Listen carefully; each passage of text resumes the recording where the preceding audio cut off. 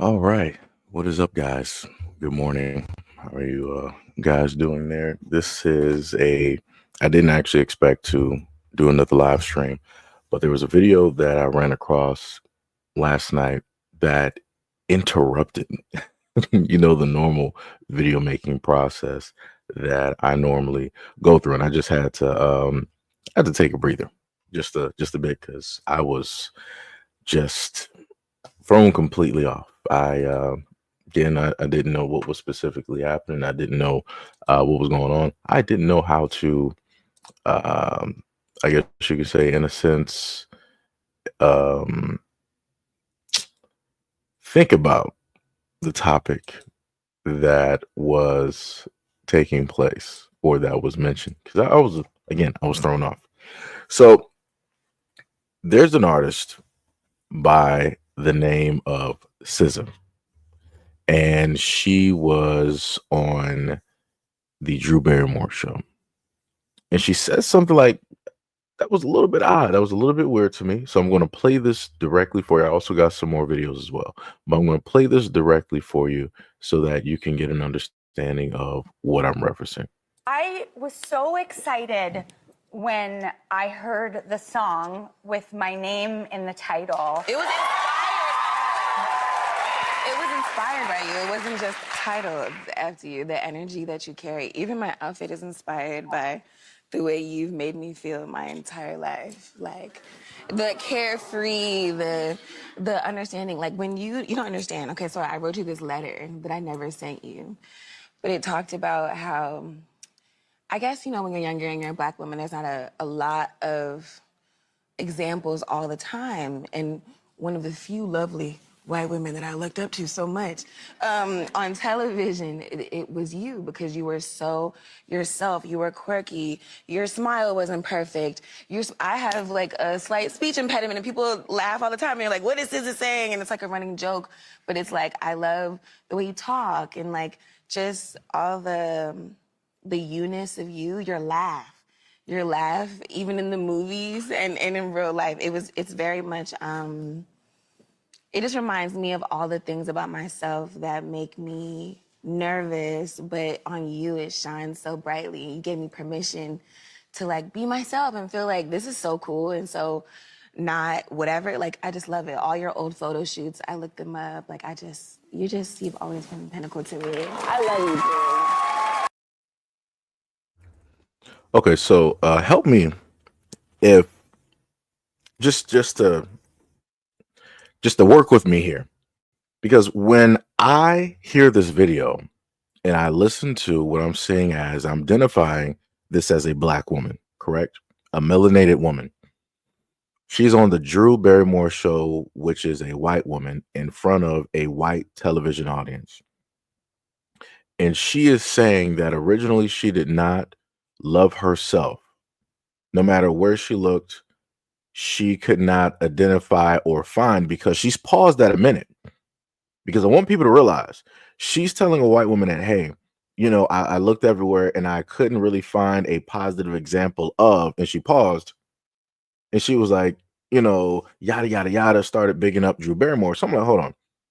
So I'm like, so SZA's like 35. So I'm like, you grew up during the 90s.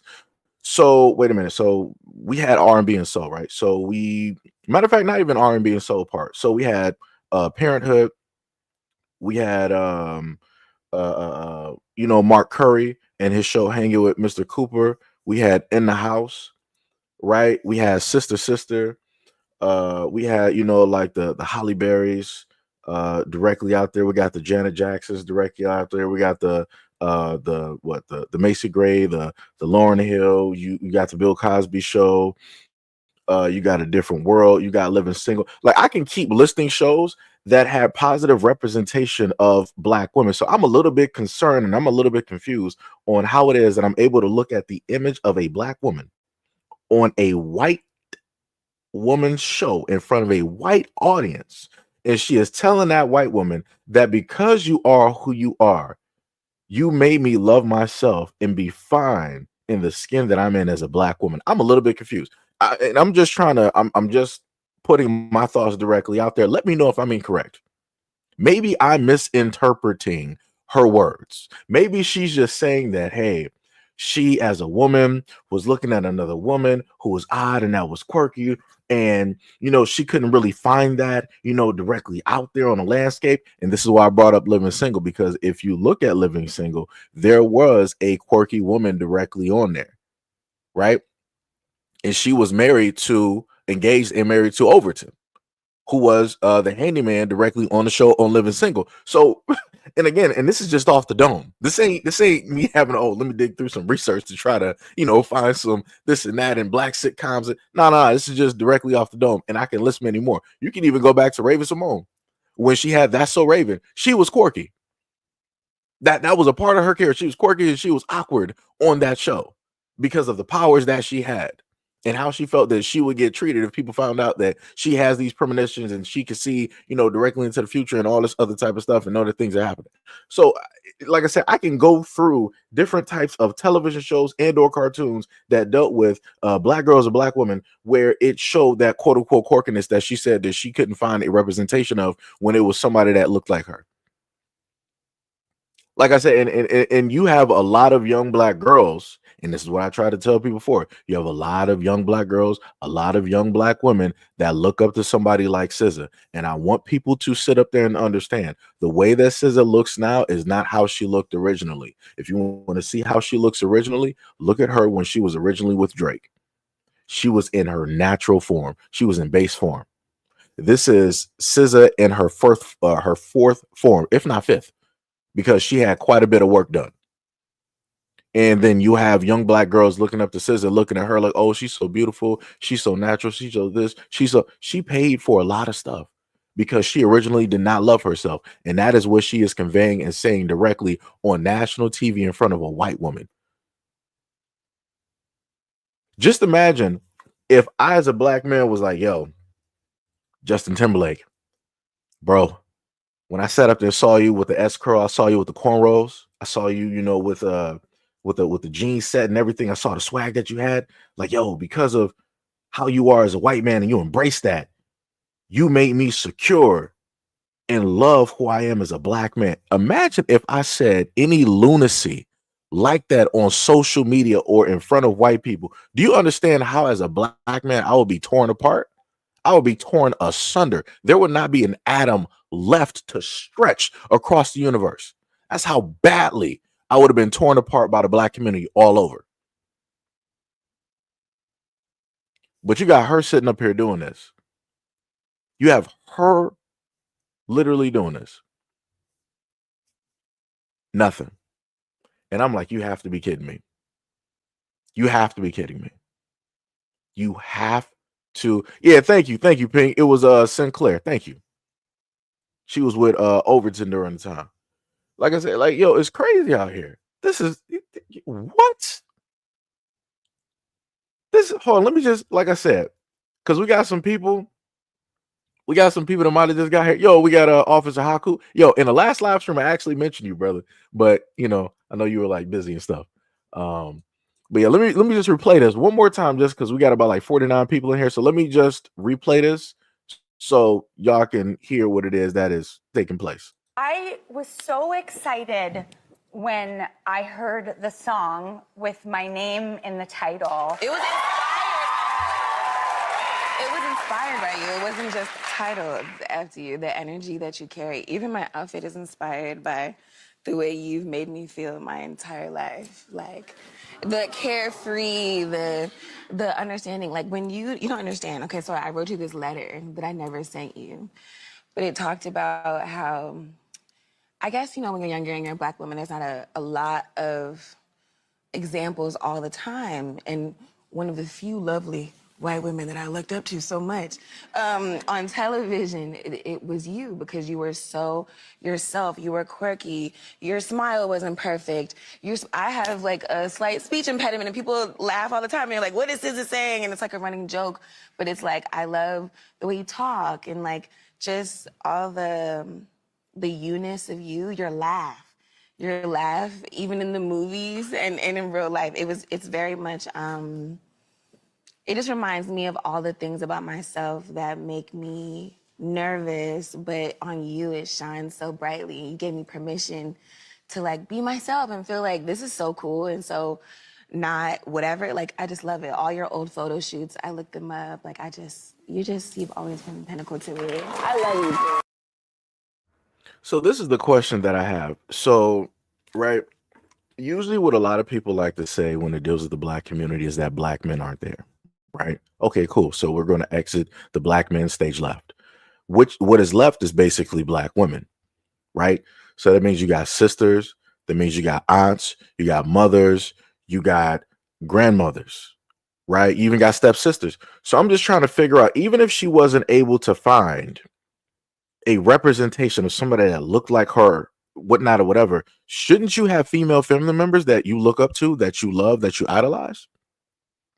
How did you remove the black community or any positive imagery from the 90s and the early 2000s of the black community, any of the positive artists or the writers that were directly up, out there, and then you removed also the black women from your family, all to sit up there and say that this white woman, in a sense, made you capable and the woman that you are today because she inspired you. The way that you're dressing today is because of, Drew Barrymore. I wrote you a letter that I never, sent because you inspired me, so much. Everything that I found imperfect, I saw perfect in you, and you were that reflection. I am you and you are me. Wow. That's a wow. Like I said, I don't know what to tell people. And this is why I sit up there and tell y'all, when I got examples of what it is that I'm talking about, I'm going to show you guys that example so that you can't say that I'm crazy. Because I feel crazy just hearing this, watching this and hearing this. Like, I'm still in disbelief. Like I said before, let me put it to you like this. I grew up in a single parent household, right? My mom, my aunt, my grandmother.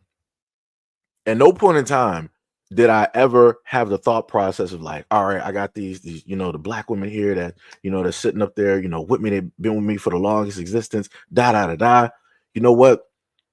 This white man right here made me realize that it is okay to be a black man. This is the white man I'm going to look up to because I never had a father or whatnot, whatever. I never in my life, I looked up to my friends' fathers, any of the girls that I was dating during my younger years. I'm like, yeah, I'm looking up to their fathers or men in their family, right? I'm looking up to the black male teachers that I had. I'm looking up to the black male neighbors that I got. Like mentally, this is where I am. I'm like, all right, I might be missing something here, but there's obviously positivity somewhere. There's obviously black men that exist. So it's like I might not have the image of the father physically, but I can sit up there and look up or look at the positivity that black men are showing, and I can look up to that and build something upon that. And that's what I did. So I'm a little bit confused on how, if I was able to do this from a single parent household, being a quote unquote statistic like everybody likes to say, to how somebody like her couldn't do that. I'm baffled at that. It doesn't take a rocket scientist to do anything like that. But this is a clear cut example of what it looks like when you, as a quote unquote black person, hate yourself. You hate the skin that you are in, and you're looking for somebody else out there who is different from you to make you love who it is or what it is that you are. And that's crazy. That's 100% crazy. Wow. That is crazy. Boy, Shania said, what did she say? Hold on, I'll play it one more time and then we'll go to the next video. So I got y'all one more time. When I heard the song with my name in the title, It was inspired by you. It wasn't just titled after you. The energy that you carry. Even my outfit is inspired by the way you've made me feel my entire life. Like the carefree, the understanding. Like when you don't understand. Okay, so I wrote you this letter that I never sent you, but it talked about how, I guess, when you're younger and you're a black woman, there's not a lot of examples all the time. And one of the few lovely white women that I looked up to so much. On television, it was you because you were so yourself. You were quirky. Your smile wasn't perfect. I have like a slight speech impediment and people laugh all the time. And you're like, what is this saying? And it's like a running joke. But it's like, I love the way you talk and like just all the you-ness of you, your laugh, even in the movies and in real life. It's very much, it just reminds me of all the things about myself that make me nervous, but on you, it shines so brightly. You gave me permission to like be myself and feel like this is so cool and so not whatever. Like, I just love it. All your old photo shoots, I looked them up. Like, you've always been the pinnacle to me. I love you. This, the funny thing is, this would have been, if she was talking to, let's say, like a Jennifer Hudson or something like that, this would have been dope. This would have actually been a pretty great moment to have on national TV, where you have a younger black woman bigging up another black woman who came up through the industry. That would have been a very beautiful moment. I don't even know what this is. I don't even know what this is. Like I said before, I don't know what this is. So again, when I have conversations and I'm talking to you guys about the black community and I tell how, in a sense, divided and broken that we are, I'm talking about these examples. Like, these are just clear-cut examples. The problem is, these are the outward examples that we can clearly see. We have a lot of people that walk like this in the black community every single day, but they make sure to keep that tucked inside, because they know what's going to happen if people understand who it is that they are and how it is that they see themselves and who it is that they also idolize. Crazy. It's crazy work out here. Crazy work. So next video that we got directly up here is something on a subject that I've touched on before when it dealt with race relations, when it dealt with black people and Mexican people. This one is actually, it's a little bit shorter, but it's very interesting if you pay very close attention to the wording and also the pictures that are there. All it self-directs the joint. Cause you all on your live got everybody behind you saying nigga K and you saying crab K and all that, bro. You trying to start a race war or something? Like, and what's so crazy, I had a phone call with my Mexican partners, and we know we ain't gonna start a race war over you. You wanna know why? Cause niggas don't consider you a real Mexican. Like, cause, and who cares though? That don't even matter to us, but you being disrespectful, posting it knowing that niggas is watching. You see his followers on there. Oh yeah, they on here, nigga, and you got all that, y'all nigga K, crab K, and like, come on, cuz. I would say stop playing, and you just did a show with all black niggas. Niggas wasn't saying that all at the show. Come on, cuz, and even if that's how you feel, keep your shit in private.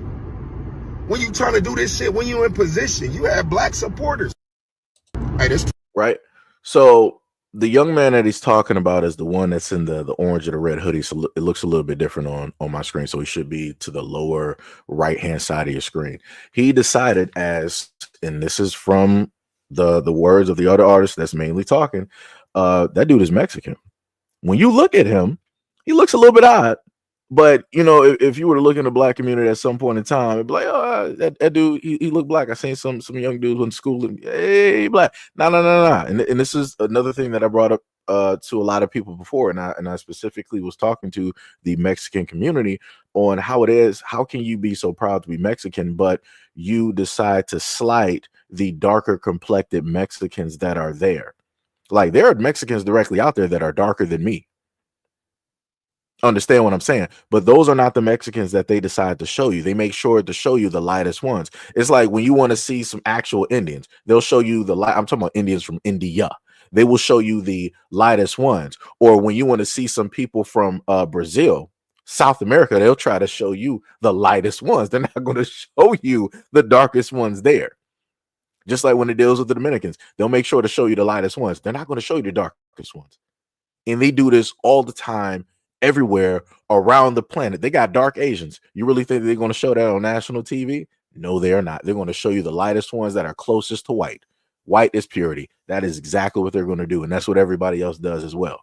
This is why on certain islands, out there in the Caribbean or whatnot or whatever, you got a lot of people that like to bleach their skin. They like to use that cake soap and all this other type of stuff to get that lighter appearance because they're ashamed of the melanin that they have because they've been told that it is ugly, it is this, it is that, it is poor, and all this other type of stuff. So it has a negative connotation attached to it. So they want to get rid of that so they can be looked at as some, type of good. And then you got the young dude right there trying to, say all of this stuff online, trying to cause problems in between, the blacks out there and the Mexicans out there. And you got something like, yeah, we ain't falling for this. It ain't happening. And like I said, shout out to him and like I said, obviously the guy in the black, he's older. So, he has a little bit of, wiseness directly to him. And he's like, yeah, we ain't doing this. He ain't about to catch us slipping like that. He ain't about to do nothing. And this also goes to something that people have said before, that a lot of times you got some plants directly out there and they are, agents of chaos directly out there. And that is, what it is that they're meant to do. Cause chaos, cause, problems and, all of this, other type of stuff. So, I just wanted to, put that one out there because, far too many times we see people falling for a lot of bait, falling for a lot of situations and feeding directly into the types of negativity that put directly out there. And like I said before, you're starting to have a transition where even some of the ones that might be, out there in the street, they're starting to be like, yeah, we ain't going for that. We might have went for some stupid stuff before, but yeah, we ain't going for this. Right. So the next one I want to showcase, I'm not sure for some of you guys, I'm pretty sure everybody here has TikTok, and that it's countdown up until the 19th when quote unquote, TikTok is going to be here or not be here, which is quite odd because I'm like, why would you wait until the 19th when on the 20th Trump is going to be inaugurated? I'm a little bit confused. So the Biden administration is like, hey, all right, before he basically gets here, we're going to basically have whatever happens with TikTok. And this is why, I tried to tell people before that people got to realize anything that has been taking place at this moment in time, this is a part of the Biden administration. It is not the Trump administration. It is still the Biden administration. Trump is not officially in here up until the 20th of this month. But for whatever reason, people forget timelines and they are just all over the place. Like a lot of people right now feel that Trump has been in office ever since he won the election. I'm like, that's not how it works. Like that's not how government works. That is not, how, government works. But again, we got TikTok and you have people flying over the Red Note. I'm actually on quite a few apps at this moment in time. And as I'm talking to you guys on this live stream, I actually downloaded Red Note. Red Note is a Chinese app. And the matter of fact, let me just go into the video. And I think this is somebody on Red Note or maybe somebody who contributed, but this is a message that they had directly out there online.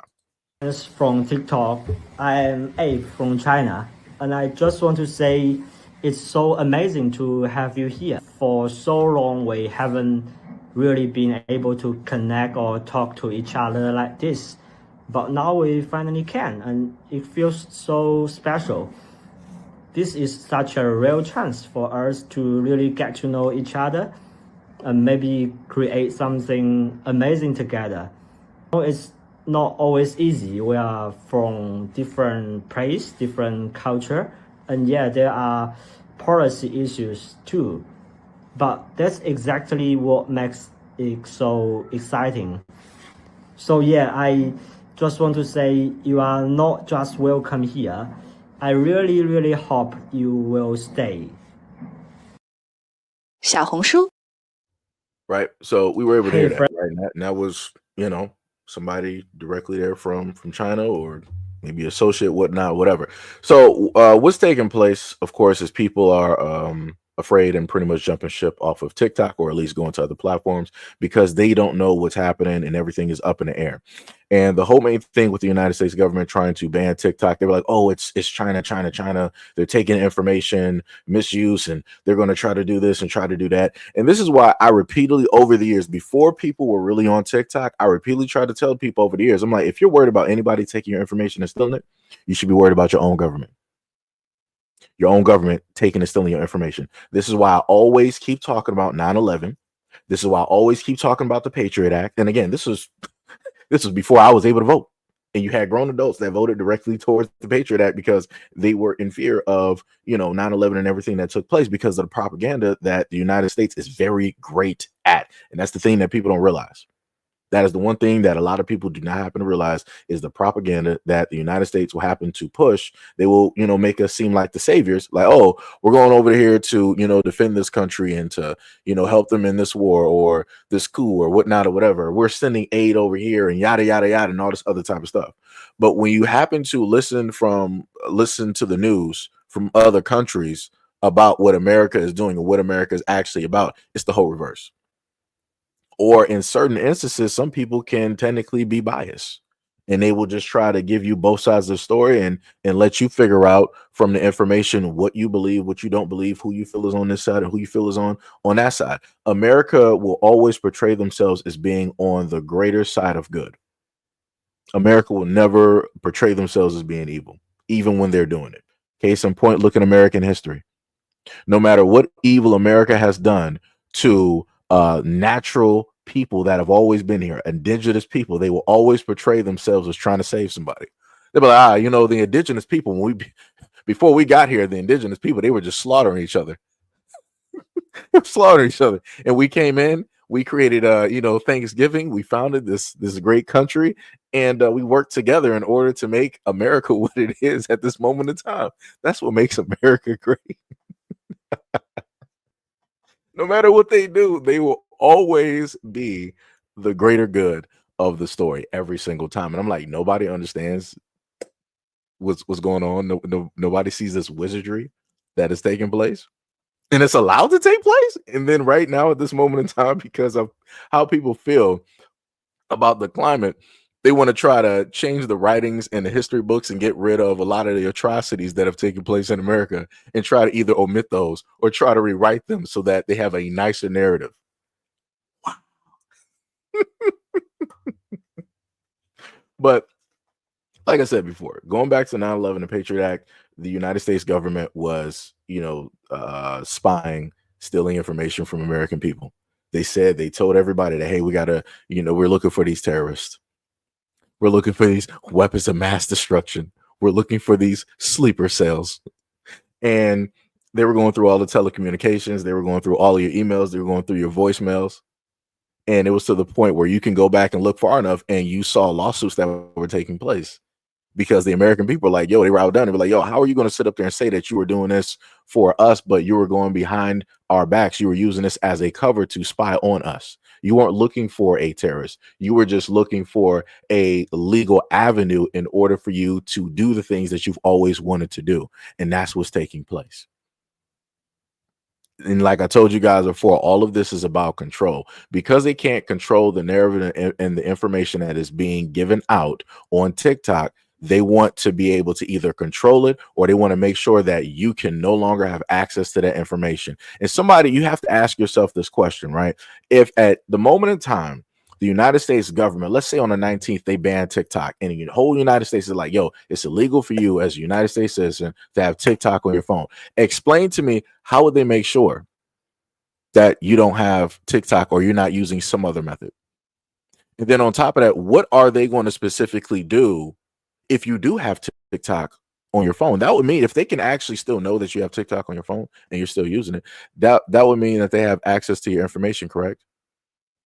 That would mean that they would be able to spy on you somehow, some way, through data or whatnot, or whatever. It doesn't matter if it's an update, data, or whatnot, or what have you. Because there's a multitude of methods of still having apps or still having access to different things and still being able to use it. So, like I said before, somehow, some way, depending on what the United States government does, they're going to open up a Pandora's box that they do not want to open up or quote unquote reopen. Because it's going to make you look sideways at the government again. But somehow, some way, somebody's going to make it seem as though that, oh, well, the government has to, look out for the best interest of the people. And, sometimes they may have to do things that we're not okay with, but it's all for our safety. Again, these are the same things that a lot of dummies were saying during the whole thing of the Patriot Act and the war on terrorism. And I want to go back and tell people, because of the propaganda, they told you that weapons of mass destruction exist. I told you guys and showed you guys maps on Call of Duty where it was called WMD, which is weapons of mass destruction. You play that map, there were no weapons of mass destruction. There was ammunitions, there were normal missiles, there were no weapons of mass destruction. So that was a joke within a joke. If you go back to the last dinner that Bush Jr. basically had, he was making jokes about we didn't find any weapons of mass destruction. They got to be out there somewhere. And all of those people out there laughed. All of the journalists, everybody out there laughed. That was them laughing in front of all of the American people, knowing the fact that you sacrificed your kids, you sacrificed your family, you sacrificed your lives all over a lie that the United States government propagated. So this is now going into the whole thing dealing with Red Note and the app, and again how the American people are basically giving, as the American government has said, like, oh, TikTok, we're, they're taking our information. Now, since you threaten people with taking away TikTok, now you got the American people willfully going over to China. They're willfully giving over their information to China by, going directly to this app. So, like I said, now there should be no fear because we're willfully sitting up there doing it. But I told you guys before, if the American government is afraid of China, then realistically, why are all of our cell phones made over there? Every computer, every game system, every cell phone that I got is made over there in China. All the parts and all of that. So I'm a little bit confused. How afraid of China are you actually? Or is this yet again just some type of form of control, like I told you guys before? Because again, if you're really afraid of China, that would mean that you would start to move back and open up a lot of these factory jobs here. You would make sure that the American people would have the factory jobs. You would make sure that Americans are actually building the cell phones, building the computers, building this, building that. We wouldn't be dependent on China for certain types of parts, where they could just sit up there and say like, oh, well, you got these tariffs. We're going to stop you from getting these certain types of metals and all this other type of stuff that we, freely just got over here in stock. We're just going to, stop that real quick since you want to play these games. It's also to the point, which I'm not sure if people are paying attention, because I got to bring this up because I didn't do the video yet. Matter of fact, let me slide that video directly in here. You have somebody in Canada, not sure if y'all saw it or not. He was basically saying that, yo, y'all keep playing around with these y'all keep playing around with these tariffs. Canada's going to cut off your power. This dude literally said, I'm like, yo, that is wild. I'm like, hold on, what do you mean Canada's going to sit up there and and cut off our power? I'm like, that's some diabolical work right there. Let me see if I can find this this clip real quick, because I'm like, that completely threw me off. I'm like, excuse me. Maybe I can, let me see. It might take me a minute to actually get it because I got a lot of videos back here. Let me see. I got to go to custom. But yeah. Let me know how y'all feel about the whole thing dealing with TikTok while I'm scrolling through trying to find. I found it right there. So let me let y'all hear this. As I mentioned to the Prime Minister, the rest of the premiers, we need to be ready. We need to be ready to fight.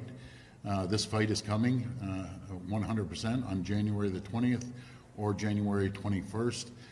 We don't know what extent this fight's going to go to, but we need to line up everything that we're going to tariff and make sure that the tariff, the money that's coming from these tariffs, don't go into a federal bank account sitting there somewhere. It needs to be immediately distributed right across the province equally, and we'll be able to support the companies, the factories, the workers for any issues that they're facing at the time. So it's a good start. Did he give you any details of where those retaliatory tariffs would be aimed on American goods? No, Chrystia Freeland's going to put a list together. We're going to put our list together, and I'm sure the other provinces will as well. But we will go to the full extent, depending on how far this goes. We will go to the extent of cutting off their energy, going down to Michigan, going down to New York State, and over to Wisconsin. I don't want this to happen, but my number one job is to protect Ontario. Let me just rewind it real quick. Down to Michigan, going down to New York State, and over as well. But we will go to the full extent, depending on how far this goes. We will go to the extent of cutting off their energy, going down to Michigan. Let me going do that down one to more New York time. as well, but we will go to the full extent, depending how far this goes. We will go to the extent of cutting off their energy, going down to Michigan, going down to New York State, and over to Wisconsin.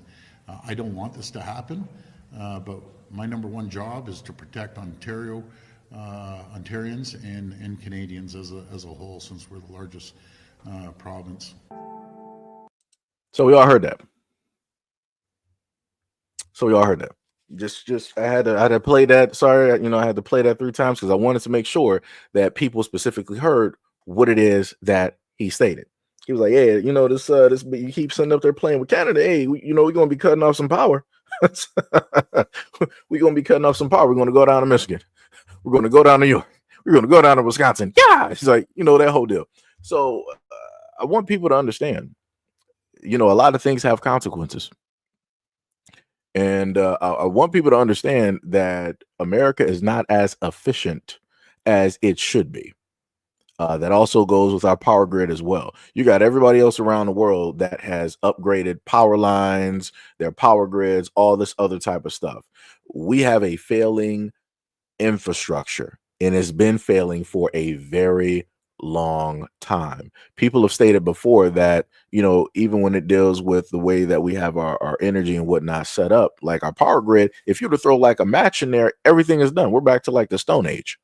That's how bad it is. And you can only blame the government for that. Because again, how many billions upon hundreds of billions of dollars upon hundreds of billions of dollars have they set up there and sent directly to every other country?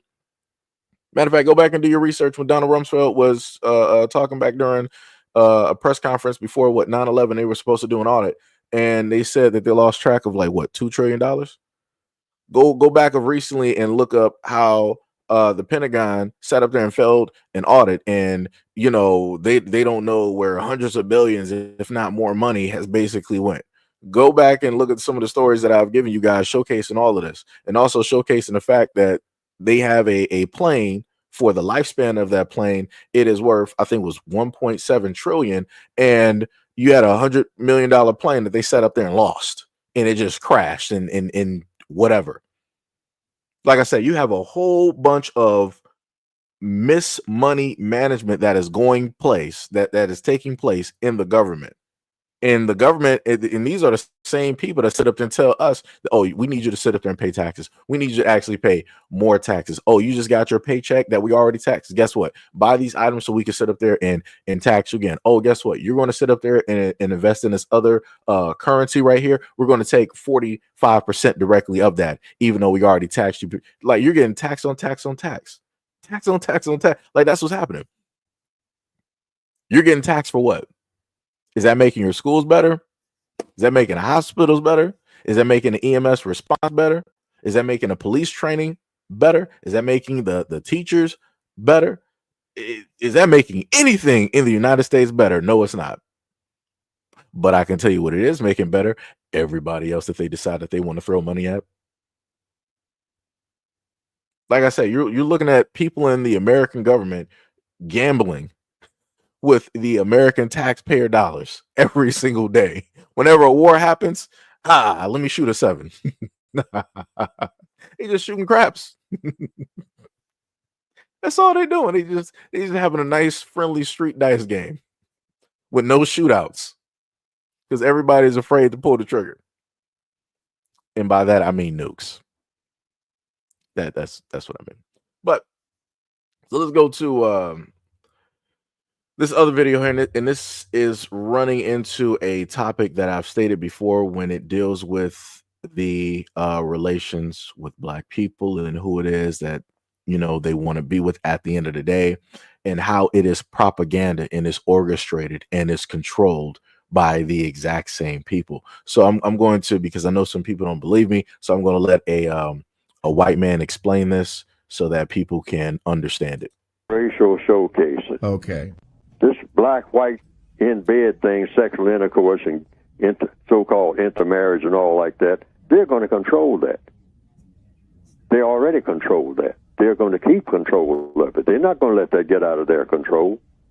They let that get out of their control, They know that they're out of business. So black people will have the illusion that, oh, this is everywhere, black and white together. I mean, you know, everything is just wonderful. I mean, you know, there's no more racism. Look at all of the black males who are strutting around with white women on their arms. I mean, you see it everywhere. No, when you look at it percentage-wise, it's very, very, very, very, very, very, very little of that going on. It's just that the ones who you see stand out. The white supremacists know that. They're the greatest advertisers in the world. They know all about advertising.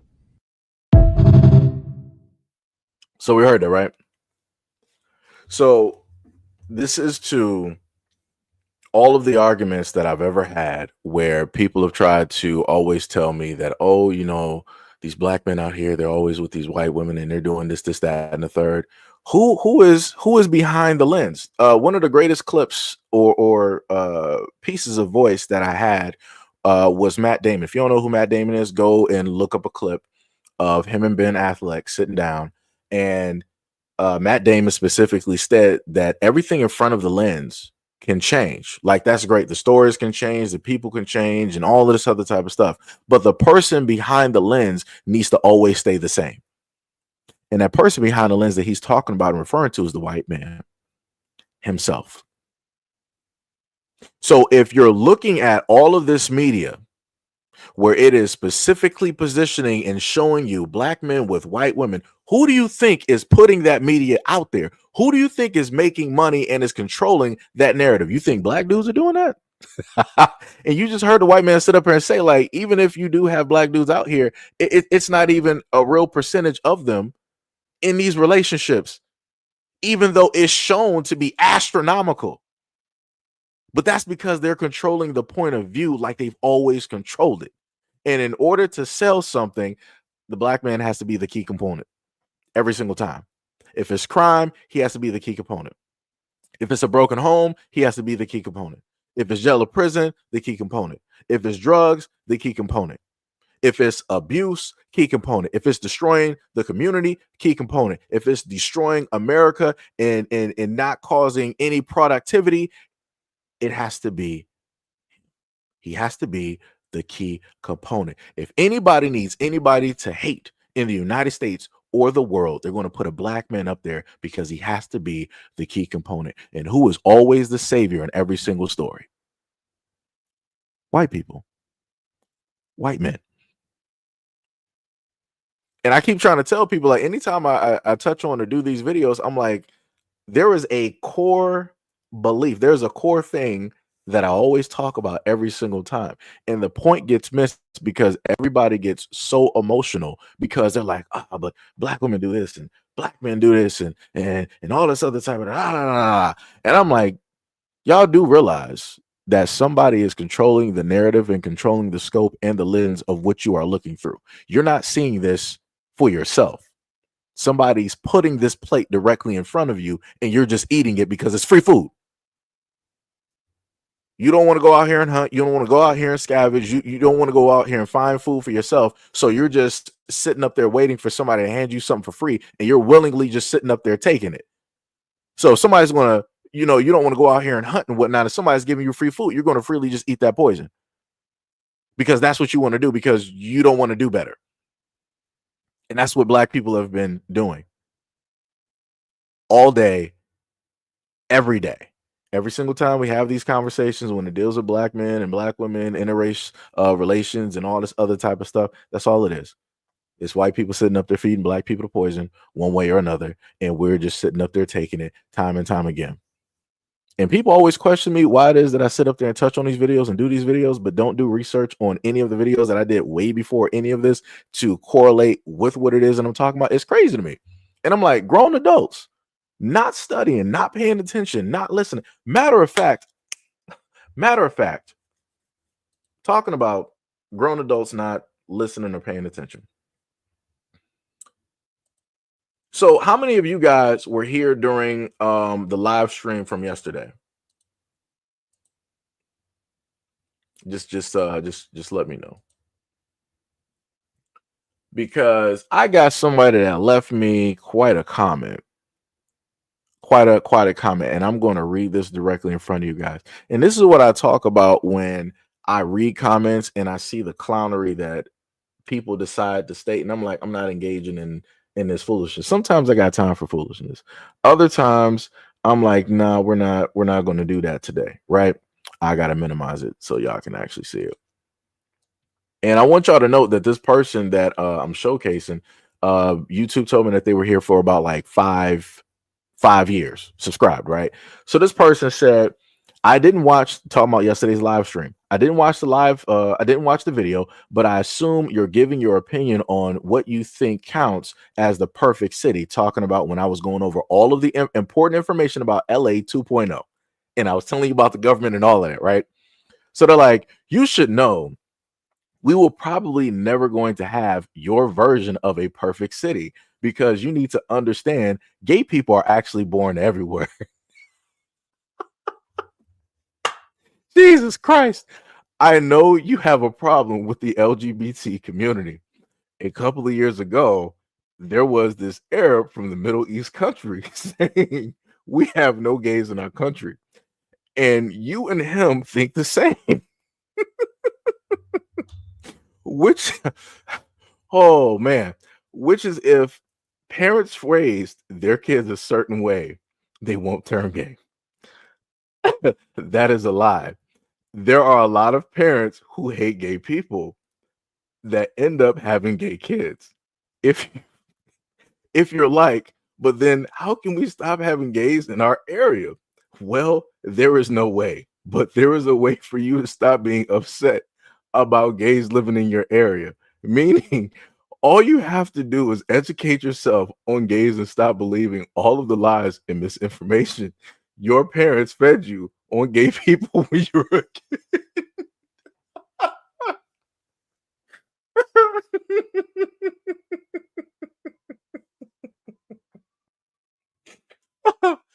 Oh my god. Oh.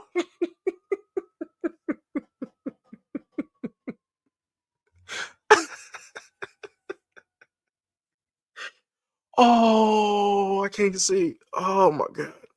Oh, I can't see. Oh man. Oh man. Oh my goodness. Oh my goodness.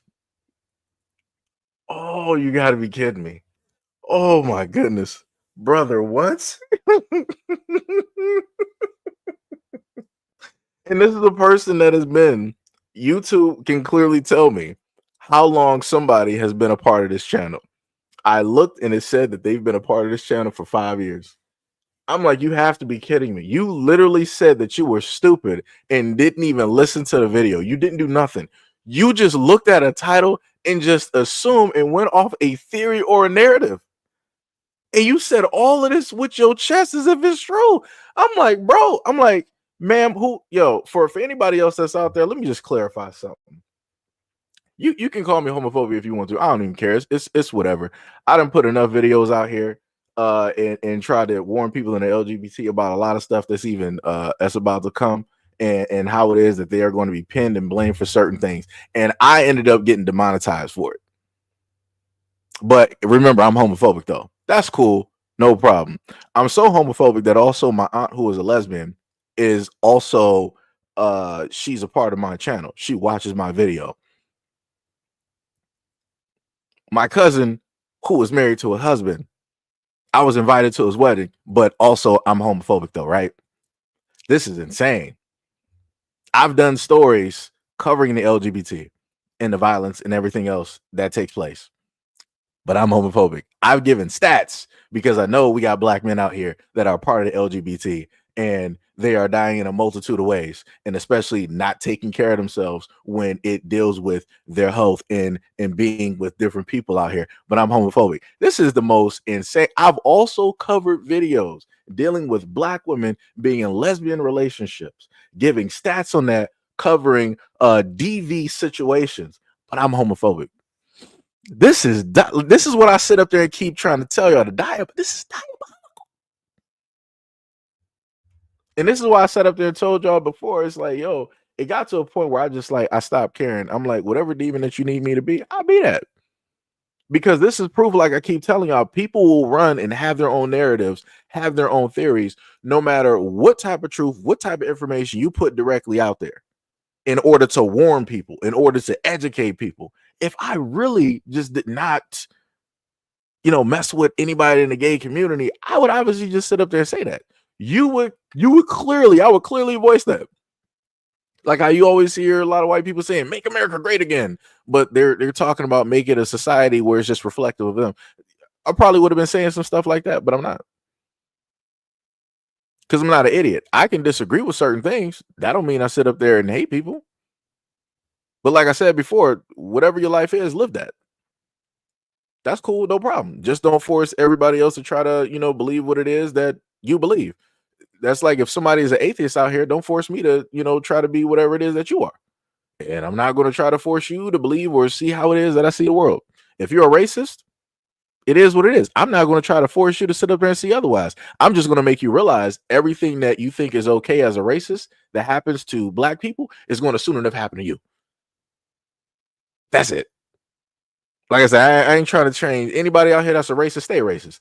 Stay directly over there in that corner. Go over there and be beautiful with your lavender. Go over there. just be in that corner. No problem. You got your corner. I got mine.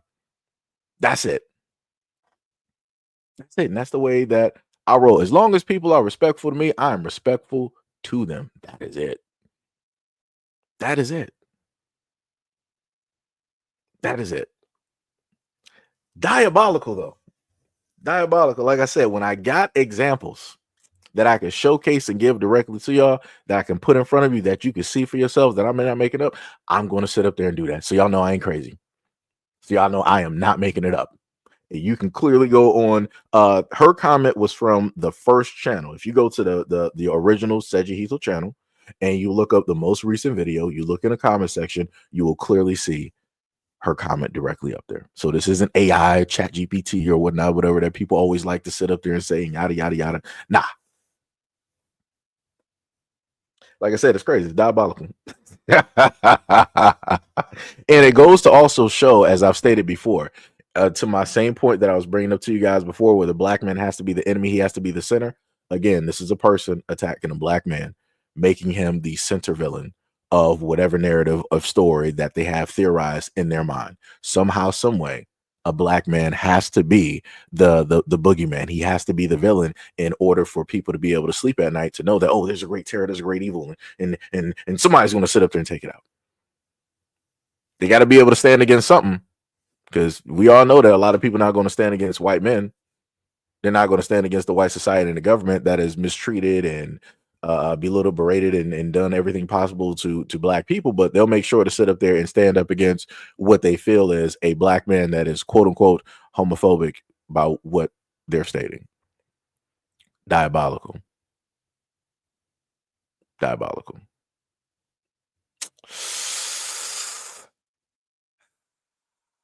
It's crazy. Diabolical. Diabolical. DC Precise says, said you love them Skittles. Yo, actually, I do eat Skittles. Let me tell you, the tropical Skittles are actually pretty great. Let me just let you know. Those are some very great Skittles. I had them bad boys in high school. Let me tell you. I think that's when they came out or whatnot or whatever. You know.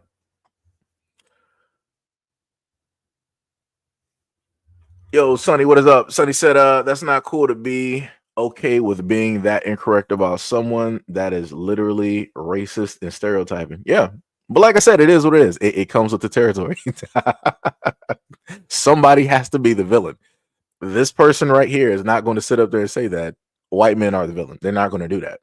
Nor are they going to go to any white men's platforms that are obviously spewing any type of racist rhetoric or stereotypes or whatnot or whatever, and state their opinion and let it know that they are there. Like, it's diabolical to me that you're subscribed to me for 5 years and this is how you feel, but yet you're still subscribed. You're a grown ass adult person. Like, what are we doing here?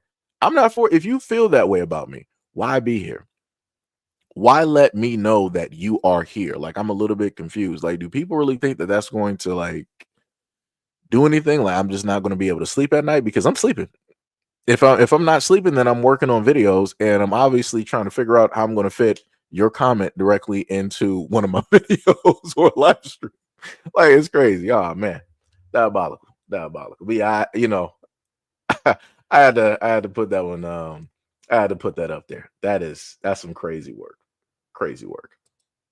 So now we're gonna go to the next video, and again, like I said, I try to move to all spectrums. So I'm going to move it directly to this one, and I'm going to let you guys hear what's taking place in the video. I'm my kids, bro. What you talking about? What you talking about, bro? What you talking about? Let's get off my head.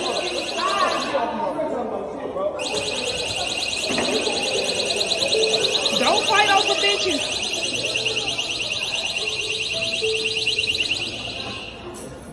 Don't fight that man over that bitch.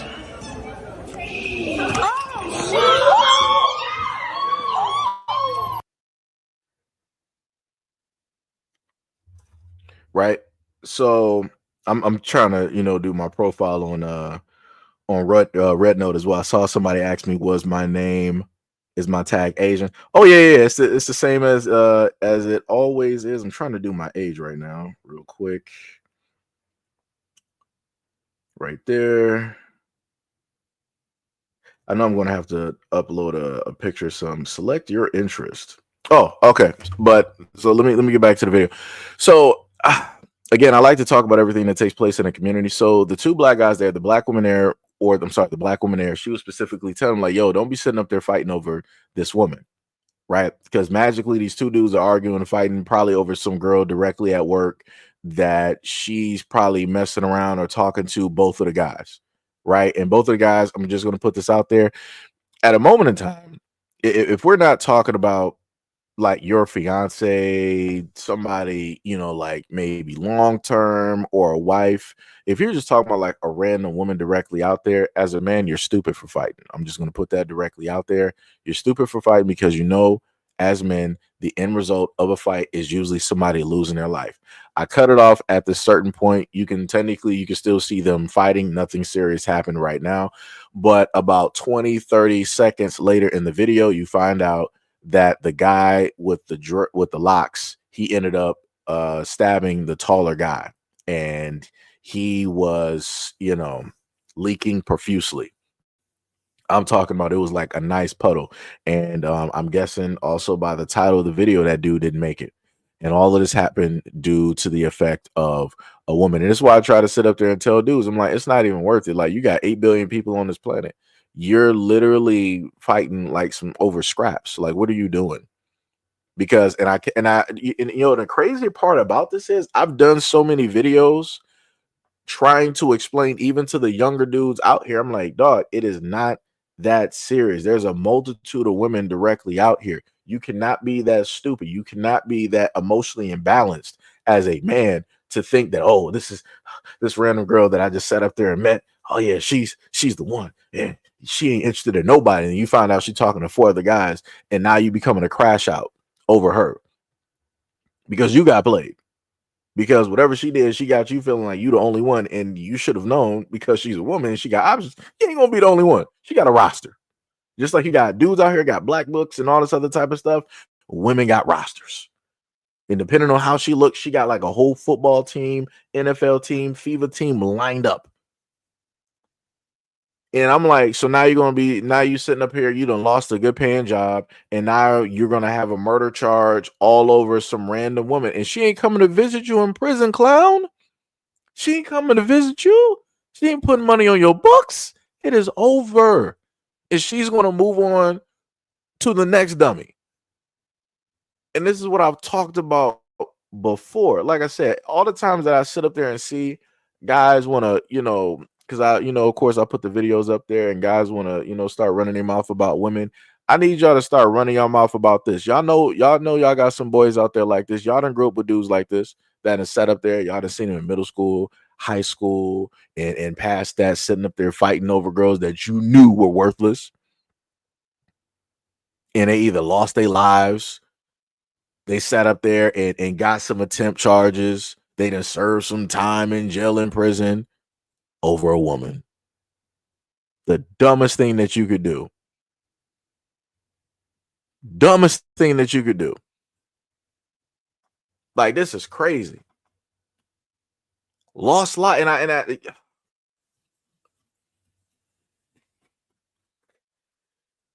like I said, when I saw the video, I was hoping, I was like, she said, it was ripped directly, and I'm like, all right, maybe the dude, he got like knocked out, and he's just in intensive care or whatnot. No, it was way worse. So that's why the video got cut. I had to make sure that I specifically cut the video, because I'm like, I did not expect that. I'm like, that's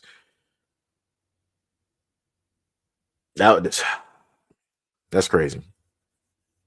That was crazy. That was crazy. Like I said, now I want to sit up there. I want to see who that woman was. I want to see who that woman was. I mean, like, regardless of what she looked like, it's not worth it. But I'm just sitting up here saying, I need to see what it is that you really saw.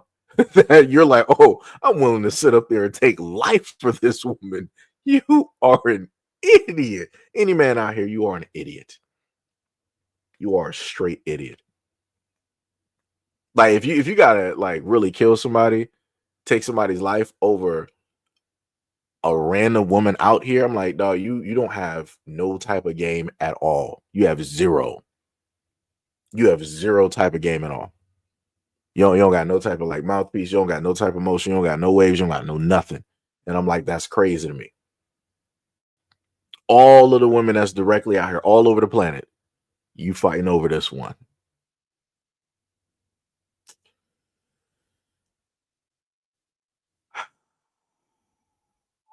Puppet said, they said one of them dropped the knife. Yeah, it was a dude with the locks. From what I'm guessing, because he stood up, he had no problems. The lankier dude, the taller dude that was just wearing the hat, he was the one that fell to his knees and dropped. It's crazy. There is, it's crazy.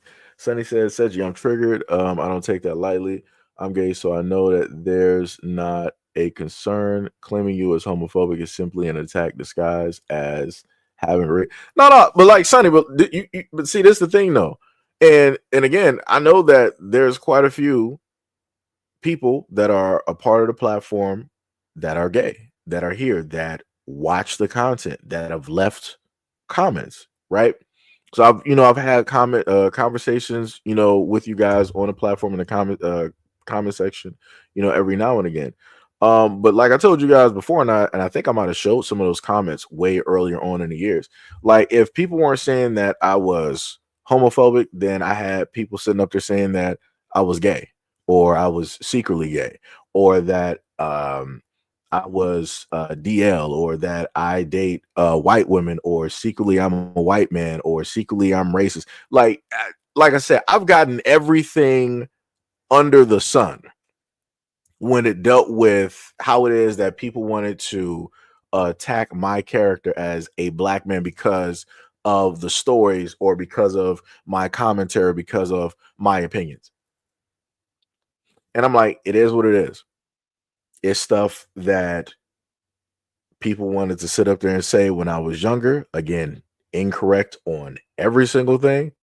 And it's stuff that I'm sitting up there still getting from black people as I'm older, still incorrect and the wrong thing. But you can't change how it is that people envision and or see you in whatever mindscape that they have.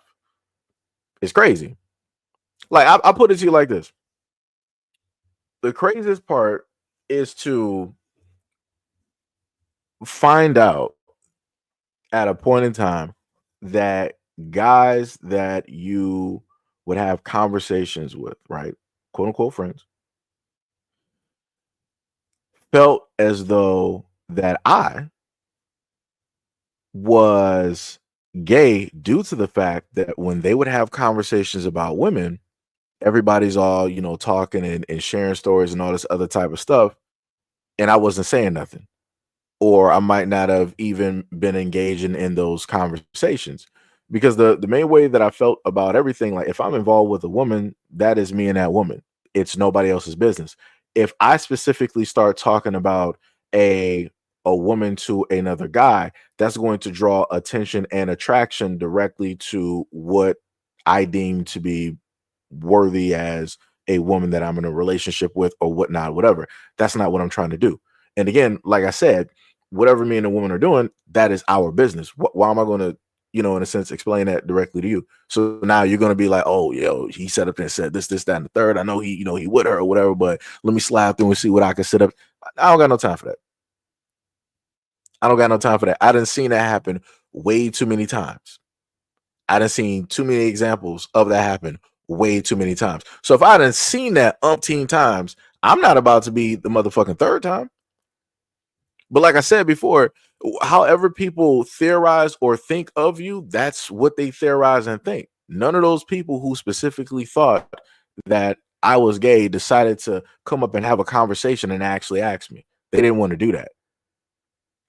But like I said, if people were actually men, that's, even though it would be stupid to do that because you shouldn't care, that would be something that a man would do. Is like, hey, let me sit up there and, see what's going on, all this other, type of stuff. But no, people rather theorize and then share the same theory with other people and have all of that stupidity. So then later on, when they see something drastically different from what their theory actually was, now people sitting up there looking stupid.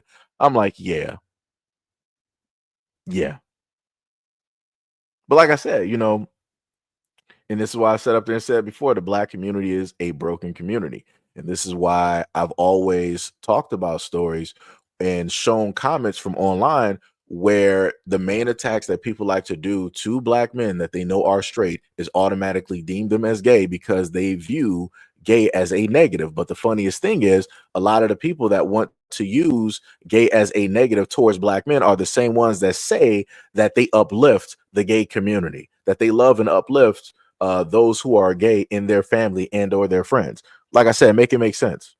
But people try to sit up there and say all day long that Black men are straight Black men are the most homophobic group directly out there in existence. No, they're not. They're not. They're not. It's everybody else. It's everybody else. Like I said, it's diabolical work. Diabolical work.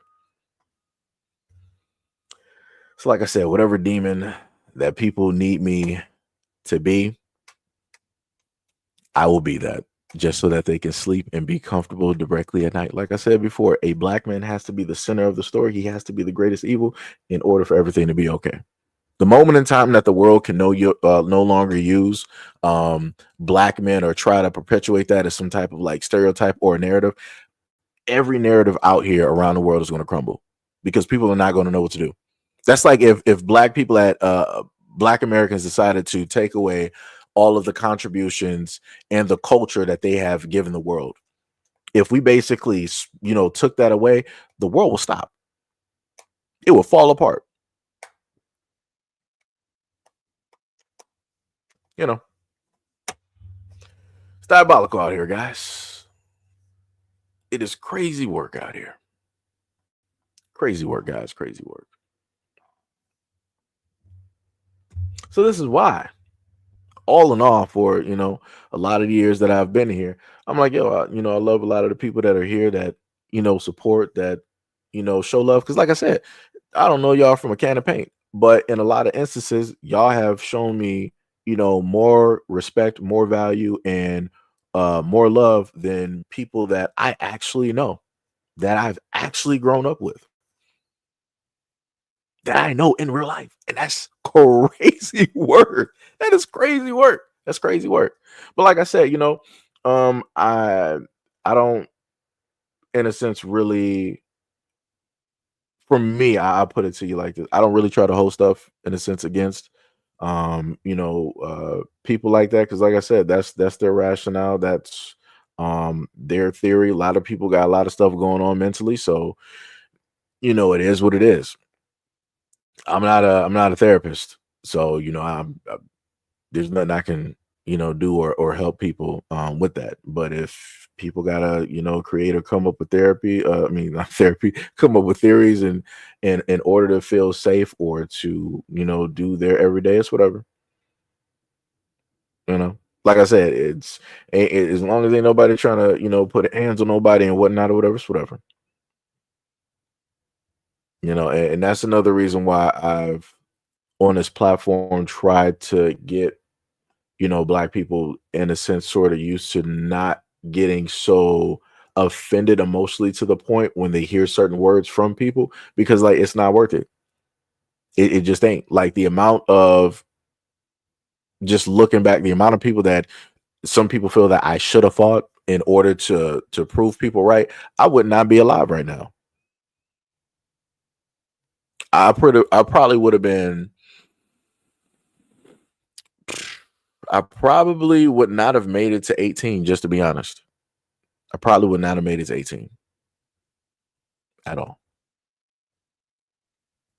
And some people sit up there and be like, "Oh man, well that's because you scared and and all." No, I value life.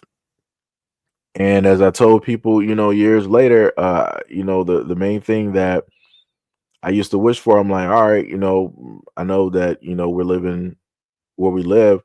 I'm not gonna, wish for something outside of my means. I'm just gonna wish to make it towards my next birthday. I want to be, alive. I want to make sure that I get to an age of which that I'm not like a statistic where it's like, young black men are sitting up there losing their lives before 18, not making it past high school.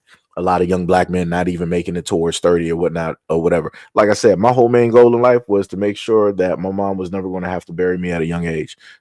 That was the goal. That was the main goal. And I made sure of that. So like I said, some people view how people move as weakness. Other people, view it as other things. Like I said, I value life. I don't know what to tell other people. Like a lot of other, guys out here feel like they need to, prove their manhood to everybody every single day. Whenever, if they even think that somebody's looking at them wrong, they got to fight. I'm like, bro, you need therapy. You got, I don't know if it's because of like your father. I don't know if it might have been like an uncle. I don't know what took place in your life why you so aggressive and you just want to, try to take somebody's life over. Look, like, bro, you need some help. You need some deep help. Cause like, yo, that's crazy. And that's why I also advocated for a lot of parents to start putting their boys into things such as like boxing, karate, taekwondo, things like that that will help them manage, their emotions, manage their anger so they can actually focus. Because when you don't have a way to sit up there and focus in that energy, you're just putting it anywhere. You're just putting it everywhere. You know.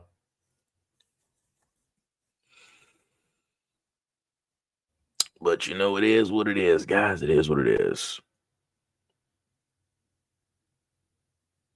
Let me see. What was it? Somebody said we're smarter than our doctors, and people who taught us believe that the same book that qualifies these authorities will automatically make you the better version of the information. Oh yeah. I see what you're saying. I see what you're saying. Yeah. Yo, and ECQ, what is up? What is up? Said, yep, it works. Talking about the I think the martial arts. Yeah. Yeah. I took taekwondo, like my mom. I think I asked her when I was younger. I think it should have been, was I 11 or 12 when I was like taking that for a short little stint. And I did like it, but I was a little bit lackadaisical. I'm like, all right, yeah, I don't think I want to do this no more. Every time, I come, directly in there, it smells like feet and and all this, this other type of stuff. But it was dope though. Like it was dope. But I will say, like, if for a child, if you're not used to, in a sense, a situation where you're in it just like by yourself, it's going to be a fight or flight response where you're just going to want to like run because it's like you don't know none of these kids and everybody's a total stranger and it's throwing you, completely off. And I tell people this from experience.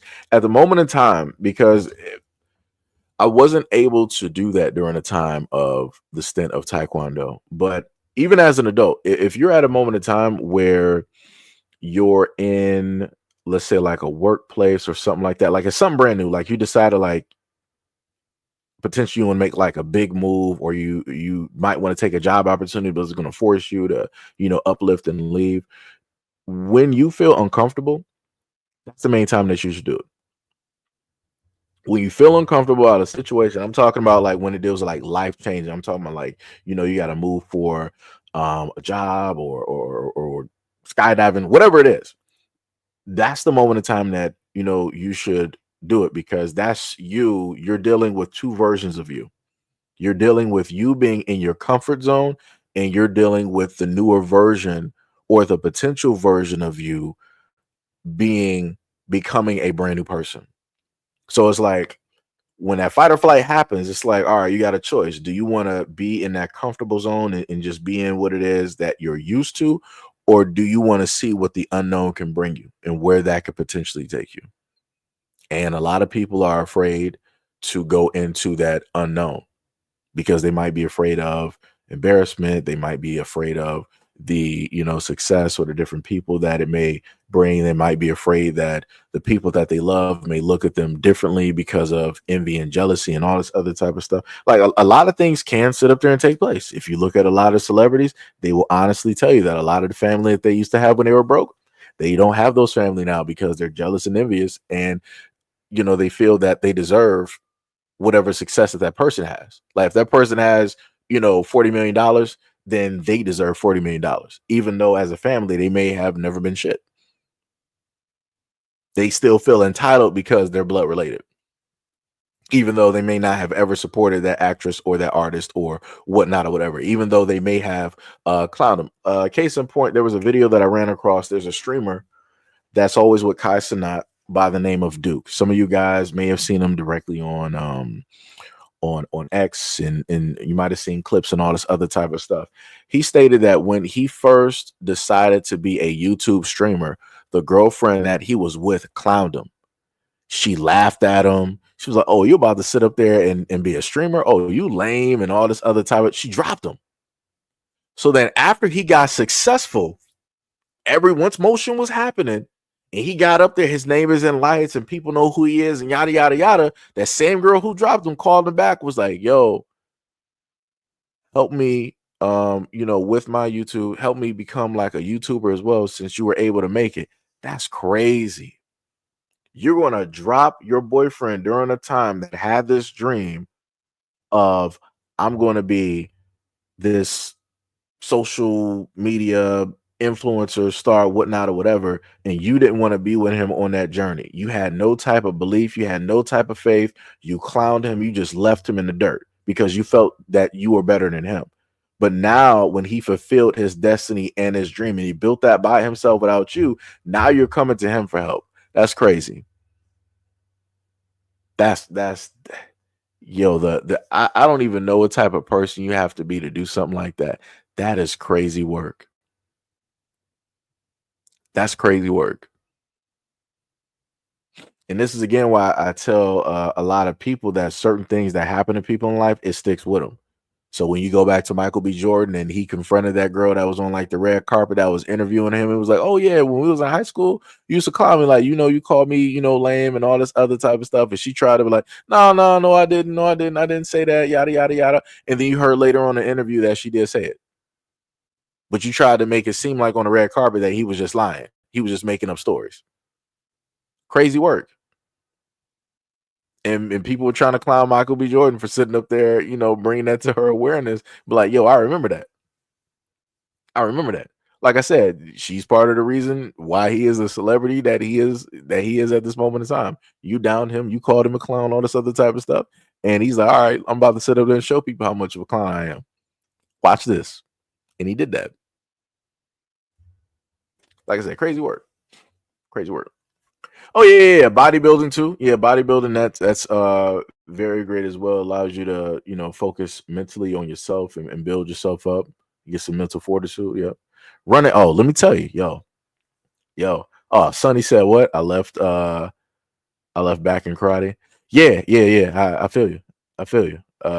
Nisa said run a track. Let me tell you, I didn't tell y'all quite a few stories about running track because I was on the track team in my high school.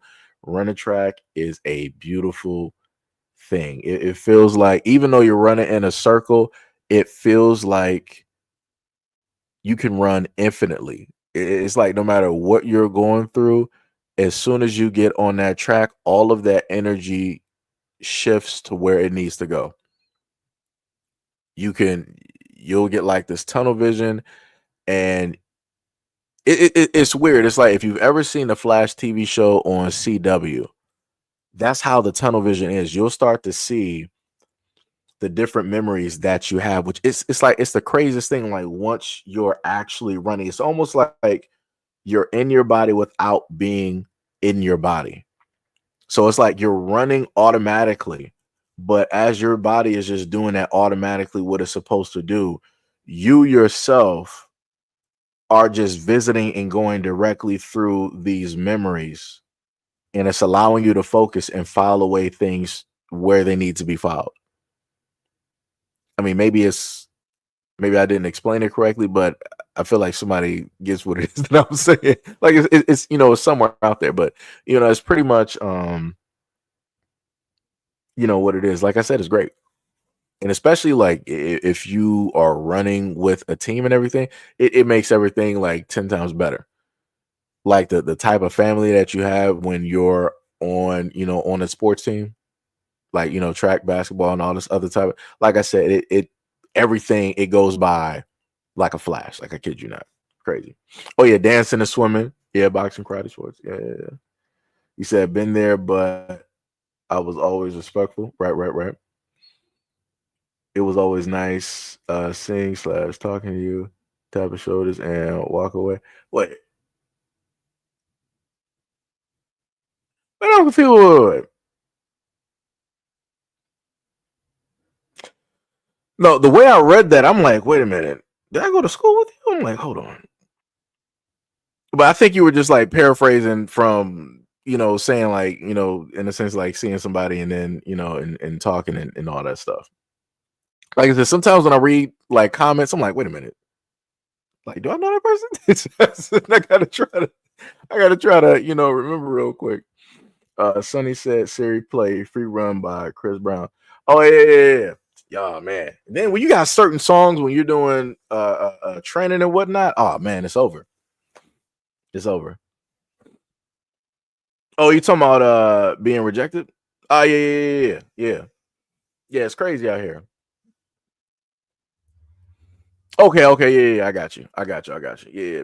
Yo, I kid you not. Wait, Nisi, were you there for the last stream? I'm trying to figure out. Were you? I think you were. I think. But just in case you weren't, in the last stream, I had a conversation talking about being, the kid in high school playing Yu-Gi-Oh! And and all this other type of stuff in the corner of the lunchroom and whatnot or whatever. So yeah, I understand that. I 100% understand. The craziest part is when this is the oddest part that I've never understood. When you have people that are like the nerds and the geeks and different stuff like that. Like for me, right? I was a guy in school. I'm talking about just going back to high school. If you are a guy that's like a nerd and a geek and you are interested in a girl that is a nerd and a geek, it doesn't work. It's like for whatever reason, attraction is just not there. And it's like, what is like somebody, there has to be a study done. Because it doesn't make any sense. Like I've seen like anime conventions, like in Detroit, it should be Yumicon, right? So many like type of conventions and all this other type of stuff, like people that are into like the exact same stuff, dressing up and whatnot, whatever. I'm like, yo, this is basically like a black anime for like Mecca. Everybody should be connecting and dating and yada yada yada. And that's not how I be working. I'm like, hold on, I'm like, what happened? But because I'm like, when every other group gets together and they're into what it is that they're into, those people can seemingly, date and all this other type of stuff and yada, yada, yada. But I'm like, when it deals with like black people, like, why is it that if you are like a nerd or a geek, it's like people ain't really trying to date each other? It's like you're trying to date somebody that's completely opposite. And if you date somebody that's opposite, they're not going to be into what it is that you're into. I'm like, it's weird. It's very weird. It's very weird. Sonny said it's like seeing someone in a jet flying by. The experience is fast, opposed to being in the jet flying by someone. The experience is slower, and you can better assess the person. Oh yeah. Like when you're in the jet, everything is moving very fast, but the ground is like still. But yet when you're on the ground looking up at the plane, it's moving by quick as yeah, it's crazy. It's crazy. Like the point of view, that perspective is crazy. Sonny said not LGBT. Wait, I'm confused. I don't know what happened.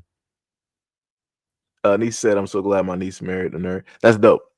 Congratulations. Congratulations to her. So they can nerd out forever.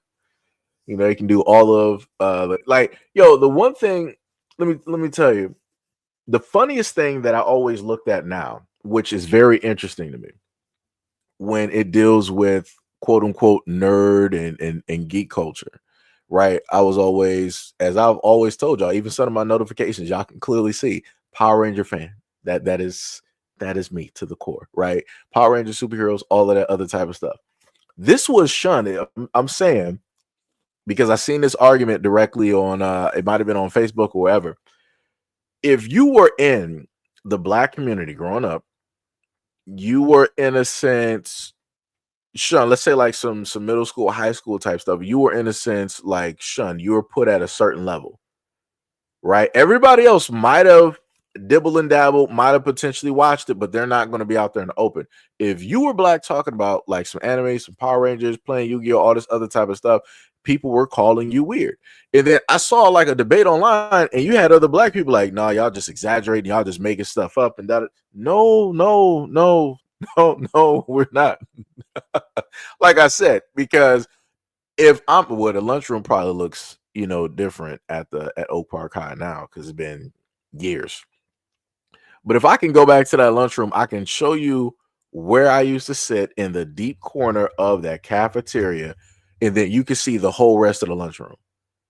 The rest of the lunchroom was not coming over to that section and trying to like see what we was doing and all, and when or not they weren't doing it. Everybody else was, doing whatever it is that they do. And every now and again, you would have people over there bothering us. Either they would roll up over there, they would take the cards and try to like run off with it. They would do like the teasing and all the other type of stuff and yada, yada, yada. So nah, people ain't sitting up there making up that. They're not sitting up there doing that. I put it to another extent. And I forgot what the security guard name was, but it was a black man. This is why I sit up there and say I'll always give love and respect to the black men directly out here, because quite a few of them are the reasons why I never turn directly to the streets for whatever type of like safety or attention and all this other type of stuff. Right? They made sure it was like, yo, if you're going to sit up there and do something like this is what we're going to do. We're going to make sure whatever you're interested in, you're about to do this here in the safety of these four walls directly in this high school. There was a security guard. We used to have what was called at Oak Park High. It was just a few of us. It was probably about maybe 10 of us, just gamers. We would have what was called game day. We would play in the band room. They would bring in after school for about like a few hours. They would bring in the TVs. It was about like 2 or 3 TVs. And the guys would bring in like their game systems. So we had the Dreamcast there. Marvel vs. Capcom 2 was running. We had the PlayStation 2 there. So SNK versus Capcom 2 was running. We had another brother there. He was playing Dance Dance Revolution. So that was our spot, like the nerds, the geeks, some other guys that play games. This is where we would go in the school to sit up there and do this. Everybody else that was in the school wasn't interested, wasn't trying to do that because everybody was outside, right? Everybody was trying to be cool. Everybody was, trying to be grown and all this other type of stuff. We were just doing the stuff that we like doing, being safe, right?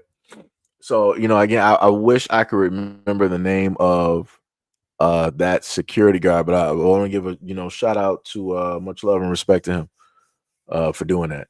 Because like I said, he ain't had to sit up there and do that or try to make that happen. He didn't even have to sit up there and care. Like realistically, he went beyond his job, in a sense doing that. But and this is why I try to tell people, whenever people want to try to vilify and talk about black men, I'm like, yo, there's a lot of black men, unbeknownst to a lot of people, that do a lot of stuff. It just don't get talked about.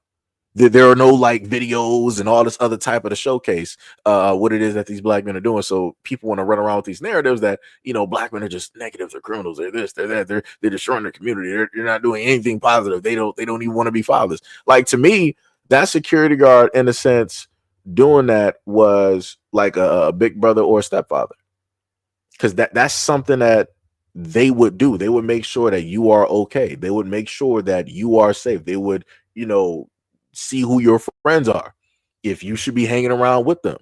If you wanted to, sit up there and play video games, they'll make sure that it's going to be in a safe spot where ain't nobody's lives or whatnot or whatever getting taken. Right. So, and this is why I be having problems sometimes where, and I've had my opinions directly on it too. But my opinions come from lived experience, right? But this is why I be sitting sideways and looking at certain comments where guys are talking about stepfathers and don't do this and don't do that and all this other type of stuff, and really trying to like go in or try to clown dudes that are stepfathers. And I'm like, dude, a lot of these dudes out here were, in a sense, like a stepfather to me. And they're the reason that I'm even talking at this moment in time. They're the reason that, I don't have a record.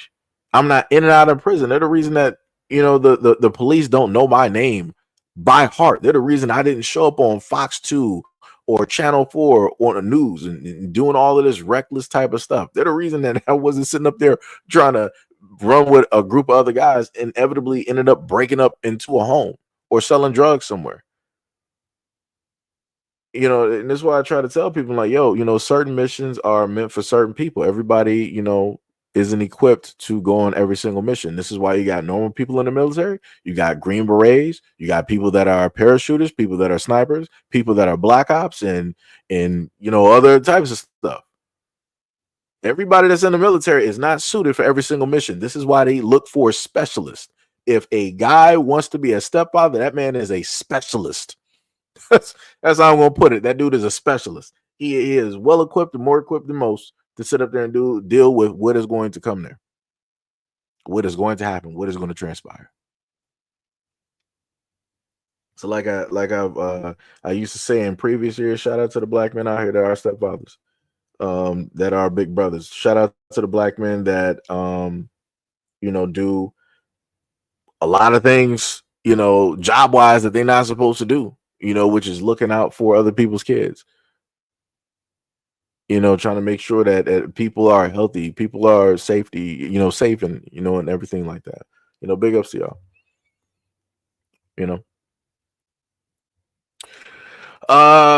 What we got? Lavender, yo, what is up? Says socialites make it hard to date. Yeah.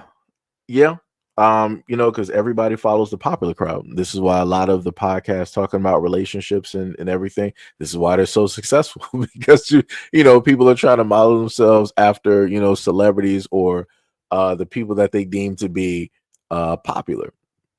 It's crazy work. It's crazy work, but that's the society that we're in, and it's up to people to decipher what is fact, what's fiction, or what matches up specifically with their life. And a lot of people got to start living within the realm of reality, and that's another problem too. A lot of people want to live in a fairy tale, like the message I showed y'all. A lot of people got theories on what their life is supposed to be versus what their life actually is. A lot of people don't want to face reality, so they live in some type of fairy tale. And if they can't live in a fairy tale that they can make for themselves, they're going to live by way of another person's example. And that's even more dangerous, because you're setting yourself up for ultra failure, because that's an expectation that you're not going to be able to fulfill at all. So you're living an everyday life of failure because you're looking up to what somebody else's quote unquote success is. And you're shunning any little bit of positivity that you may be doing, or incremental growth, which is crazy. Nisi said, yeah, I got a little grace, but probably because I'm a girl. Okay. He said, Man, I knew so many, but we were in a magnet school. Oh yeah, I went to magnet school as well too. They called it what is it? Tether, because the kids came from all over because of the city. Oh yeah, I know what you're talking about. Because usually when you have certain schools, they would bring, like, for if it was like Detroit, you would have kids from both the east and the west side. You would also have some kids from, lower Detroit as well. And when I pretty much, yeah, like you said before, they would be from everywhere. And when you talk to people like, yo, what you doing here at this school? I'm like, that's pretty far. Like, you driving like 45 minutes out to, to come here and whatnot. It's crazy. Different. You said I also came up in the South. Okay. You said, yeah, my smelling was nuts. Yeah, that Southern slang. The pronunciations that y'all have, the Southern draw that y'all be having on certain words, like, it'd be crazy. Like, wait, what you say? Like, huh? Like, I can understand stuff because in my mind, I slowed down people's words or speak. I don't know how to sit up there and say it, but yo, Mickey, come on now. I'm doing a live stream. Thank you. But yeah, I happen to slow down people's like words in my mind. It sounds weird. I don't have another way to sit up there and explain it. But this is why, if there's somebody from a different language, like, I worked with a lot of people that, let's say, they might have been from like Venezuela, Panama, or whatnot, or whatever. Again, shout out to Whole Foods, being able to work with people from all over the world. And if they have broken English or know very little English, and it's like a mixture of 90+ percent of their language, their natural language, and a little bit of English, I can pretty much put together and follow what it is that they're saying in conversation and stuff. So I get what was my main point that I was trying to say? Lost my point. Yeah. I think it goes back to the whole thing of being able to understand people with different types of accents and and stuff like that. So yeah. Also, shout out to all 33 people that's still here at this moment in time. Much love, respect, and appreciation. Let me go back. I can't even scroll up. I'm trying to find where the scrolling mechanism is. Crazy. Give a shout out to Yun, Let's Talk, Queen Quiet, Susan Fit, Miss Gray, Pink, Abnormal. Who else we got up in here? We got Israel in the building. We got Brandon V World, aka Officer Haku. We got Phoenix. Hopefully I'm pronouncing this right. Karat. Hopefully I'm pronouncing that right. Who else we got? We got Warren in the building. We got Tippy. We got Johnny Cage, aka J Cage. I like to say Johnny. It's Mortal Kombat. We got Miss Brian in the building. We got Sharon. I think, did I say her name earlier? Yeah, we got Sharon in the building. We got Shania. Every time I look at your name, I want to just state I feel like I'm saying it incorrectly. So my apologies. Because I tell y'all before, like, sometimes y'all names appear differently in my mind. It's I don't know.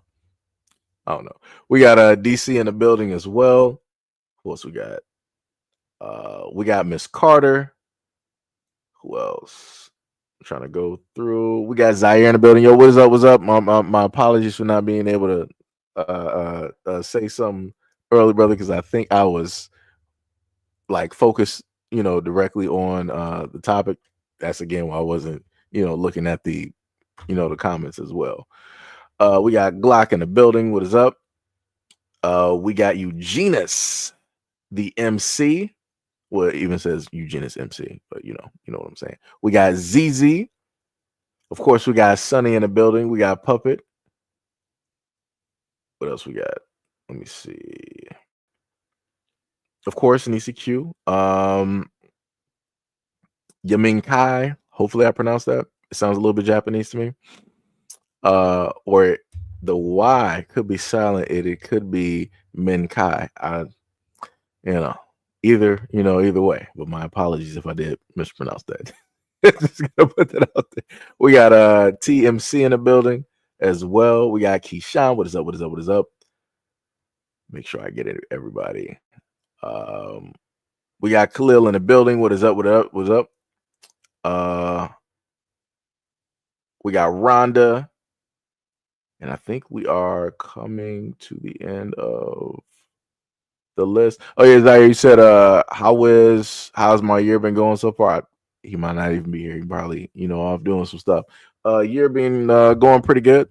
Pretty good, just working and putting out those videos as normal every year. How you been doing on that PlayStation? On that PlayStation life. That Sony life. Let me see who else we got. And I think we got there.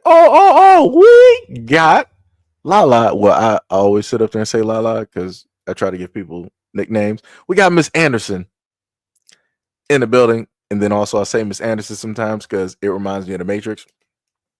So we got the chemist or the scientist, whichever one he wants to go by.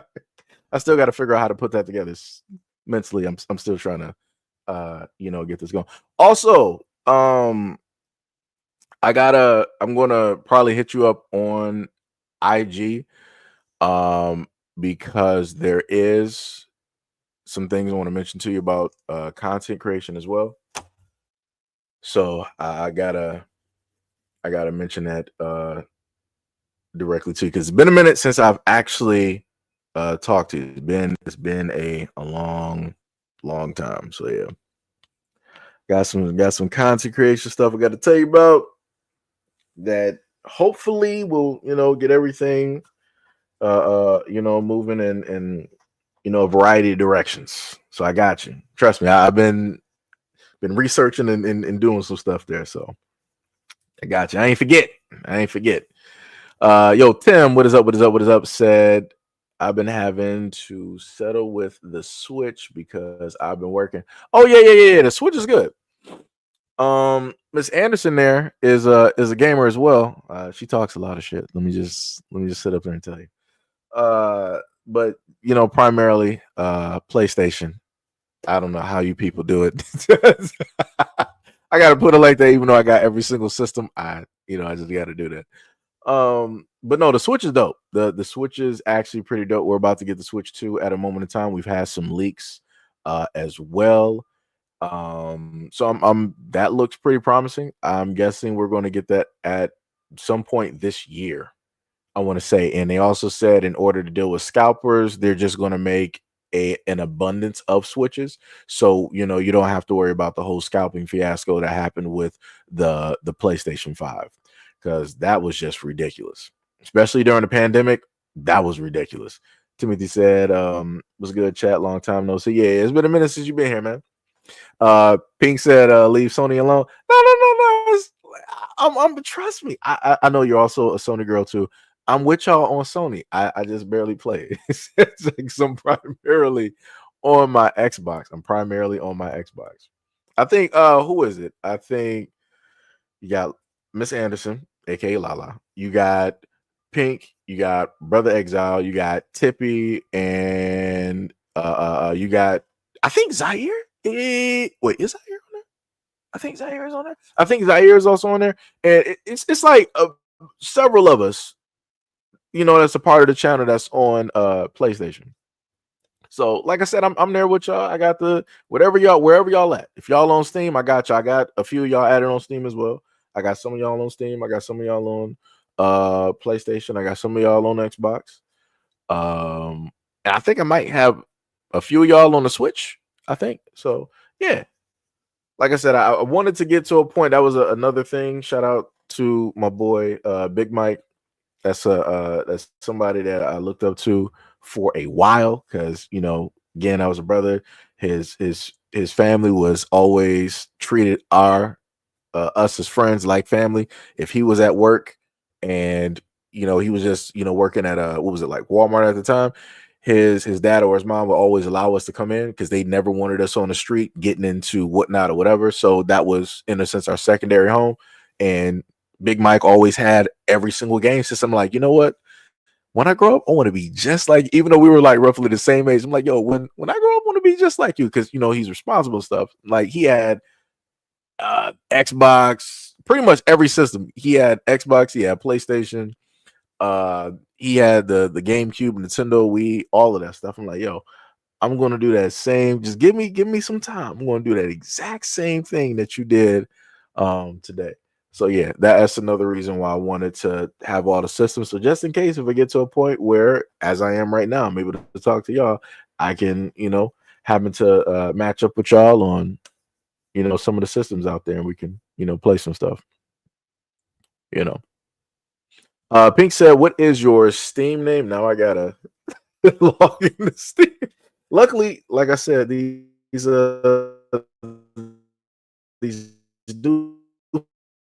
newfangled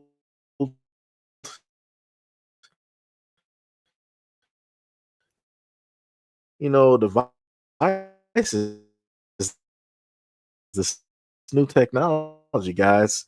It's wild. Gee willikers. Luckily,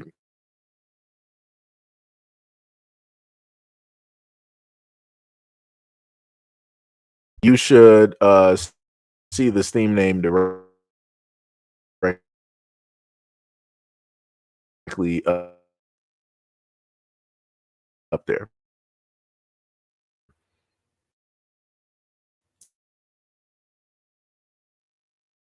If you type it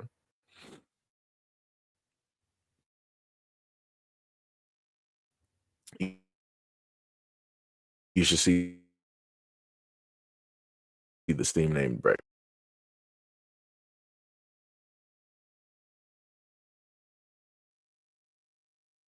Can hear me at this moment in time, because I'm not sure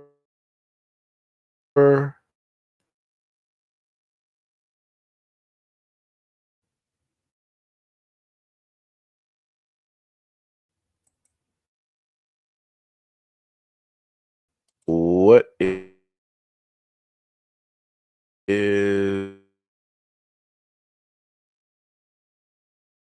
is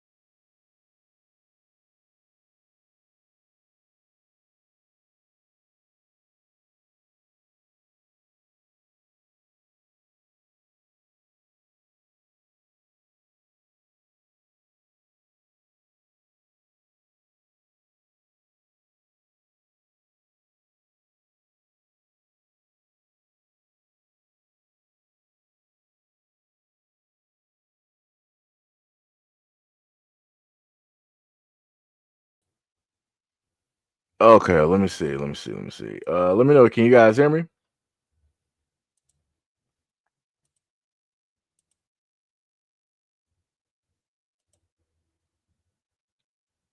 Let me see. I got to make sure that my mic is working now. Because for whatever reason, it was just like the CPU usage was going through the roof. And I'm like, yo, is this freezing up on me right now? I'm like, what is happening? I'm like, as soon as I decide, okay, I'm back. Okay. I'm like, man, I just cut off like OBS because for whatever reason, it was just ramping up. I'm like, you gotta be kidding me. I'm like, they got me, guys. The government got me. But yeah, so Pink, my Steam account, my Steam name on it is SEIJIHITO. It's all caps. You'll see it. You'll know it has like the image that I got is Hades from Smite 2. Well, Smite, because that's the game I used to play for like over 10 years. Secondary costume, and it has like a moving fire background. So you'll know that, that's it. Yeah, I thought it was over, guys. Let me tell you. I thought they got me. I thought somebody reported the channel real quick. I'm like, man, they got me again. I'm like, I don't know what I don't know what to do this time. I'm like, I ain't even do nothing wrong. I'm like, damn.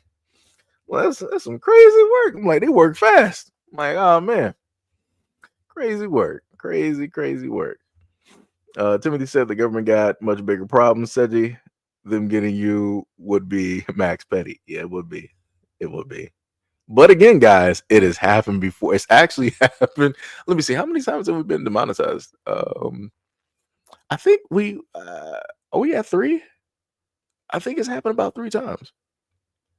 Yeah, it should be about like 3 times. Yeah. Crazy work. And I want y'all to know. So, okay, this is the other thing too. So for anybody that, of course, wants to do anything dealing with, YouTube, at one point in time, you used to, let's say if YouTube demonetized you, right? And you wanted to try to get monetization back, you only had to wait 30. Only had to wait 30 days. It was like, okay, well, I missed the window for this month, or they said no, so let me go back and fix some stuff up and try, next month. No problem. 30 days that's not too bad. Now you got to sit up and wait basically 90 days. That's where they put it. And I'm like, that is diabolical. I'm like, and because some of the times, like, this system is broken. I'm like, y'all just do anything sometimes. Like some type of like monkey in the background just like tripped over a cord and bam, channel's gone. I'm like, bro, y'all fixing this? Like, what's happening? So I just gotta, put that back out there for a lot of people, just to let y'all know. What was it? Nisi said it's been getting glitches lately. Yeah. It's been some errors and whatnot taking place. It's been some errors, but I can safely say at least this time it was on my end. For whatever reason, OBS was just ramping up, even though I don't have anything really running. The only thing that's running through my OBS that wasn't being shown was my Xbox. That was it. Like that was, like I said, I don't know. It's weird sometimes. It's very weird sometimes. Sometimes I think I might as well just start like a profile where I just have just OBS and just that, so that I don't have to worry about that ramping up. Because I think even with all the bloatware or whatever that's in the background, that's not even doing anything. But also, it is time for an upgrade as well too. It is time for an upgrade. And let me tell y'all, the graphics cards that they have directly out here are actually pretty cheap. They are way cheaper than what they ever were during the pandemic. Let me tell you, you would have to sell somebody's child and possibly a part of your liver to get some graphics cards during the pandemic. And especially the way that people was buying them during that time, where Microsoft was like, hey, or Newegg was like, hey, it's only one per customer. This is all you can sit up there and get, and don't use a secondary address and all this other. Like, it was crazy. It was crazy during the pandemic. It was insane. During that time, some of those graphics cards were about like $3,000+. And then if you wanted to buy it aftermarket, where like you had like some scalpers or whatnot or whatever, oh, you were paying some exorbitant fees. It was worse than trying to like buy some secondary Jordans. It was bad. It was bad. But luckily, everything has gotten better. Of course, technology, everything is getting faster. Everything is updating, so they can make things a lot cheaper. So that's the one positive part. Anderson said, "Oh wow, yep." The funny, this is the funniest thing. If I've ever like actually talked to you guys, anytime I read, like I'm not sure, maybe it's just me. Let me know. Anytime that you guys say a comment, I'm reading that comment directly in your voice. Like it sounds completely weird. Like when Officer Haku, aka Brandon V World, whenever he leaves a comment, like I'm reading it directly in his voice, because I've heard Pink so many times on stream playing games and be ready to just sit up there and like almost break a controller or cuss somebody out. Every time she has a comment, I'm reading it directly in her. Like it's crazy. It's crazy. Like I don't like, it's the weirdest thing. Like I can't read if I've never heard your voice. I can read it in my voice, right? But if I've heard your voice before, automatically I'm reading your voice. Like it sounds weird. It's like am I explaining it correctly? I think I'm explaining it correctly. But yeah, it's crazy. I just had to bring it up because sometimes when you think about stuff, you feel like you're the only one, but you're not really the only one in this sense. So, yeah. He said they've been making changes. Maybe that's the reason. Not sure. True. I think they are trying to make some changes because YouTube has been trying to compete with TikTok for a very long time. This is again why we got the shorts. Because originally YouTube didn't do that. YouTube did not care about shorts. They didn't care nothing about short content, nothing like that. But once you have competition out there, people are like, oh, this is working. Oh, we're losing and we got long form content for hours and nobody really wants to watch it. All right, we got to implement this short form content in this. And then they got to the point that was like, okay, so you can do the short form content. So now we're going to allow you to put up like 3-minute clips as in short form, content. So now you can put, even longer shorts directly up there. Like I said, this is why I say that competition is a very beautiful thing. It'll, start switching up the landscape, making people be more competitive because there are other options directly out there. And again, that's also going back with the Red Note, which I still have to do my profile on here. The United States don't have anything to compete with Red Note because I was been supposed to have filled out this profile. I was supposed to do my interest and I forgot. And now I gotta refresh the whole screen. Shout out to China. shout out to China. Let me see. Do they got anything dealing with gaming directly up here? Let's see. Running, cycling, concerts, camping, sneakers, watch, surfing. What am I gonna put? Matter of fact, I do like calligraphy. Calligraphy is actually pretty dope. I don't know what to.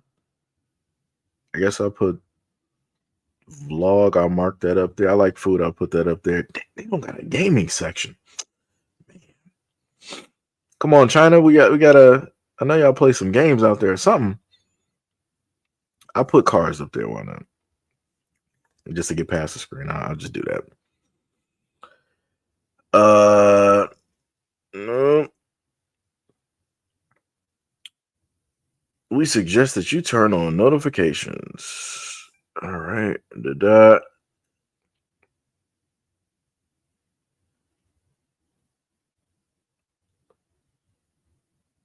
That's crazy. The diabolical thing is looking at somebody. One of the first videos I see is a guy with "Make America Great Again" hat on a Chinese app. I would have never thought I would have seen the day that anything like this would have taken place. This is diabolical. But I will say this would also. So I'll put it to you like this. So dealing with the app, right? Because I'm on Red Note at this moment in time. When I gave you guys a video where I showed you guys how China does differently with TikTok versus how America does with TikTok, like the screen that we get on TikTok is vastly different.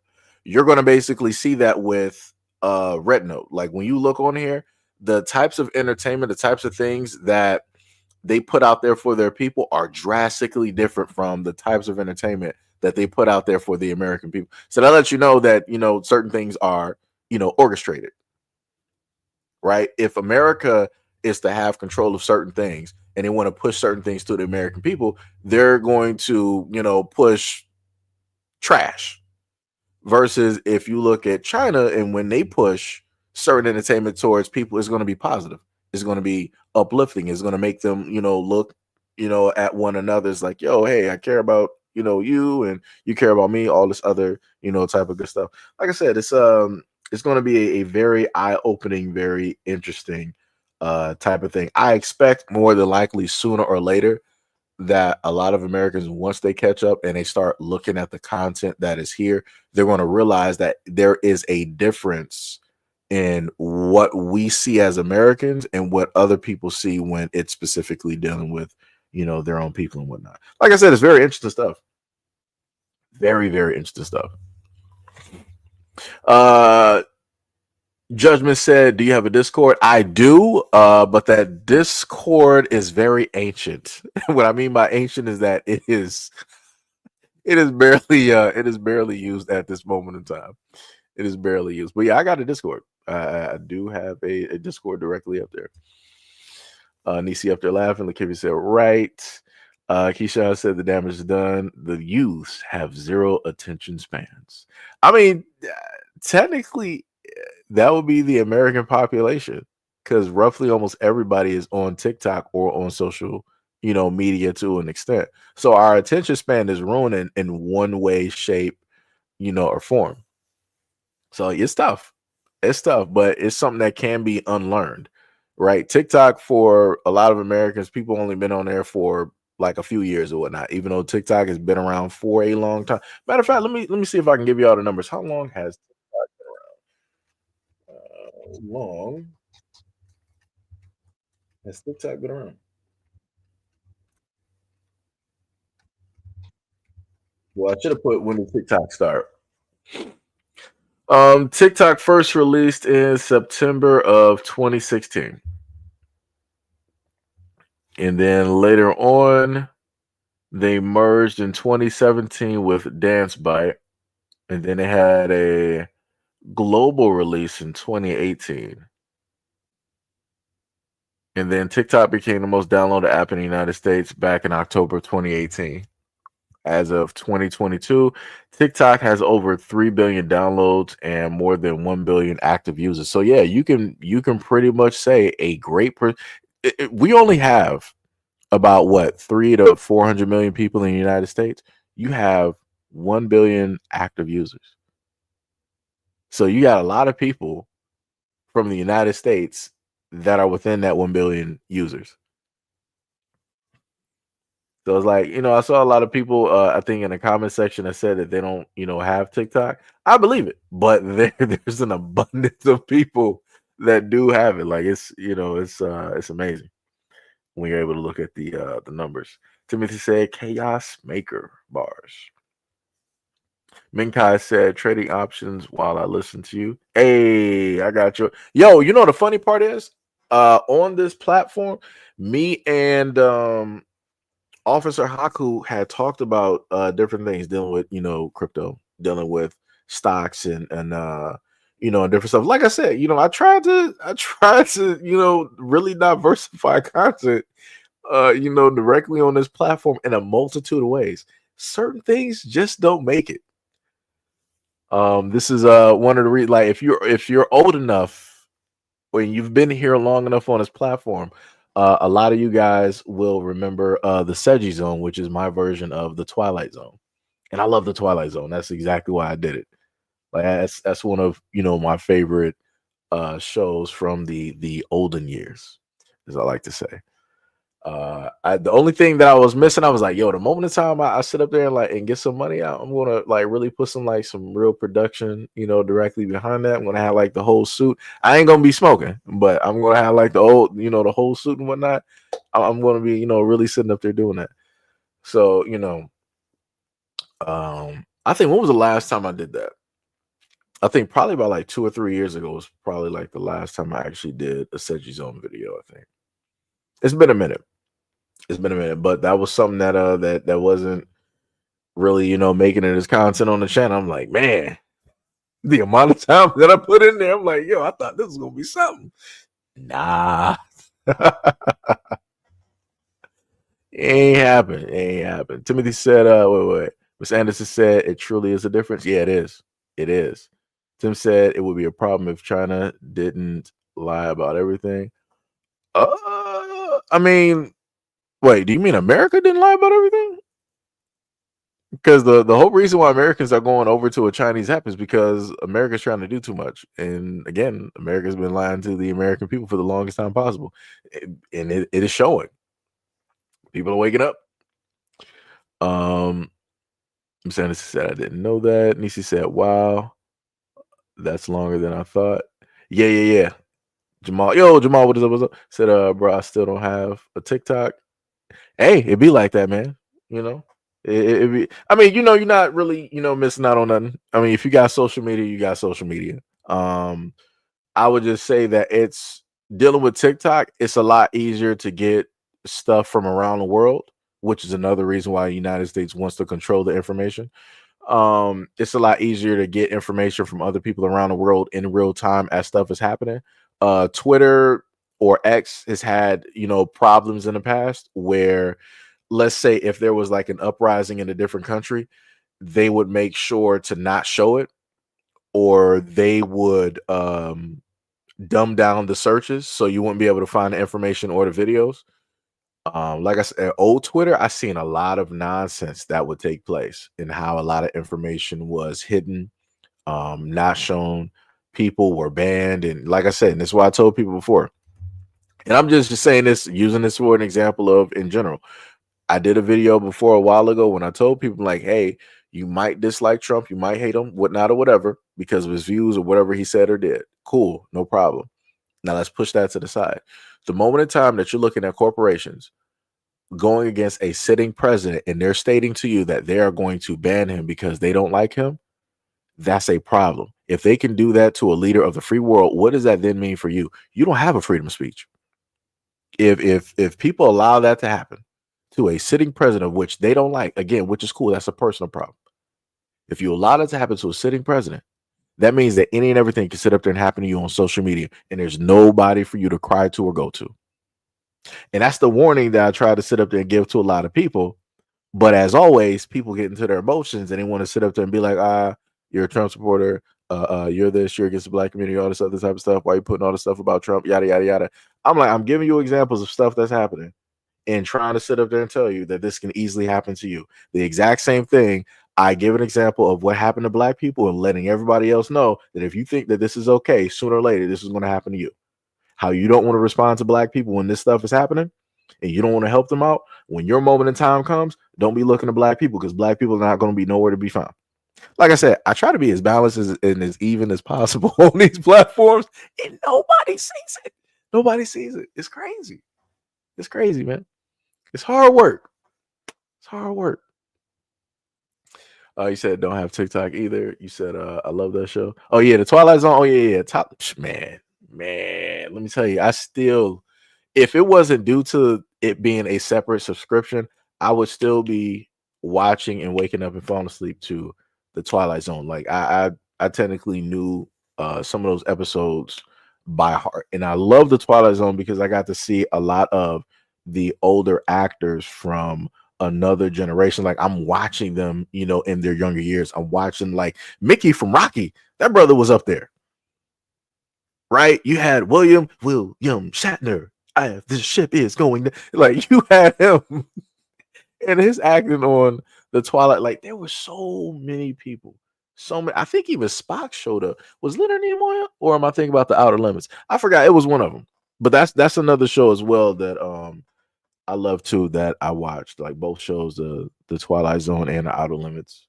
I love and watch, both of those. Timmy said I like the Outer Limits. Wow, it's funny. I was in my zone just talking, and then I go to the comment section, and then you sit up there mentioning in the comment. Yeah, so yeah. I'm right there with you. Tim said channelize as much as America. Hey, I put it to you like this. In America, people are like, hey, do you want to be a Democrat or Republican? Both parties lie. They just lie on a different scale. So people choose which liar that they like the best and which liar is not going to hurt them the worst. That's all that happens. It's all the exact same government.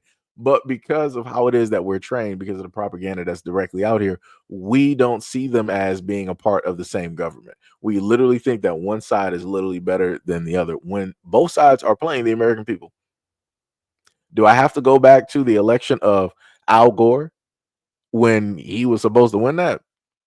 There was quite a few elections that were supposed to have been won by a party, but supernaturally something happened. What was the thing that happened with George W. Bush? There was some election shenanigans going down with Florida back when his brother was the governor or doing something down there. Magically, those machines were just doing whatever. And then they showed you an episode of The Simpsons where Homer was trying to vote for Obama and they made him vote for somebody else. Yeah. Like I said, they tell you stuff. They let you know what it is, and they'll laugh directly at you in front of your face. Like I said, people don't be paying attention, man. People don't pay attention. Let me see. Judgment said the new Twilight Zone show or the old. I'm talking about the old one, black and white. I'm talking about the black and white show. That is my. I mean, I watched the newer. I watched the ones from like the 90s and the 2000s. So trust me, I do also love, especially like the Outer Limits. Man, the Outer Limits is cold. Especially like when you go back to like the 2000s, like 90s, 2000s. Whoo, great show, loved it. This is the whole reason why you got the show of today called Black Mirror, because of the Twilight Zone and the Outer Limits. Jamal said, "I'm military, so I really know what we do. I do appreciate your channel and my brothers and sisters here. Oh, yo, much love and appreciation, and thank you for your service.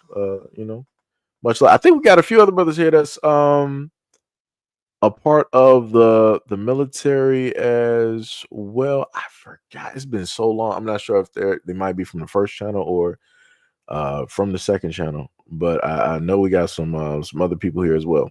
They pop up like every now and again, or maybe I might be shadow banned from them seeing me, so I'm not sure.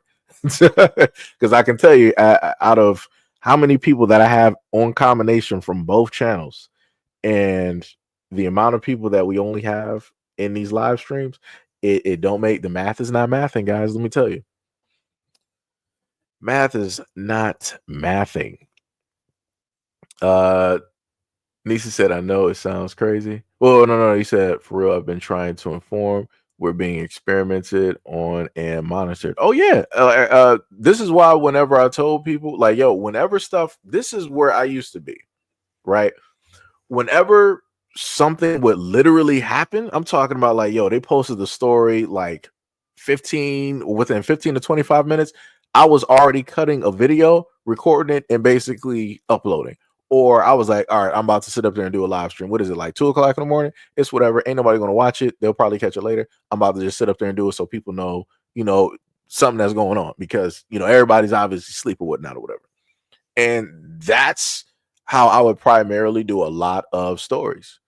A lot of times, like, I would happen to hit, certain stories before a lot of other people happen to hit, a lot of those stories. And, then it got to the point where I guess people didn't, really care or something, or however things were like transforming out there. And I'm like, all right, well, I'll just do it whenever. I'll just bring it up, 2 or 3 days or 4 days, from now, or whatnot, over, because the landscape for what people were interested in was changing. So you gotta either stay what it is with what you're doing, or you gotta try to fit in and change with the times or whatnot in order to stay current. So stop out here. Tim said, "True. No sides care about us now. Billionaires are more directly involved." You know what? And I want to put it to you like this: like to any normal person out there, and I'm going to put it. Let me just blanketly say this: I don't want anything bad to happen to anybody in LA or the LA fires. Like, I hope that people got out there safely, with their family and everything out there, especially the normal, average, everyday person. I'm hoping that you got out there with your family, your cat, your dog, your baby, like, the most important things, which is your lives, right? And I hope your health is completely, good. You don't have no smoke insulation or any burns, anything like that. But to sit up there and see celebrities online, be like, yo, I just sat up there and lost everything. I'm like, so? I'm like, everyday people lose everything all the time. What are you saying? We don't have, like I said, I told y'all before, like, how at one point in time, like, I lived in a hotel, like, did not have, what you would in a sense consider a home. So I'm like, you sitting up there as a millionaire, you sitting up there crying about, this $3, $4, $5, $10 million home that you just set up there and lost. Chances are all of your stuff should be insured. You can sit up there and buy another house. That was just an asset anyway. That was just a way for you to sit up there and, hide money and defer taxes. That's all that was. So I'm like, you expect ordinary people out here to sit up there and feel sorry when we sitting up there struggling to buy groceries? Like, do you know how high groceries is at this moment in time? Even just for one person, that's not even a full house. Just for one person, you want to get some milk, you want to get some bread, maybe you want to get some hot dogs and some burgers. Then you want to buy the condiments. Maybe you might want to potentially base. Do you know how much all of that cost? And that's just a few items. And you're already almost looking at $100 right there, and your basket is nowhere even near full. And you got the nerve to be, as a celebrity with millions of dollars, you got contracts, you got endorses, you got the nerve to be sitting up there crying and expecting us to sit up there and feel sorry. You done lost your rabbit mind. You have 100% lost your rabbit mind. Then on top of that, to know the fact that a lot of celebrities are tied into a lot of nefarious things. And again, some of which I've covered directly on this platform, even to the detriment of this platform. I've covered it into show proof. And you guys know what's going on in the entertainment industry. You guys know what's going on behind the scenes. You guys, in certain instances during concerts, do this type of praise or looking up to certain deities out there in the open. And you want ordinary people to sit up there. Whatever God that you pray to, you better be praying to that God, whatever pagan God you believe in. I don't care if it's Baal, I don't care if it's Moloch, whoever it is. You better be praying to them, and whatever sacrifices you got to make, you better sit up there and do it. Maybe now it has to be your firstborn in order for you to get your stuff back. I don't know. You better sit up there and do whatever it is you need to do, because that's the only person that's going to feel sorry for you. Ordinary people are not going to sit up there and do it, even if they are your fans. They're really realistically not going to feel so. You know how many people sat up there and just lost relatives this year? Some people just lost their jobs. Like, you gotta be, like I said, this lets you know how out of touch a lot of celebrities are. When something happens to them, they're like, woe is me. When it happens to you, and you might be a fan, you might have endorsed them, you might have, made a whole nother Twitter and a profile just to uplift them and to showcase the positive stuff. Those celebrities don't care about you. They don't care about your family. They don't care about your medical bills. They don't care about your schooling. They don't care about your debt. They don't care about anybody that might have just passed. They don't care where you're going in the future. This is why I try to tell people, like, yo, stop, believing in and worshiping a lot of these idols, because at the end of the day, the gods never care about the people. It's always the people that care about other people. And now in 2025, people are starting to realize that the gods don't love you. It's up to you to sit up there and love yourself. It's up to other people to sit up there and love other people and to help other people move and to do all of this other type of stuff. Like I said, the gods live in Olympus for a reason. They live in that sheltered area for a reason, away from us. So we can worship and look up to them and give them all of the energy and the power so that they can stay where it is that they are. AKA, we give them attention, we give them the money, we give them the flattery, we give them the value, we give them the respect. All the stuff that we give them, we don't give ourselves. And this is why we are where we are at this moment in time. And that's the honest truth. That's the honest truth. Like, a lot of people, I'm not saying everybody, it will be everybody, but a lot of people right now who worship celebrities could literally be that celebrity. If you put in that time, if you put in that energy, if you have that belief, if you support yourself, if you invest, if you do all of the things that you normally do for these celebrities for free, you would easily be in that celebrity's place. And then once you meet that celebrity, you will see how they actually look at you now that you're on the exact same level. Chances are very great they are not going to like you. And they're not going to identify you as being one of them and on their level. They're going to still look at you as less than. So is it really worth worshiping a false idol, worshiping all of these gods? Is it really worth it? Case in point, I put it to you like this: if anybody remembers the movie, I think what was it, Thor: Love and Thunder, when you had Gore, the God Butcher, and him and his family worshipped these gods, and it was like he lost everything, including his daughter. He had nothing left. The only thing that he had was like the faith in those gods. This last little bit of faith of those gods. And then he just so happened to have happened upon the bodies of two gods that fought. And this is where he ended up getting that necro sword from. And after he got that necro sword, he somehow, some way was able to get to the realm of the gods. And he questioned the gods. He was like, he was still worshiping. He still had faith. He was like, oh, great gods. It's like da da da, all this other type of stuff. I've never lost faith. All this other yada yada yada. They did not care. They looked at him as, what are you doing here? Why are you here? Why are you even talking to us? He was laughed at. And you know what Gore did? Once he fully realized that he lost everything, and these are the people that he worshiped, he gave everything to, never lost faith, even with his last dying breath. And he sees those gods laughing directly at him. He took them all down. And he realized the true fact about those gods, that they never cared. They never loved the people that looked up to them. They never respected or valued the people that looked up to them. That's why I keep trying to tell people, with every single civilization, whatever gods those people believed in, they died with that civilization. So when you think about all of the civilizations, you think about Greek, Rome, and all this other type of stuff, all the other indigenous people and their beliefs. When those people no longer exist, where are those gods that they believed in? They're no longer in existence. Where's Zeus? Where's Hera? Where's Poseidon? Where's Hades? Where's Hephaestus?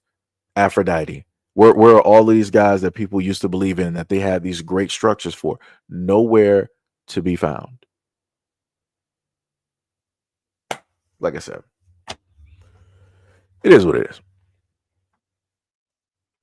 I think maybe I went a little bit too deep there. I don't know, a little bit too much. Ah, man, how did I even get there? Let me go back to the comments. Let me see. Yo, Flack, what is up? What is up? What's up? You said, I like the stories you come up with. Hey, much love, much love. You said it's the first time I ever caught you laugh. No, I laugh. You'll catch me from time to time. To the rarer extents, when I was like fully just like frustrated and outdone with a lot of stuff, you would catch me just like starting a live stream and I'm just going off yelling for probably about, I think I did that one time for about like 3 hours, maybe 3 or 4 hours. I think I did that. Oh, I was mad. Let me say, those are the days, guys. Sight to behold. Sight to behold. But again, this is why I try to tell a lot of people, I try to be as transparent as possible. I don't care how people sit up there and feel about it. I am not like every other content creator out here. Like, if I'm feeling something, it's gonna be felt. That's the best way I can sit up there and put it. That's the best way I can sit up there and put it. Because I'll be damned. I'll be damned. Tim said I like Black Mirror, but it's cool, but it doesn't hit like the outer limits. Yeah, that's facts. That's facts. Yo, Hack, what is up? What is up? What is up? Let me see. True, no size about. Okay, I read that one. Jamal said, brother, that Gregory told us about America, and also Paul Mooney as well. Yep, that's facts. Tim said, I don't know. I feel like we're past most experiments, and now it's the implementation of the results of the experiments. Yeah, this is why whenever certain things, again, when I would see stuff, I would try to send out a warning, trying to tell people. This is why in a lot of videos I'm like, yo, when certain things happen, don't get emotionally invested. Don't feed into the fear and all of these other types of things, because this is how they take control of people. Fear is one of the greatest weapons that man has learned how to control, along with propaganda and yada, yada, yada, yada, and psychological warfare and advertisement and all the other type of good stuff. But fear is one of the greatest weapons. Like some of the leaders that were directly out here running countries and doing the things that they were able to do, they did that by wielding fear. They either made you respect it or they made you fear it. And they did that. Right? It's the same thing if you take it back to slavery. At one point in time, quote unquote, black people were in chains. And then at another point in time, when black people were still in slavery, they didn't need chains because they weaponized that fear so great that they didn't have to hold you in any type of physical bondage. You just did it because of the fear of that what if. And that's also going back to something that I told people before earlier in the live stream, where if you have a hesitation or a type of fear about, doing something brand new, more than likely you should go for it. Right? Because if you feed into that fear, then you're going to just be comfortable in that fear and you're going to live within that. And that's all you're going to know. Mickey, come on. This man always does this every single time. Every time he got the whole house to roam. He's like, oh, you're having a live stream? Let me start crying at the door. Oh my God. Let me just let him in. You are getting on my nerves. I can't believe this. Just come here. Come into the room. Lay down somewhere. Gotta be kidding me. Can't believe this. What time is it? Isn't it like the afternoon right now? And this is what you want to do? And now when you get into the room, you don't got nothing to say. Crazy work. All right. Just said $770 is devious work for someone who just lost their home. Yeah. Tim says, Seji, you're saying that because you have to, I'll say it. Wait. I'll say it. Don't nobody care about them except Markiplier. He's cool. No, like you got, some people out there that, are doing some stuff and that's helped out ordinary people. But again, it's like a needle in a haystack. It's not a lot. Let me preface it by saying this. You got some celebrities that care about ordinary people. Cool. Right? But it's not enough. It's a needle in a haystack. If I sit up there and ask people like, yo, give me 20 celebrities of now right now that care about ordinary people are going to, be struggling. People going to be struggling. It's going to be tough. And you got way more than 20 celebrities directly out there. I'm talking about both in movie and in music and everything like that. Because usually a lot of people are self-centered. I've heard a lot of stories about a lot of basketball players, football players, and so on and so on and so on. The only person I will realistically put the top on the list that I know that did something for people, especially his community, is MC Hammer. That dude literally took the block. When you are talking about uplifting black people and taking them with you as you journey, MC Hammer was the one to do that. He had what do you say, like 200 people on the payroll that he literally brought from like the neighborhood and everything. And then a lot of those people turned their backs on him once things started happening. Like I said, it's crazy. And this is why some people say that you can't bring everybody with you. Everybody will be all good once you're making money. But then once things are falling apart, people ain't nowhere to be seen. And that's what happened with MC Hammer. It's crazy. Seji said, let Seji cook. Lisa said, I hope it doesn't become a United Healthcare situation. So many homes, then they suddenly decide to remove the clause for catastrophic damage. Oh, yeah, that's probably going to happen. Because a lot of people are not going to be able to, file claims at this moment in time. Keyshawn said, there's lesser known rich folks crying on the news too. At least I know who Tom Hanks is. Oh, that dude is out the country. I got a video. Funny enough, I got a video where Kim Kardashian was like, yo, before the fires even happened, I was already, out of the home. I had packed up enough stuff for like months, in advance. I'm like, hold on. I'm like, you know what you just said, right? So if I'm to look at this, insinuating, just reading in between the lines, I'm like, okay, so they sent you a message ahead of time and they let certain people know that, hey, this is going to happen. So you decided to pack up enough stuff to last you months while you're in a hotel somewhere. Word? Ma'am. And this is why I set up and told people, like, you'll have people out there that will tell you stuff, or you got to read directly in between the lines. I put it to you like this. There was a movie with Gerard Butler, and I referenced this movie, and I think I did a review of this movie. I think it should have been like Greenland, that it was called. So a catastrophic event, it was like an asteroid or whatnot, whatever, that was going to hit the planet. Everybody that was important, like the scientists, the governments, they knew that this was going to hit. They spotted this a long time ago, and they were already sitting up there preparing. So the president of the United States and all of these important dignitaries, they were, already put away where they were supposed to be put away. At the last moment, they told, all the rest of the people, like, hey, we got this asteroid that's coming. It's going to mess up a lot of people. Good luck.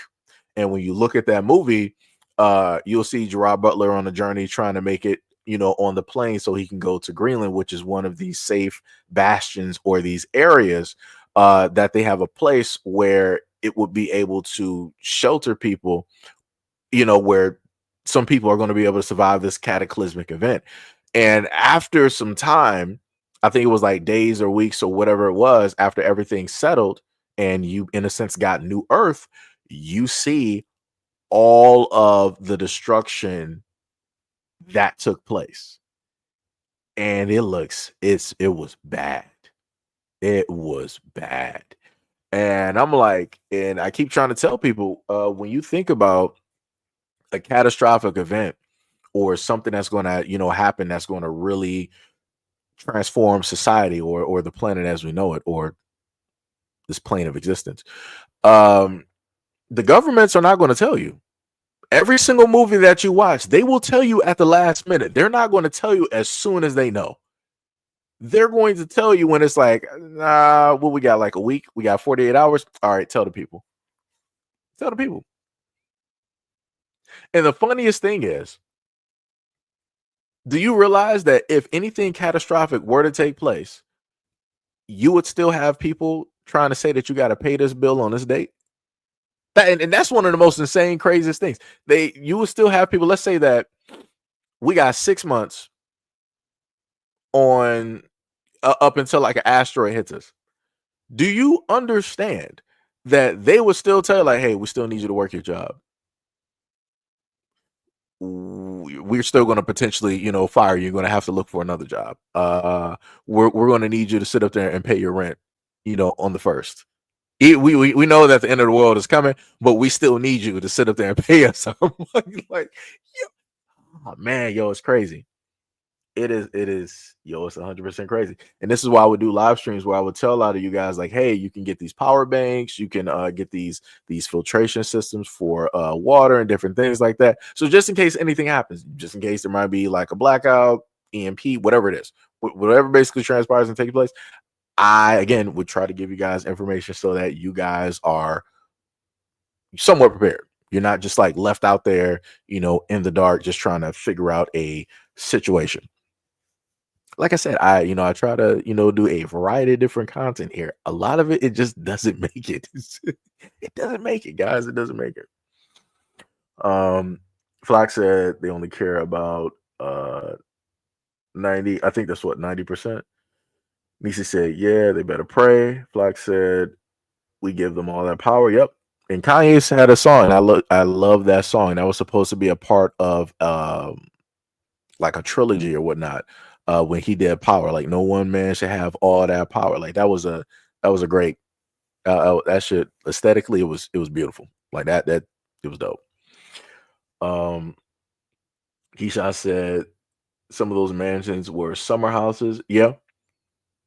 Timothy said, oh, Seiji going on other lives of different YouTubers, their chats and creators say DEI started the fire, so they live like black folks when black folks are the only ones that deserve to live like that. Wait, I'm lost.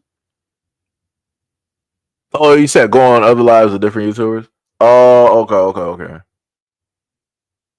Okay, I get what you're saying. No. I think the DI he's talking about, I think it was supposed to be, I gotta remember. I think it was like duly elected official. Or incumbent or something like it was somewhere in there. Like I know what he's talking about. That was the other term that a lot of conservative Caucanites would use when they would refer to somebody black getting into a position of power, because they felt like, oh, it wasn't deserved. They just threw you in there because of, XYZ and yada yada yada and all this other type of stuff. But but unbeknownst to them, they just now realized that there are going to be some DEIs as well. Because the Indians came out there, Vivek and Elon, both immigrants, sat up there and told white Americans that, hey, you guys are lazy and uneducated, and you're really not, fit and suitable for the job. This is why people of other countries, aka India, are beating you guys in these jobs. It's diabolical work. Diabolical. Let me tell you, nobody black could have pulled that card like that. Nobody black could have pulled that card like that. That was, ooh. If this was a game of Uno, that was done. It was done. Let me tell you, they slapped that card on the table and walked off, never to be seen. Let me tell you. Nisi said DEI, destruction, era, and terror. Yeah, sounds right. Lacavia said, your voice has me hooked. Wait, you talking about the what's the name? Was it the Seiji Zone? Because I think, was my voice a little bit different on there? I think I did, because I was trying to model it after the guy directly on there. I think somewhere in there. I think it was somewhere in there. I don't know. Minkai. I think I want to. Yeah, I'm just going to say Minkai. I may be mispronouncing. I want to say the Y is silent. You said we'll be fine. Maybe the insurance companies will make an exception for the millionaires and up. Maybe they will. Possibly. Judge said, let white people take down the system they keep upon their shoulders. Yeah, because they're going to be the only ones that can dismantle and take some stuff out.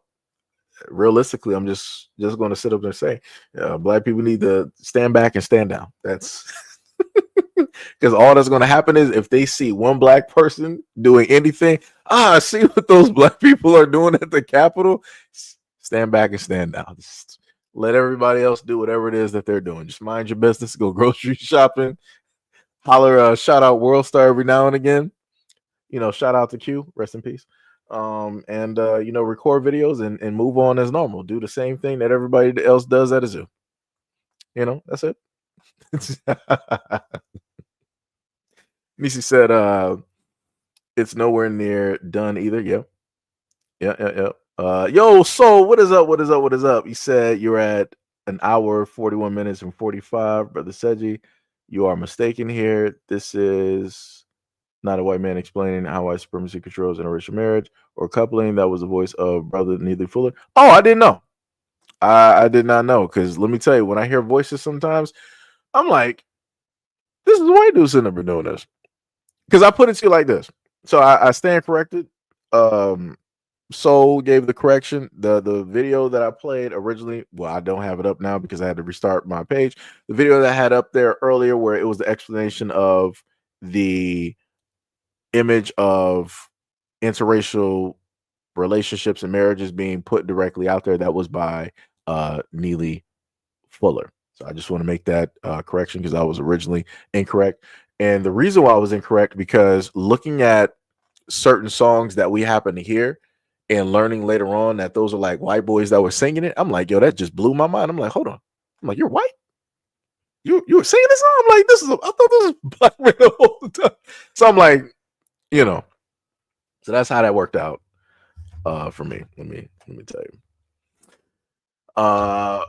Let me see. Judge said fear is a knife with a poison handle. Yeah. Hack said, can we see the cat, please? I haven't actually put up the camera in a minute. I'm not even sure where my camera is. Let me tell you, he's over here just cleaning his paws at the moment. He's black and white though. He looks like a panda in a sense. So does May. Actually, they're actually, funny enough, both cats are black and white. How that took place and happened, I can't tell you, but we have two biracial cats. It's like I said, it'd be like that. So no racism in this household. Let me stop playing. Let me see. Nisi said my favorite phrase was when things go wrong, Blame the blank. Yeah, Jamal said Obama and how he knocked off a few African presidents. Ooh, diabolical work. Tim said 20. I can't. You may be 3, bro. Wait, huh? I don't even know what that means. For Tim down there. Yo, brother Allen, what is up? What is up? Much love and appreciation for the $3 super sticker. Much love, much love, much love. Hack said Tom Hanks left the country because he was allegedly into some. Yeah. It's quite. Notice how you ain't heard nothing from Ellen DeGeneres. First, you had Twitch, and I'm trying to figure out if the Ellen show was done already or if it was done after Twitch. Either which way it works, they were in close proximity. Either which one of those that basically took place. And I want people to understand. I'm just saying. I'm going to put it like this: everything is alleged. Everything is alleged. So what happened to Anne Heche? Anybody? Anybody? Wasn't supposedly, allegedly Anne Heche writing a book? Right. And then I slightly question what information Twitch might have known as well. Those are two people that are seemingly connected to Ellen, and they are no longer here. Allegedly. This is all alleged. None is factual evidence. This is all for entertainment purposes. All for entertainment purposes. You know, I'm a comedian, failed comedian, but you know, it's alleged. Like I said, there's a lot of things that have gone on and happened with a lot of celebrities that are highly questionable. Shout out to what's the brother name? Johnny Depp. There's a quite a few movies where conspiracies are touched on for all intents and purposes, for all sake of the word. And it it deals with people indulging in drinking certain types of things. If people know what it is I'm talking about and I'm referring to, and this is another method of how it is that supposedly people are being youthful or staying youthful. Because I don't know what type of sorcery is going on where at one point in time, a few years back, Madonna was looking younger than her 19 and 20-year-old daughter. That was just, I don't know which type of I don't know what God Madonna believes in. Because that was something. That was diabolical. Let me tell you. And then you got Oprah out here. I don't know what's going on. I don't know what gods these people are worshiping or who are they going to. It's this is some real sorcery out here. Because I'm like, what is how old is Oprah? Ain't Oprah like 70 or something like that? Let me see this. How old is Oprah? Let me type that in. How old is Oprah? Yeah, Oprah is 70. And when you look at Oprah, she was born January 29th of 1954. Right? So she's seen civil rights. She was there during that time. And you sit up there and look at the new Oprah now. That's not looking like 70. And that's not Ozempic. And maybe it might be a little bit, but that's not looking 70. Like my grandmother, when she was around and she was at her age, she looked her age. She looked her age. You can sit up there and tell and everything. This is reminiscent of, you can kind of like see something there, but this is more so reminiscent of an Oprah from like the 2000s. Because there was a point in time, I think Oprah was doing like this whole Slim Fast thing and whatnot, whatever, and she appeared on a few magazines, not fully slimmed down, but it was, I guess you consider it, say, for a better lack of a better word, like a thick type of like image and whatnot. And I'm like, this is pretty much reminiscent of that. And I'm like, ma'am, you're 70. I'm like, what's going on here? What is like? I understand the fact that a lot of people don't want to be their age. I get that. I get that. Some people may get depressed about it, which technically you shouldn't, because it is an honor and a privilege to be in this plane of existence for 70 years. Because some people don't even make it to any of these ages. Like I said, you got kids out here, not even making it to their 10th birthday. So to say that you made it to 70, you were able to see a lot of this history. Like, yo, that's a privilege. You are a library within itself, respectfully. At least that's how I look at it, you know. But yeah, that's something right there. You got a lot of celebrities coming out here that are looking younger than what they should be. Now, again, you got some people, let's say like Maya, who is a vegan. She's been a vegan for about what, 20, I think about like 20 years. So that's understandable. She is eating right, she's working out, putting the right things in her body, and yeah, she looks great. She looks like the same Maya that I remember from the Nickelodeon video for Rugrats in Paris. Take me there. I want to go there. That was back when Rugrats in Paris first came out, and the toys are being sold directly at Burger King. Even though, if you listen to that song, that is not a kid's song. I just want to put that out there. If anybody got Spotify, listen to Maya, Take Me There. I want to go there. That is not a song. That's not a song for kids. Take me there. I want to go there. Take me to that great place where there's wonders and wishes. What was the one part that the black dude said? He was like, make a wish. Hold your breath and close your eyes or something like that. I forgot. I might be saying the lyrics wrong, but when you listen to that song, that is not a song for kids at all. But kudos for them to, for making that fit. They have the aesthetics of Rugrats directly in the video and everything, but the lyrics, when you listen to lyrics as you get older and you can read in between the lines, it's like, I'm like, how did this make it? I'm like, who allowed this to be the theme right here? It's crazy. And he said, yeah, I'm abrasive. DC said, taking organs from missing children is definitely not sorcery. Nah, it's not just that. It's also some vampiric, type of things going on as well too. One way or another. Minkai said probably, yep, exactly what you said right there. Exactly what you said right there. They also had a movie, and it should have been with Johnny Depp, and they went over that. And I think some stuff from like the 70s. Like I said, a lot of the stuff that you hear people like referencing, they were dropping hints about this stuff in a lot of movies and in a lot of music and stuff. It's crazy. Shout out to Kurt Cobain. Timothy said, random fact. So apparently they discovered fossils of a snake capable of eating whales.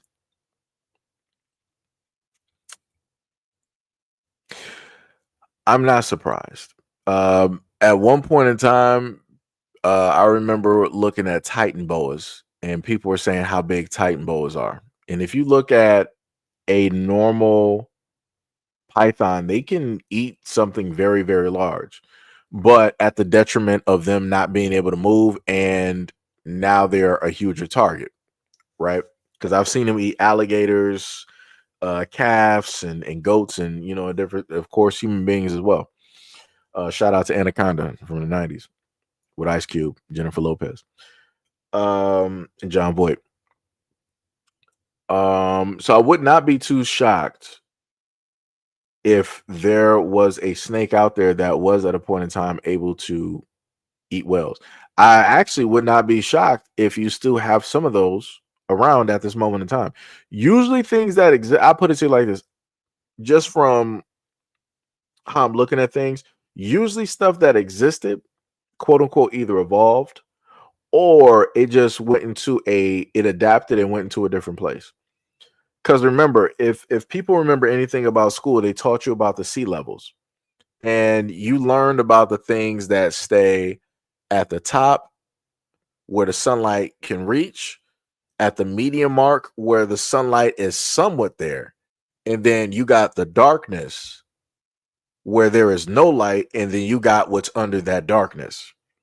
So like there are multiple levels of the sea where different types of creatures basically live. Like I'll never forget, I watched a video of the ocean, and it was a pipe that was supposedly on the bottom of the sea, and you saw this creature that looked like a bed sheet. Like I kid you not, the thing was just sitting up there and move. I'm like, what I'm like, what is that? I'm like, I don't see like a head. I don't see a tail. It just looked like somebody threw a bed sheet, a semi-transparent bed sheet in the water, and it's just waving in the wind, just going in whatever direction it wants to go in.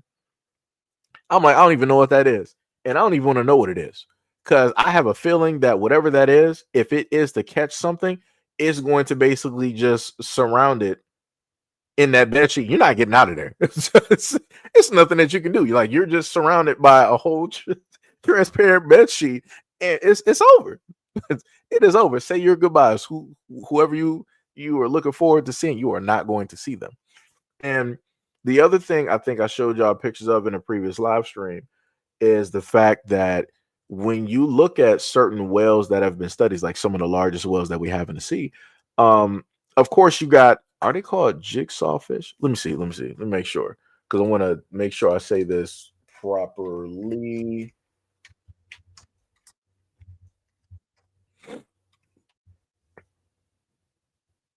Okay, it was incorrect. It's not a jigsaw fish, but they have a fish that's at the bottom of the ocean, and what they tend to do, they have like sort of like a round mouth. So what they do is, let's say to like a whale, they will attach it to the whale and they will cut away at a piece of the whale, like a circular piece of the whale, and they would eat it. Like this is what they would, in a sense, do. The whale, I guess they could feel it, but they don't really, in a sense, care, because it's just a little piece of blubber and skin that's going away, that's going to get repaired compared to the whole size, of the whale. But the problematic part is that when you look at some of these larger whales, you'll notice that they have sucker marks on their bodies. So just imagine how large one of the largest whales in existence. And imagine that thing with sucker marks. So explain to me what is down there that is so large that they are wrestling with and nearly escape. Like I said, this is why I would not like. This is why I sit up there and tell people that when you peer into the darkness, always remember that there is something that you can't see that is looking right back up at you. There's always something there. And there's a lot of things in the ocean that we don't know nothing about because scientists refuse to tell people. That, trust me, NASA originally used to sit up there and look at the sea. Somehow, some way, NASA was like, "Hi, we're moving away from the sea. We're looking at the skies." I don't know what was so terrifying down there that NASA was like, "Yeah, we're not looking down there no more. We're looking at the skies." That's sort of how like archaeologists at one point in time, they used to always, every single year, like if you take the early 2000s all the way on back, archaeologists are like, "Yeah, we found a new dig. We found a brand new mummy. We found a brand new tomb. We found brand new this, brand new that." And it's like the more and more they dug, the more black people they found. And it was like, we're not finding anything new anymore. We found everything that needs to be found. What we're going to do is we're going to rework and rethink the hieroglyphics, and we're going to remodel a lot of the evidence that we already have to build upon that so that we got a clearer picture. That's what they do now. Because notice that you don't hear archaeologists like, "Yo, we got a brand new breakthrough. We found something that's going to revolutionize and change what we think about the history of civilization." And all. You don't have that no more. Because it started getting darker and darker the more they kept digging. And again, that was going to break apart the whole narrative of Europeans modernizing civilization and all of this other. Like I said, it's a lot of stuff out there. It's a lot of stuff out there. It's crazy. It's crazy work, guys. Crazy. Yeah, I think cookie cutter shark. Is that it? Is that the fish I'm thinking about? Let me see.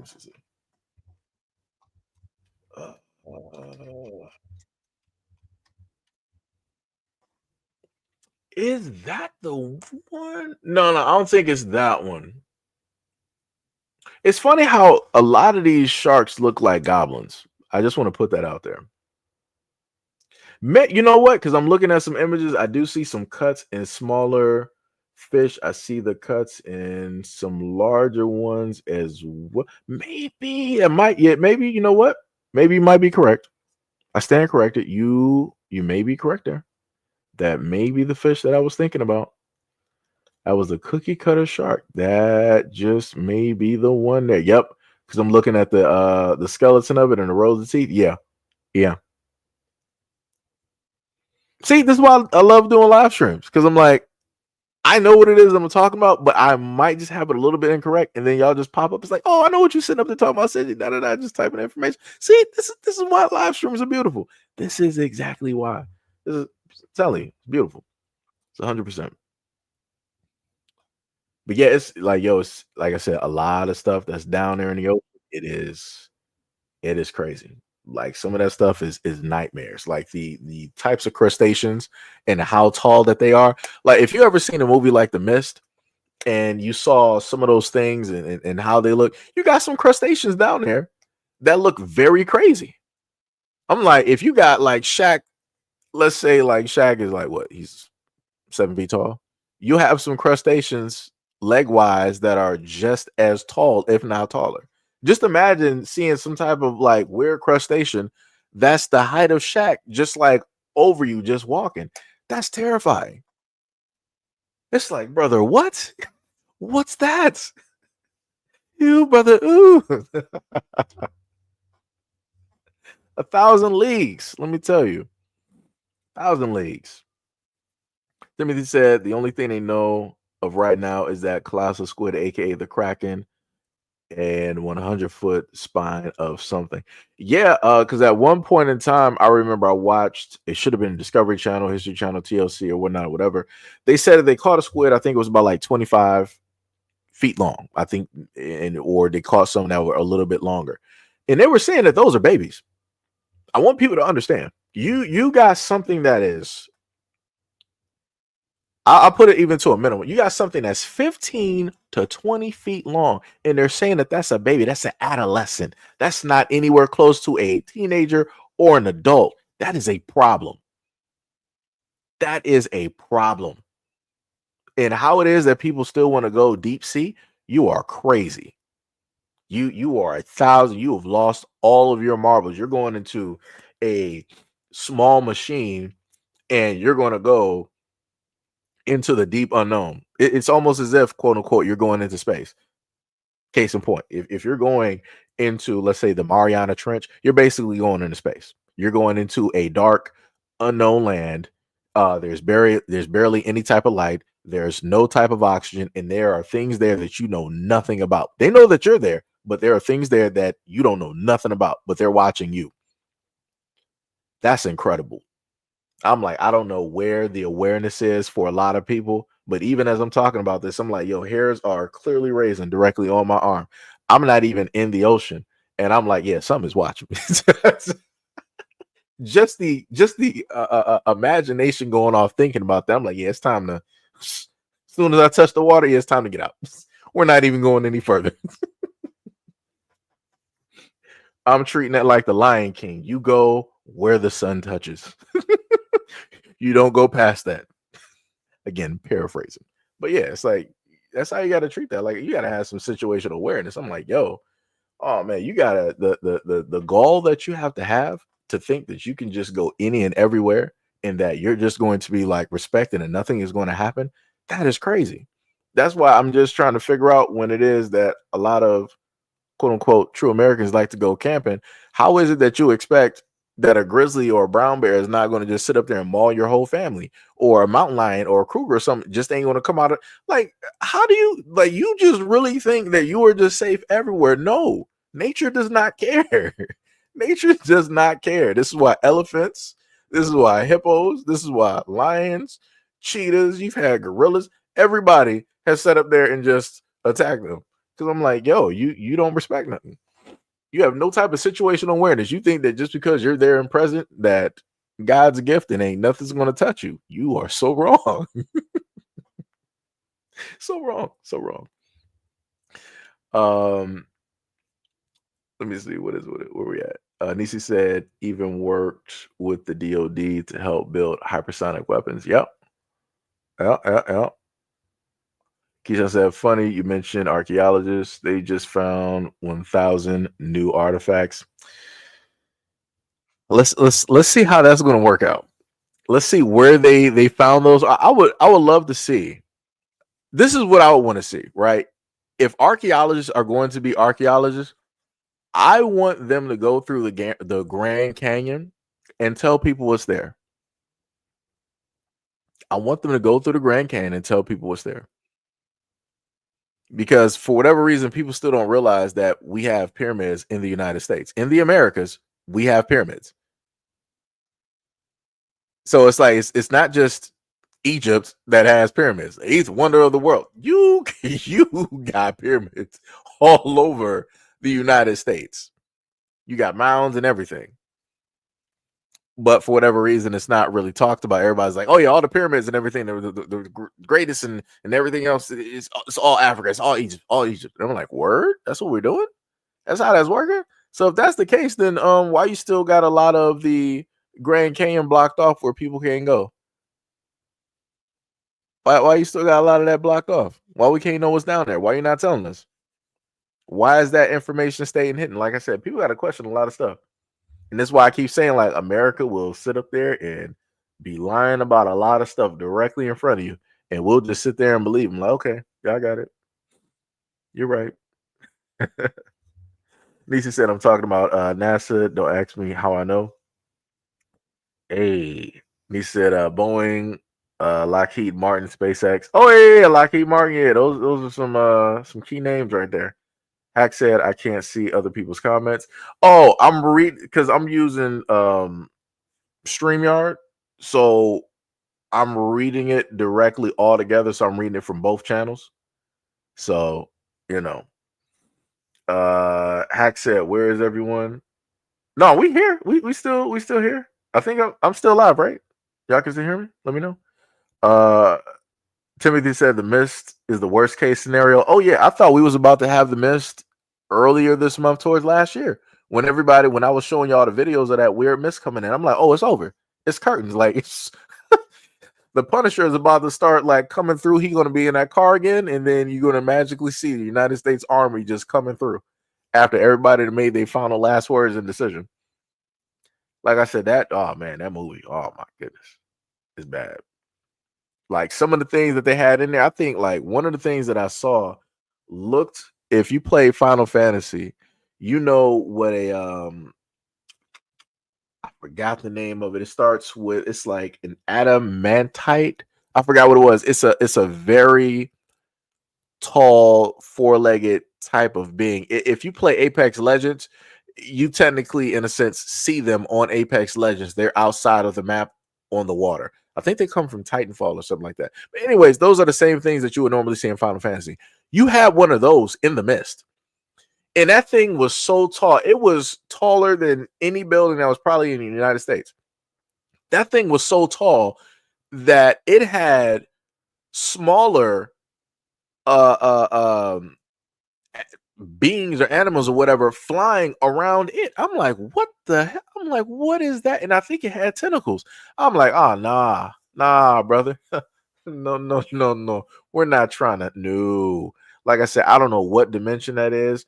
I don't even know how that works. I don't even know what created that. That's like some Cthulhu type. I'm not trying to deal with that. I am no. We're not trying to do it. I would rather go through Jurassic Park. We're not doing that. At least with Jurassic Park, I know what I'm going to sit up there and get. I just know I'm not getting into that water. I can tell you that. I can tell you that. Now, I'll tell you this. If we're in like the Philippines, is technically a worse case scenario if I'm dealing with like crustaceans, realistically, with some of those that were around during that time. Yeah. If I could do it like the Philippines, where it's like clear, shallow water, and I can see everything, I can see you, you can see me. We good, because I know how to move. Now, if we're dealing with the water that's around the United, nah, we can't do that. We can't do that. Like I said, like some of the swamps and stuff that's here in like North America, we got, because I want people to realize at a point in time, all of New York was wetlands. A lot of places that have water around it, it was wetlands. Like Michigan has some wetlands, New York wetlands, New Orleans and stuff like that down south, wetlands. California has some wetlands. It was actually split and technically at a point in time. So, like I said, and then you think about all of these other things that we normally find as fossils and stuff. Yeah, nah, son. I need to be able to see you. If you can see me through the water, I need to be able to see you from the land. That's the only way I'm going directly into the water. That's the only way I'm doing it. We got Brandon V. World. This man said, I am freezing my nips off, Brian. I am freezing my nips. This man is at work. Man, freezing out there on the shores. Much love, brother. Listening to the live stream. Hopefully, it is helping with the work period there. How long we going? We've been going for about like a good 3 hours.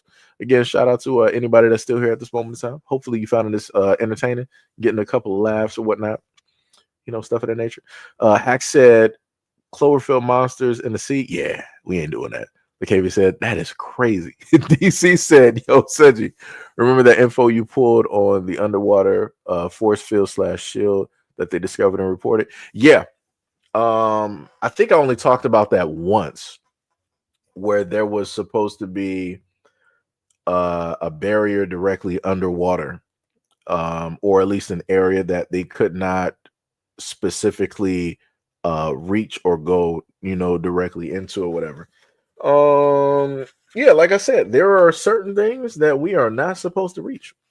Certain things we ain't supposed to be doing. Sometimes, we ain't supposed to be reaching like Icarus, because you ain't gonna get burned if you reach down there. You're gonna get snatched up, and some other things might happen. Like I said, there's a lot of unknowns down there. Too many unknowns. The craziest thing is, I know, at least from science, from what was taught, I know more about the surface of every planet and a variety of asteroids. I've know or have an understanding of the make and model of a variety of different stars and how they're composed and all this other type of stuff. And that's all stuff that has nothing to do with Earth. But I can barely tell you anything about what's in the ocean. And this is our education system. This is our scientific community. These are our greatest minds. They can scientifically tell you anything about the moon, every single crater, when it was created, what's on the other side of the moon, all this other stuff, all these great theories. Even though they're still trying to conceptualize or figure out the moon as well, because I think the last time when they threw like a missile or something at the moon, it let off like a ring or something like that, meaning that it's hollow. And I'm going to put that back to a movie that was up there with, was it with Halle Berry? I forgot what it was. It was some movie. It was somebody might know in the comment section. There was a movie that came out with about a year or two ago. It had to do with two astronauts that were in space, and I think they had to go to the moon in order to fix whatever the problem was, because the moon was going to run directly into the planet or something or other. Long story short, I think the moon was like hollow or something like that, and inside the moon was a star. It was a white dwarf. And if anybody knows anything, again, science wise, how they sit up there and tell us, white dwarfs are very cool stars. They're not really hot. You would think technically something like that would be hot, but actually some of the brighter stars are the hottest ones directly out there. Our star is not even actually that hot, even though also to put into the effect, we live in a binary system where we got two stars. The other star is outside of the Kuiper belt. That's why we got our planets stay also in alignment when dealing with Pluto and how it can have the weird orbit that it has. The sun is strong, but if you got the sun pulling it in and then something pushing it out, pulling it, outwards, that means that it's something else directly out there that's influencing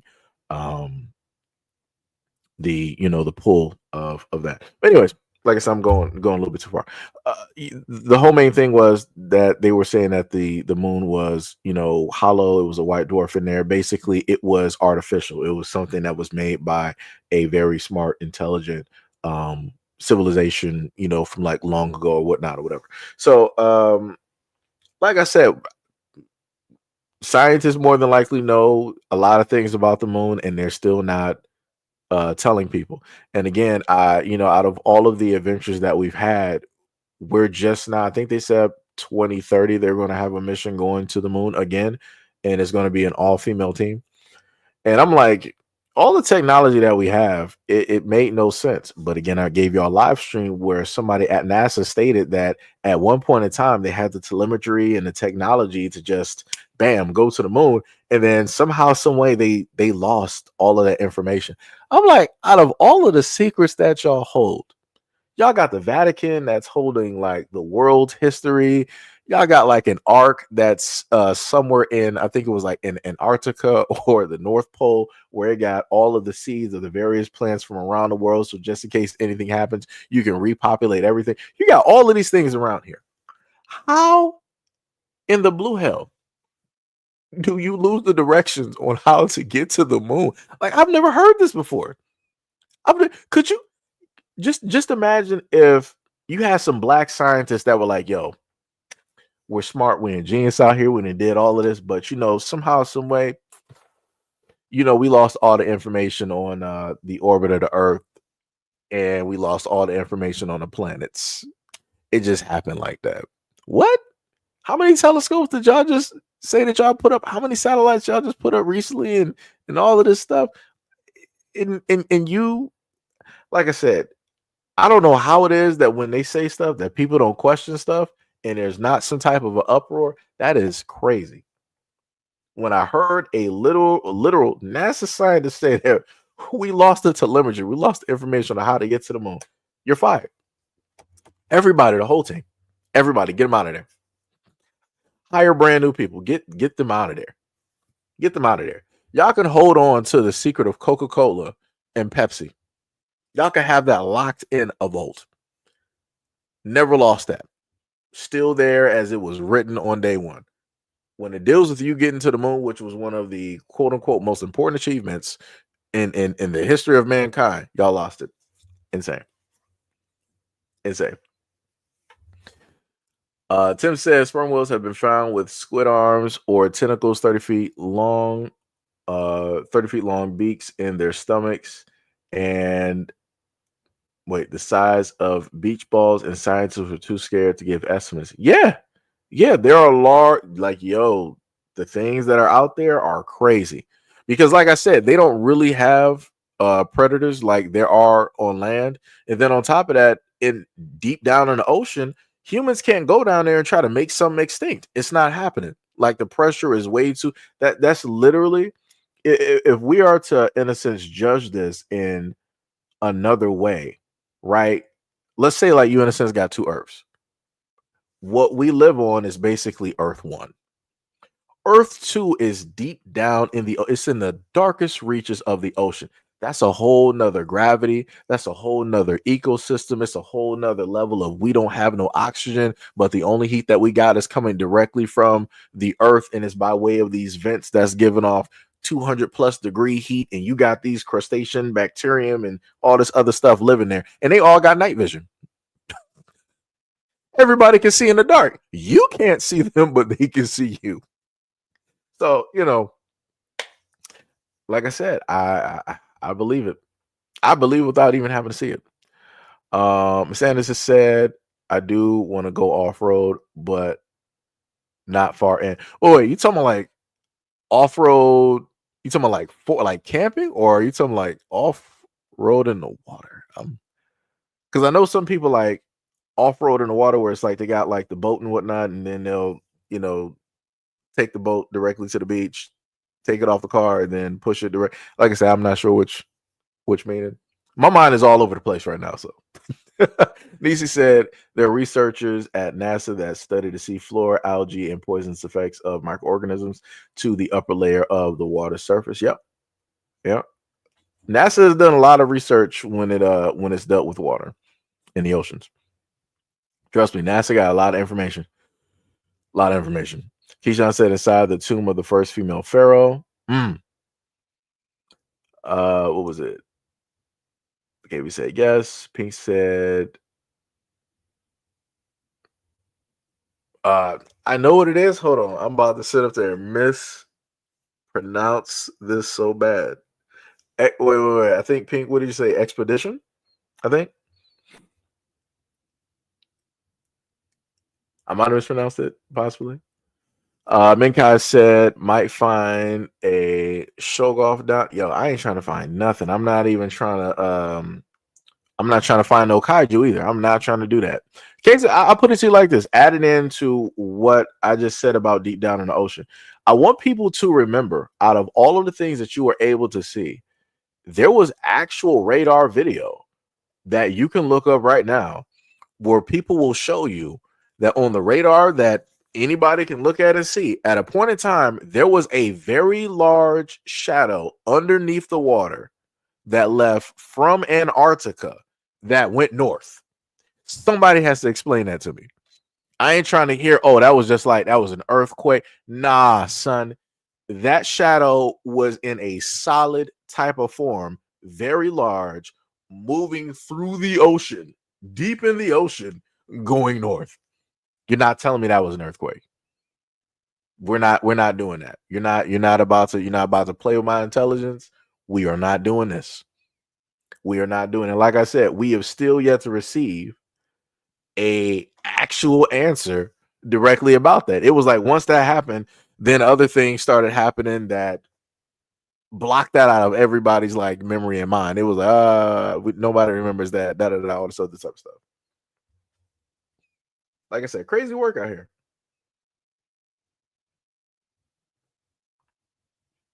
It is crazy work directly out here. Hack said tentacles, huh? PTSD from Japanese. You found the hentai. Let me see. Tim said, yeah, and they want us to believe that cryptids didn't exist. Yeah, okay. See in the ocean, a 10-foot monkey Bigfoot and like it's dogma is not that hard to comprehend. Yeah. Lisa said 2 guys got an award, the 300 SMD. 300 SM. When I see that abbreviation, that's a whole nother. Only because I've heard people from New York, that abbreviation is completely different. Completely different. That's what like threw me off. I'm like SMD. I'm like, hold on.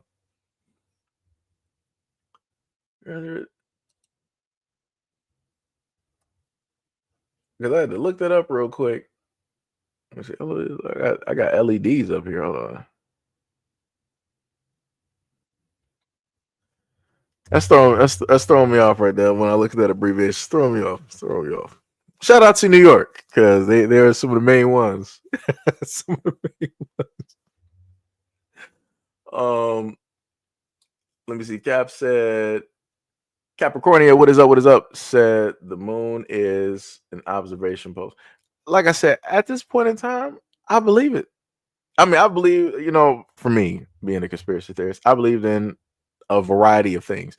It's just that at this moment in time, you have a lot of information that people are like, oh, that's just conspiracy. There's no truth. And like I said before, there was millions upon millions of people that were called crazy for believing in aliens. Now the government's like, yeah, those exist. Next.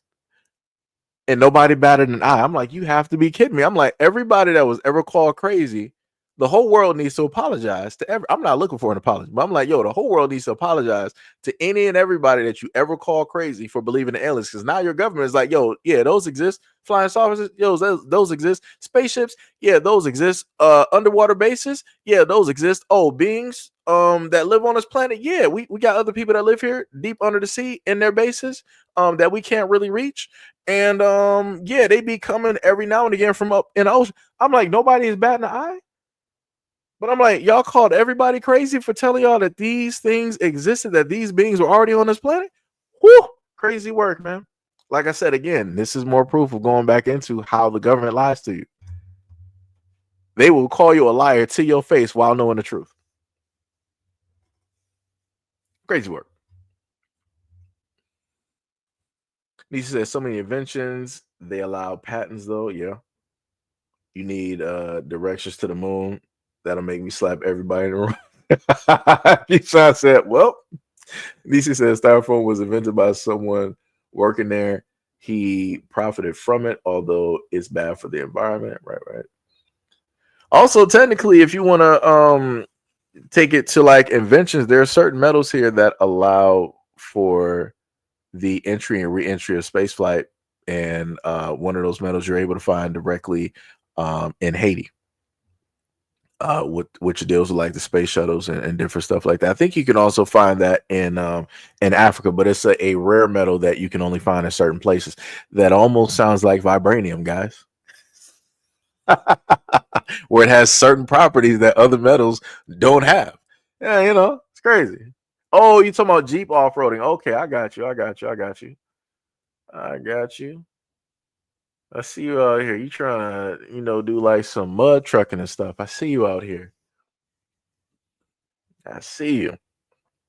I can see it too. Like next time you're gonna just like have a video on TikTok, and the truck is gonna just be like all like straight mud on, like I can just see. I kid you not. Like I have the picture right now. It's like you have how your hair, because I'm looking at the picture like you normally had the braids, but you got the locks, and then you got goggles, you got the roof and the side doors directly off of the truck, and everything is like just straight like muddy. And like you're just sitting up there like smiling because you had the time of your life. Like I swear to goodness, like I see it.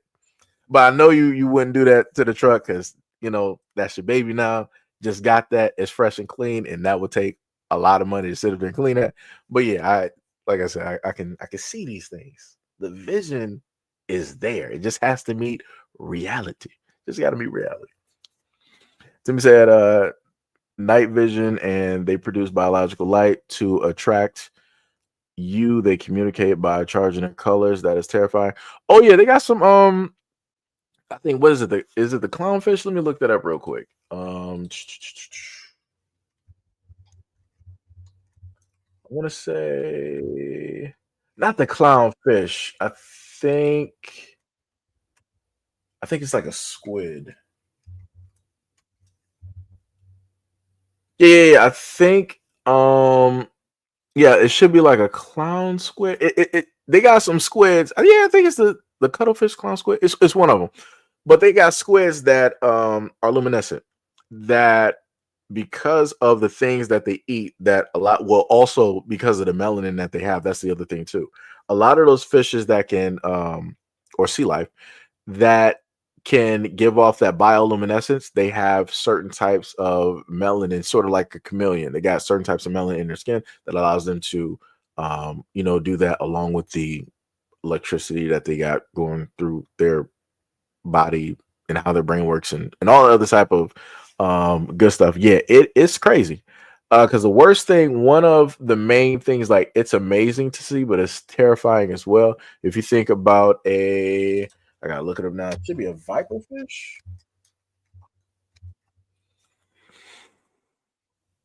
Is it? Well, technically, yeah, the viperfish. Seeing anything that's like a large viperfish or a anglerfish. Let's see. Yeah, either one of those, viper or anglerfish. If you look those up, I am not trying to see that. All you're going to see is jaws and teeth.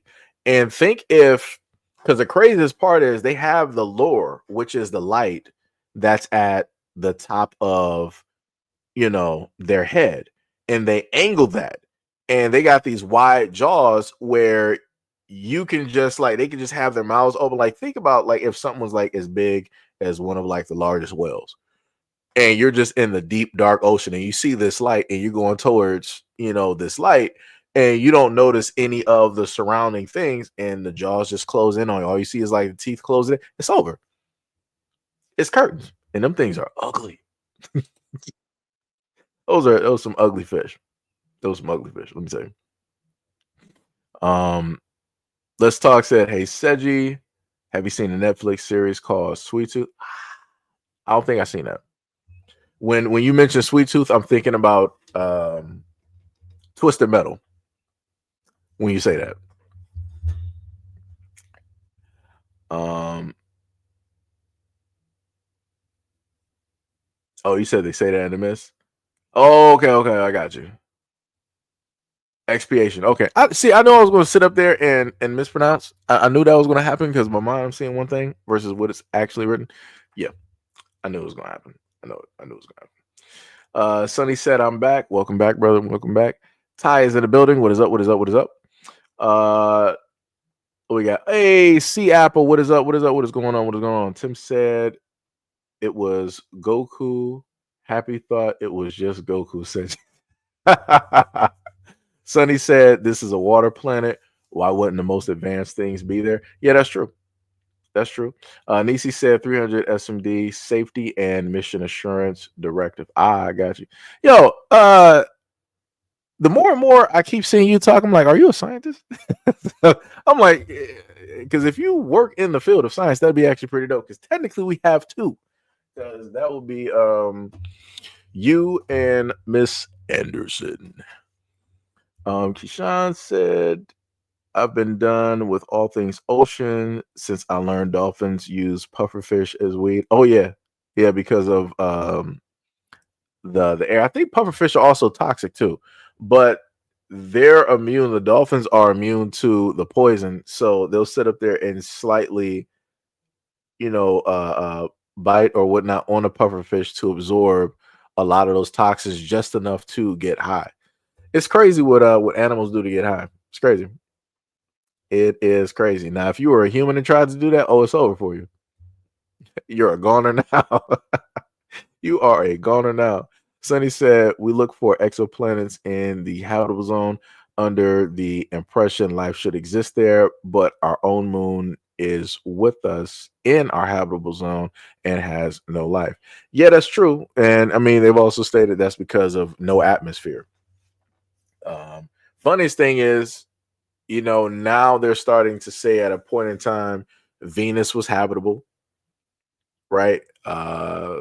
They were saying, especially for some years, that Mars was habitable, but something happened, and whoever lived there at that moment in time, they left and went elsewhere.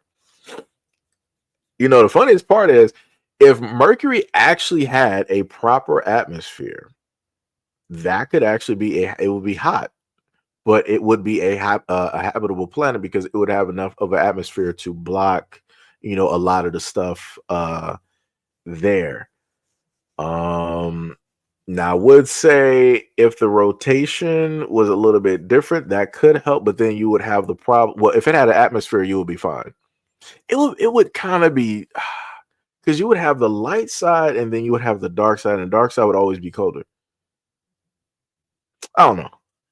You have to figure out. Like I said, it's a lot of different facts about different planets where because of the gravity and the composition of certain gas giants, you have different types of elements that normally we have on this planet because of how everything is different. Let's say like Uranus or Saturn or something, like they got different types of hydrogen, like they got like an ice hydrogen. I forgot what it was. Like they got like I said, the things that you learn about science and the different properties under different types of gravity, pressure, whatever you want to call it. It's amazing how things, transform into like different states and whatnot. It's crazy. Very interesting though. Let's talk about it. Said the government tried to take out Dr. Sabi. Yeah, that's bars. See, Apple said, what's the topic? Technically at this moment, I'm just talking about anything that comes across the board at this moment. I've been going through, science and government and everything. As I've been running my mouth, I just realized I still did not finish my profile on RedNote. I was been supposed to. I kid you not. I was been supposed to do that. I think I was supposed to go to my profile and see what my name is going to show up as. Okay, so I gotta do I have a picture on my phone that I can upload to make this easier? Oh, I just realized I think I'm going to have to watch a video. Well, let me see. I gotta go through the settings. Where are the settings located? This is settings here. I mean, everything is already in English, right? So let me see where general settings, you got font size. System font, we're going to put that in. Oh, dark mode is already on, so that's automatic. That's great. Automatically play silent, HRD effects. We got languages. Oh, that's dope. So actually, you don't have to search for it to be in English because it's already there. Because I remember some people were telling me that if you went on the app, you're going to have to try to swap it into English. I mean, technically, some things aren't fully translated, but because we've been on stuff so long, you can kind of figure out certain things. Let me see. I'm just trying to do pictures.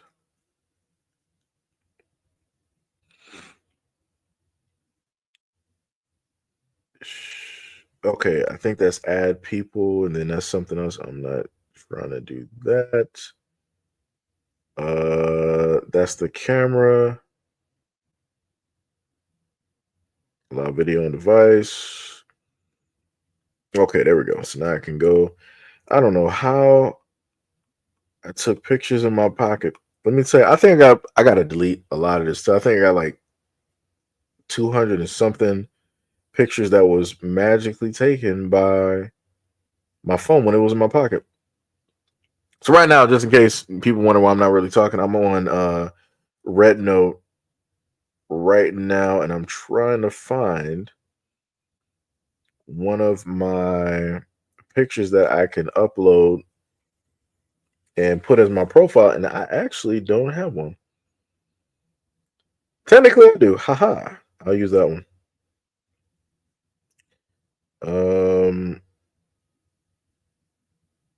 I'm not even sure what I'm pressing. Oh, that's like send to friends. We're not trying to do that. I was trying to upload a profile picture. Let me see. How do you do this? Do I got to go to profile? Okay, got name directly up there. Okay, so I can swap my name. Let me just do that. Let me put it as the normal. I'm not even sure what that even means. Maybe I'm not able to switch it. Okay, I guess I can't do that. All right, so if you happen to see me on Red Note, it will be SEIJIHITO, the second coming. For whatever reason, I can't like swap it to the normal. So it is what it is. Oh, you can do background photos. All right. So add to your bio. Not trying to do that. Brother, what is this? Yeah, I'm gonna have to learn some Mandarin real quick. I'm gonna have to figure something out. Yeah, I'm gonna have to watch a few videos just to put my profile picture directly up there because right now I just got an airplane and I'm looking crazy. Let me see. I said yes, can't wait. Cuttlefish, hypnotize prey. Yeah. Septipod, bioluminescence. I wonder what that feels like, right? Oh, you talking about with the pufferfish? Imagine every time you got goosebumps sensation made a glowing effect. Oh, I'm trying to figure out. Somebody stated there are certain types of algae that I think glow, and you got certain creatures in the sea that eat that, which also helps with the bioluminescence. And I think if you were to actually have a diet and you ate enough of those, you would slightly become that as well, too. Because usually what they always say, you are what you eat. So if you eat something that glows in the dark, sooner or later, well, if it's living and you haven't eaten it, you'll probably take on those properties over time. Seattle said, if you think about vampires would live well underwater. I mean, yeah, because it's always night and it's cold. Timothy said, anything alive that affects live radar on a massive scale like that in Antarctica, I stay in my happy place and assume it's cold. He said, time check 154. It is currently, I mean, well, yeah, you wrote that at 154 for me right now because I just saw the comment. It is 2:03 at the moment. Nisi said, my favorite is wolves. Okay, I got you. I got you. So pufferfish. Tim said this is why we need white folks because they're going to find Godzilla, and I'm here for it. They need to stay in the ocean. Seattle said when you get to Tiamat, show me. Hey, I'm not even trying to see that either. Tiamat is a dope character on Smite though. If you ever play Smite, pretty dope. Liquid hydrogen, I7. Yeah, yep. There's a place on Mercury. On Mercury, you'll freeze to death. I'm trying to figure out, does Mercury fully rotate? I know, not orbit around the sun. I'm trying to figure if it fully rotates, because there's like so many different things about like planets and whatnot. I went over, read, watched videos and whatnot. About stuff in different solar systems, our solar system, and all that other type of stuff. Sometimes things get like jumbled up every now and again. Because I think, what was it? Was it Uranus or Neptune, where the winds, because of the way the planet is, the winds go sideways or something like that around the planet, and it's like crystals. It rains like crystals or diamonds. It was something crazy, and that's within the solar system, and whatnot. Like I said, interesting stuff. Yep, Saturn is a big ball of gas. Yep. Nisi so roll one up. Keyshawn with the rocket ship. Tim said you got to see if it rotates. Temps on each area, the main atmosphere element, if it's breathable, and if there is life, they better start with the predators, right? There was a movie, I forgot the name. There was a dude who was in, I want to say, the first Avatar. He was the one that became an Avatar the first time. He was he lost his legs. I think he was like in a wheelchair or whatever. He was in a movie that I watched where they had this mission where they picked, I think, several people specifically in order to go through like a transformation. They were going through like a whole body and DNA transformation so that they can be the first inhabitants of I think, was it Io? I think it should have been Io. Somebody can correct me if I'm wrong because it's been a minute. I think Io should be one of the large moons that is ice. But we're not, like, basically it's fully ice on the surface, but underneath is supposed to be water. And it was two. It was a male and a female that made it through the whole thing in order to be the first to live there and to hopefully start populating. And then once that was successful, I guess they were going to go through and do that with others of the human population as well, because I forgot, I think something was happening with the planet. It's always something happening with Earth where we now are coming through with all of this scientific greatness where we can now quote unquote save people or do all of this other type of stuff. Great stuff. Sonny said the majority of water in the universe has never existed in liquid form. That's such a unique state that we just happen to catch. Nisi said, where are you? It may be hard to keep them alive. Wait, huh? But I'm confused. I feel like you were just like talking to code there or something. Oh, you talking to Tim? My bad. Tim said that's between. Oh yeah, okay, that's y'all. Hack said, "Hey Seiji, can I send you a picture I took of?" Oh yeah, I got you. Yeah. So you can send it to I know I should have got some coffee. You can send it to the Discord. I got you. Seattle said, I mean Tiamat, the super Earth. Oh, okay. I got you. I thought you meant like Tiamat the dragon. I thought that's what you meant. I'm like, you're trying to see some kaiju. I'm like, I'm not about that life. I'm like, I'm good. I am good. But yeah, I seen a lot of pictures of different super. But see, this is the problem though, because we're light years away, right? So we're looking at an image of a planet from that distance away, like let's say like something was like 250 million light years, away from the planet. Like, we're technically looking at an image of what that planet was in the past. We don't know what that planet looks like at this moment in time. That's the other problem too. Like, we can, like, let's say if we're looking at something in our solar system, we can say like, okay, that's not light years away, right? Light distance from the sun, we could say, 8, 10, whatever minutes, all this other. Because I think, what is it? Somebody again can correct me if I'm wrong in the comment section. I think it takes what, 8 minutes for the heat and the light from the sun to reach the earth. And I think they were scientifically, they said that if the sun was to disappear, like literally disappear right now, we would still be receiving heat and whatnot from the sun, even though it's not there for a certain amount of time, because it takes that much to basically reach us. I forgot.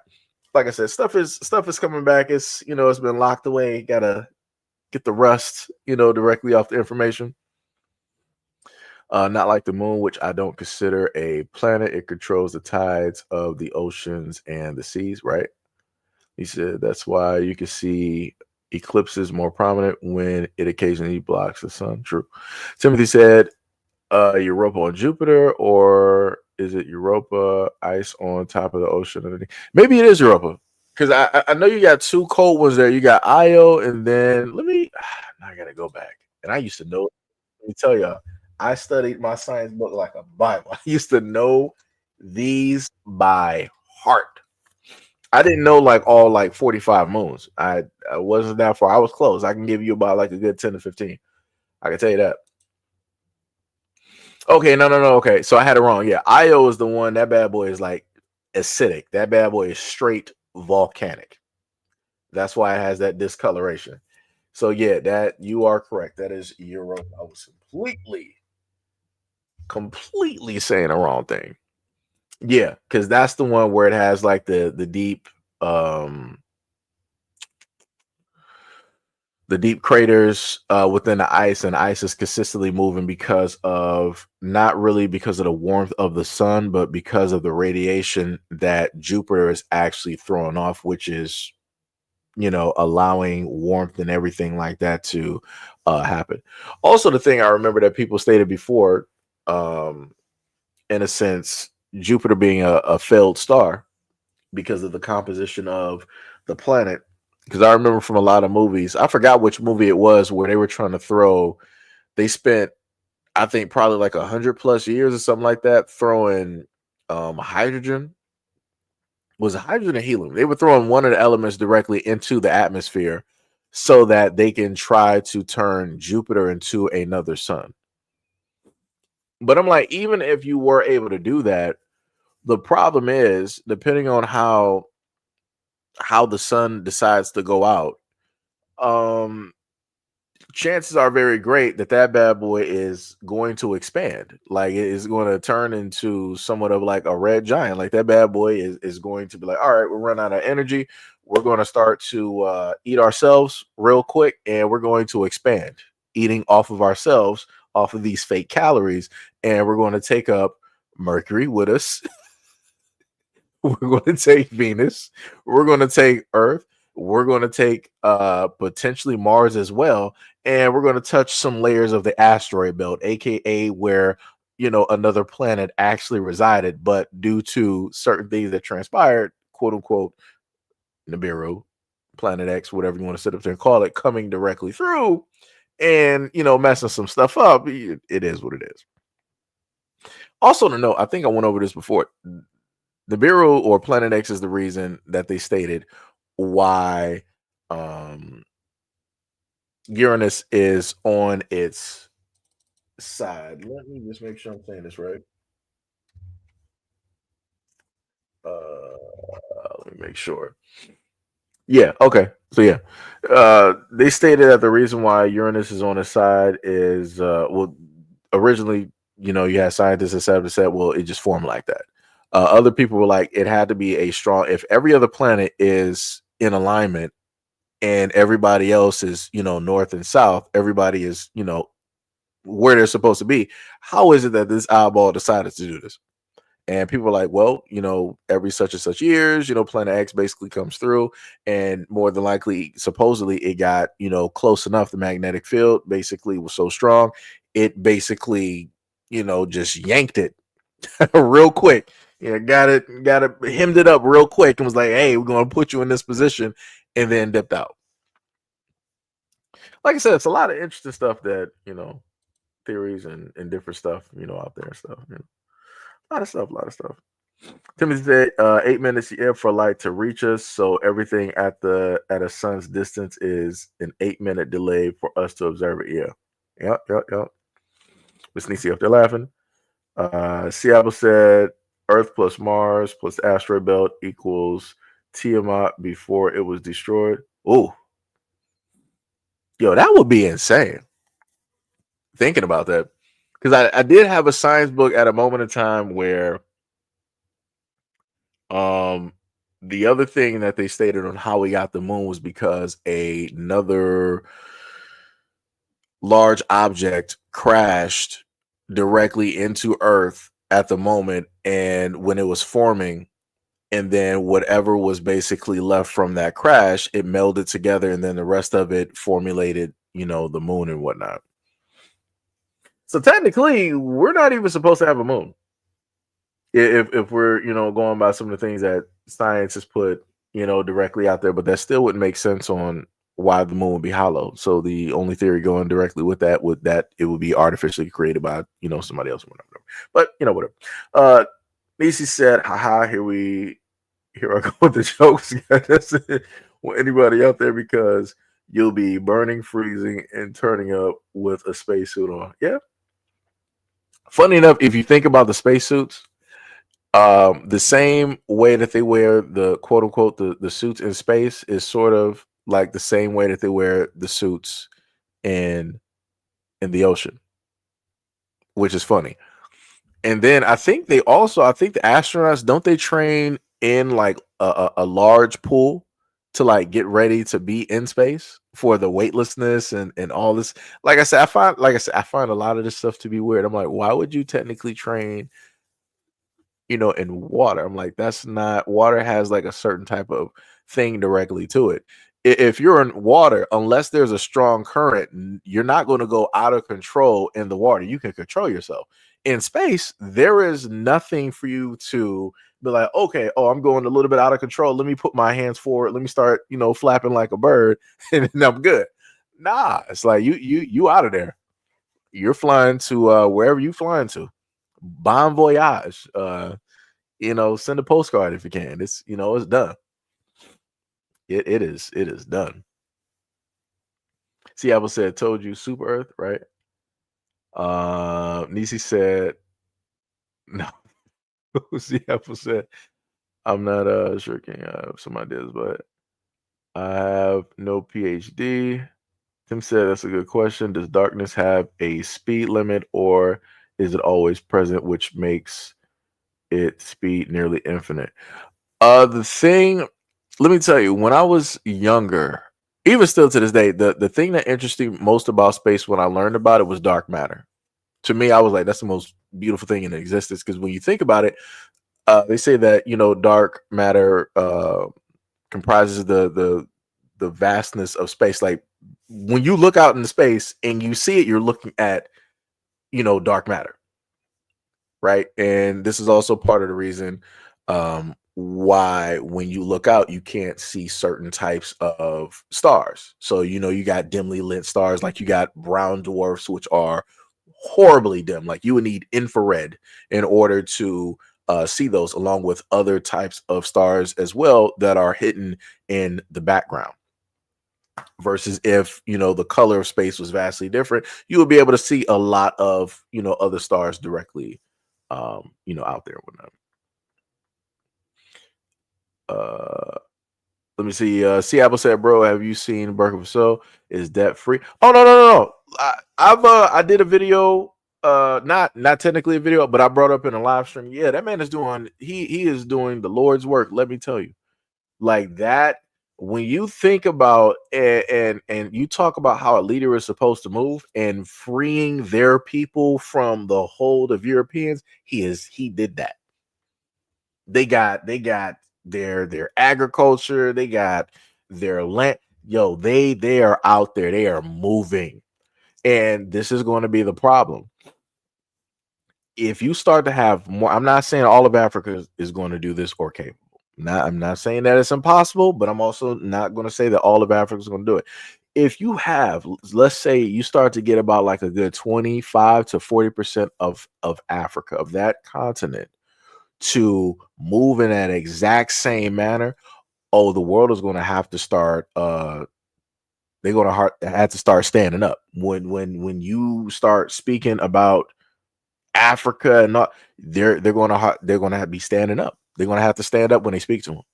It's not going to be like Africa is now coming into a room and everybody is sitting down just having a conversation like it's whatever. Nah, when that starts happening, Africa shows up in a room, everybody's going to be standing.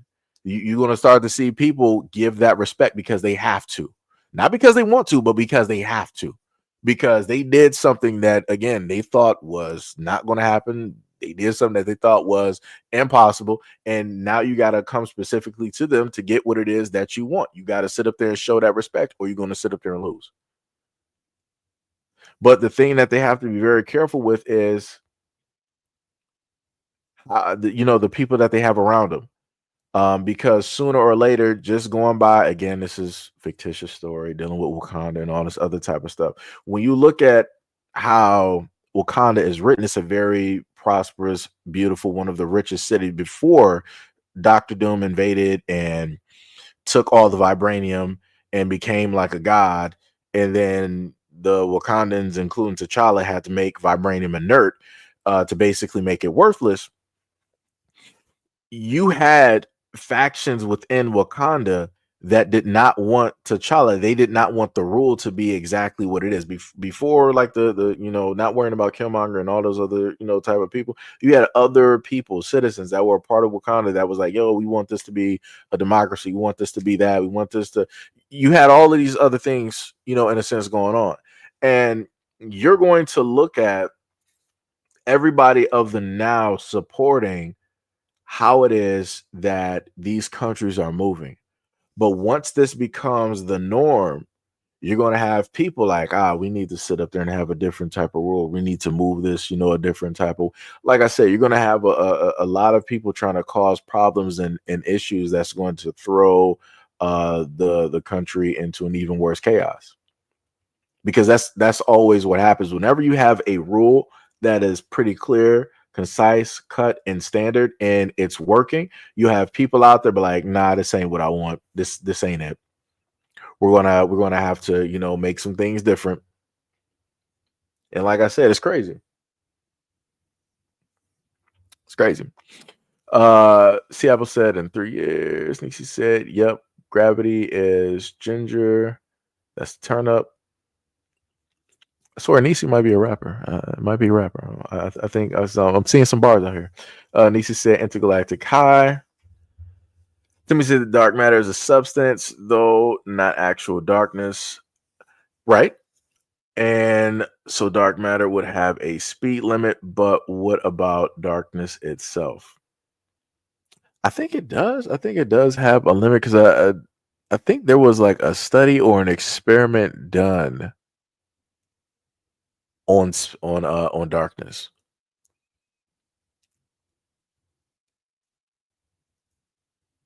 Also to mention that in a part of the galaxy there is was it the galaxy? Yeah, it should have been a galaxy. Yeah, and in a certain part of the galaxy there is a very large gaping hole that is there where there are no stars that exist.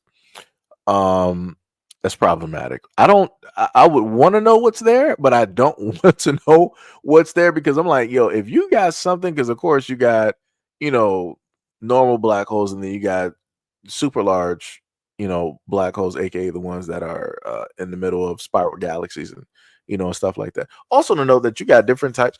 You know what? I'm just going all over the place talking about science. Like, how did I get here? How did I get here? And I didn't even have my coffee yet.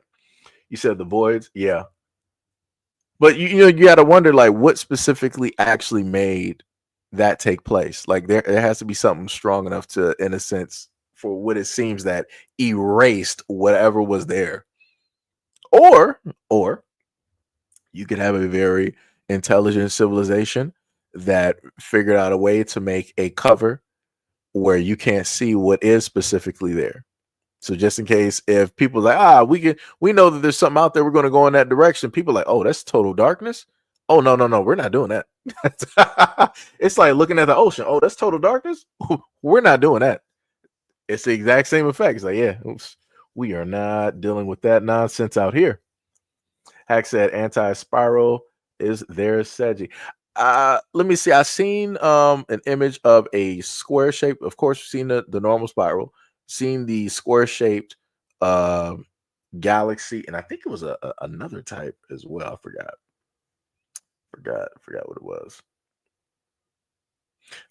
Seattle said, yeah, I wanted to talk about dark hole in space. I don't think it's a black hole. I just think it's a alien civilization. Oh, wait, are you talking about the same area that I'm talking about, or are you just talking about like black holes in general, in a sense? Now, I will tell you this. Now, I'm not sure how many Mass Effect fans that we have at this moment in time. And I think I told you about this like way back, probably about like 2 years ago. One of the dopest things, I think they even had it in Interstellar. Like maybe you might have seen Interstellar when they were near a black hole. I would want to say, if I could technically, if I had the choice to like live somewhere, just having that as a background, I would love to just be there. Like you're on like the outer edge. I ain't talking about being like in the event horizon where it's over for you. I ain't talking about that. We're not doing that. I'm just talking about like you're on like I'm gonna put it as the Goldilocks realm, of that type of deal. Because if you think about it, if you got an active, black hole that's just there, it's not really, running wild or anything like that, spewing, radiation and all this other type of stuff, but it's manageable, right? So it's giving off heat and it's giving off light, and you also have, other things that are passing by, here and there. And technically, realistically, depending on where it's located, you're technically pretty safe. Like you're not worrying about an asteroid or something like that coming to hit you. Now, I will say, maybe you might have to deal with like a rogue planet. Maybe. I don't know. Because, gravitational pull, different things like that. You got rogue planets from galaxies that collided, or things that got knocked out of their own solar system, stuff like that. Even though scientists said that it's more of a normal occurrence to have these rogue planets than not. And I think they also got rogue stars as well, too. Crazy stuff. That's probably going to happen when Andromeda and the Milky Way actually clash. That's also another dope background. Let me tell you, there are certain things I wish I would live to see, where I would want to be within the generation where you could step outside and you can look at the Andromeda galaxy almost as if you can like literally touch it. I would love, like, the pictures that people will be able to take during the time, that's going to be incredible. That is going to be, there is nothing I could potentially try to just AI art or try to draw that's going to convey how beautiful that is going to look. That's going to be insane. I can already see people trying to like, have weddings during certain days of, how it shows up and what is crazy stuff. Event Horizon, right. Let me see. Galaxy on Fire, Event Horizon. Seattle said, yeah, the same area. They have a Dyson sphere. Yo, and I was going to sit up there and say that, and I know about the Dyson sphere. I think they said, what would that be? That would be like a fourth, fifth, sixth type civilization where they're like interstellar and have the ability to terraform and different stuff like that. Like once you are at a certain level as a civilization where you can harness the power of your star, oh yes, it's done. Like you're out there. You're just looking at every, like, it could be a white dwarf or whatever it is. You're looking at that. Oh, that's a gas station real quick. let's gas up. And then let's continue on to, the next system. I think something else that I said that I would love to have as like a background is like a binary star system, like a Sirius A and a Sirius B type of thing, or if it's like 3 stars in the sky, stuff like that. Like I said, space and stuff is dope. Like imagination can just run wild. You can pretty much just imagine and see a lot of things and whatnot. It's pretty dope. And he said somebody in chat earlier was like, "What is the topic?" That's when I knew it went love. Yeah, yeah, that tends to happen. But I think he just got here. That's why. So but like I told people before, this is what tends to normally happen with me if I'm allowed to talk long enough. I'll just start flying into things that that I love, stuff that I grew up on, like science, uh space, things dealing with geography, the earth, water. I mean, that still revolves around science and stuff like that. Like I said, it's a lot of stuff. If it's not video games, it'll probably be science or a mixture of both and whatnot or whatever. Timothy said, if there's a void of nothingness that could be a birth of a multiverse, we just have to witness the original Big Bang yet.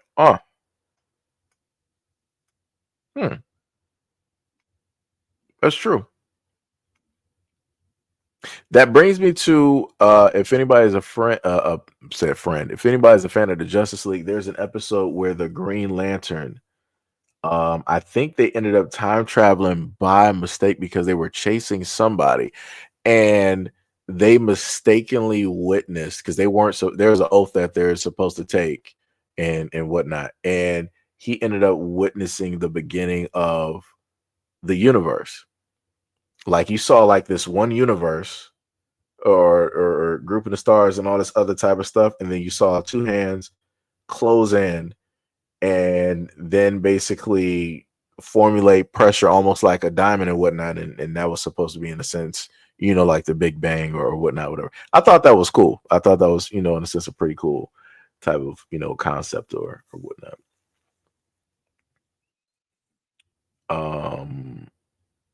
Sonny said, I believe the blackness we see in space is just us within the galaxy's black hole. That would be crazy. It's like how you explained it. I feel like I would have to be high to fully understand it, and I feel like I'm high enough at this moment on life to comprehend it. It's the craziest thing. It's the craziest thing. Craziest thing. Let me see. Sunny said, Earth, Sun, spiraling, black hole equals faith, Earth, Sun, black is the Holy Spirit. Right. Sunny said, all stars are gas stations, bro. Yeah, that's bars. That's bars. 100% bars. Timmy said Dyson spheres is the closest thing to Sephiroth that exists. Yeah. Oh, you know what? I'll put it to you to a different extent. Again, this is not trying to get biblical or nothing like that. But when they talk about the angels, how angels actually look, which would actually scare a lot of people, talking about like all the eyes and all this other type of stuff, and some of the ones that like are attached to like the chariots. I forgot what the ones are called that got like the eyes, and it's almost like a Dyson sphere. As soon as you said that, I'm like, that's exactly what that sounds like. I'm like, when whoever thought about these angels, I'm like, yo, do y'all know what Dyson spheres are? I'm like, it's looking a little bit close. Because I'm like, Dyson spheres got a lot of circles, and they are revolving around this one energy, directly at the at the center and everything like that. Wow. It's pretty interesting. Pretty interesting. Sonny said the Big Bang happened. It happened in seconds, and it happened in minutes, and then in hours, and then days, and then years. Yo, that would be crazy to actually venture to where the center of or the area where the Big Bang actually took place. Because if you think about the universe and how vast it is, we're dealing with the aftermath, and we're not dealing with anything that's in a sense current or new. Well, no. I mean, okay, well, maybe I got this a little bit reversed.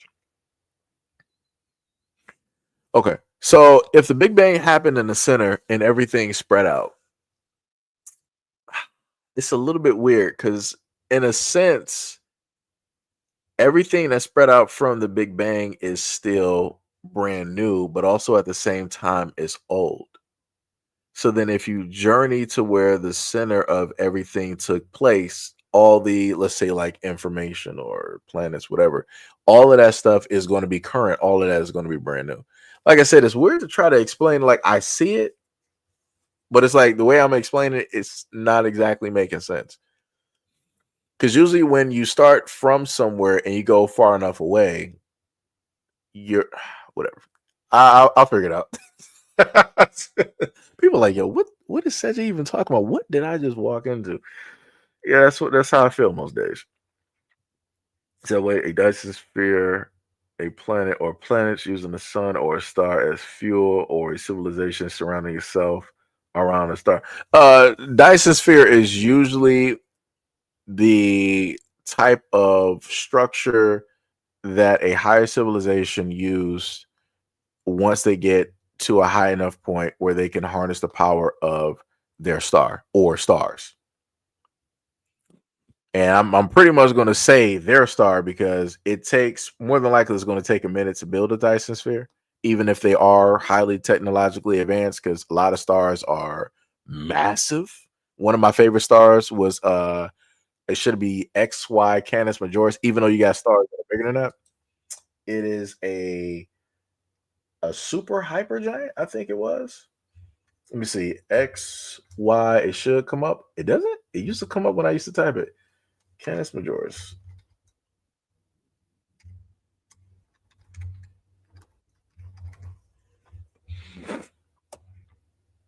Yeah. Yeah, it's a hyper giant. Yep. And then, and the crazy, during the time when I knew about XY Canis Majoris, that was, in a sense, one of the largest ones out there. And then I'm sitting up here looking at a picture. You got, what is it? What's the name of that one? Can't even see it. Yeah, UY Scuddy. I'm like, man, good lord, that is ridiculous. Because like how big the thing is, like almost our whole solar system fits in there. The only ones that would make it out would be Uranus and Neptune. Uranus, Neptune, and Pluto. Like that thing, it would pretty much eat up our whole solar system. And then when you, in a sense, show like a computerized comparison to that star compared to the Earth, it looks like an atom. Like one little flame would just wipe it. It's over. Like it would be nothing.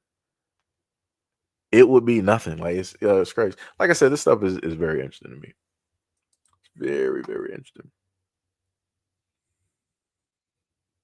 That was my favorite subject in school. Yeah, I'm right there with you. Tim said, but do they realize their planet still, or is the structure around the star planet a substitute? No, I think it's more so a structure just to harness the energy because they're interstellar. Like they can just, in a sense, be anywhere and go anywhere in a sense.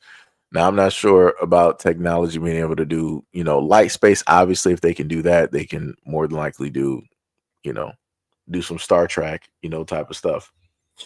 Sonny said every single thing Big Bang is every single thing everywhere. The Big Bang is happening right now. And everything is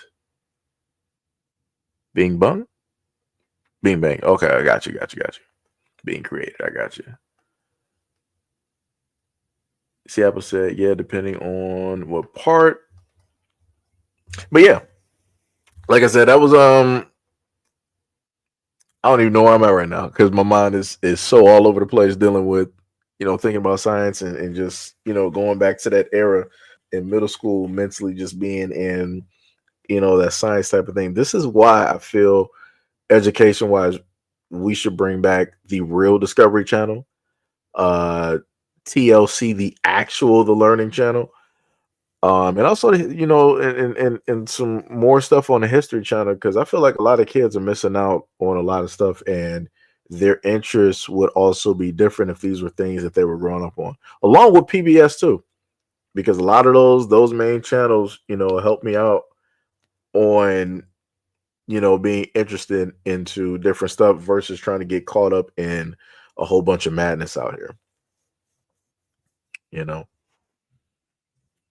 So hopefully that can take place. Hopefully at a point in time you'll start to have, with all of the social media that we got, you have some of these companies that were like, all right, we're gonna start putting out the information that everybody grew up on. We want to bring back the actual TLC, the actual Discovery Channel.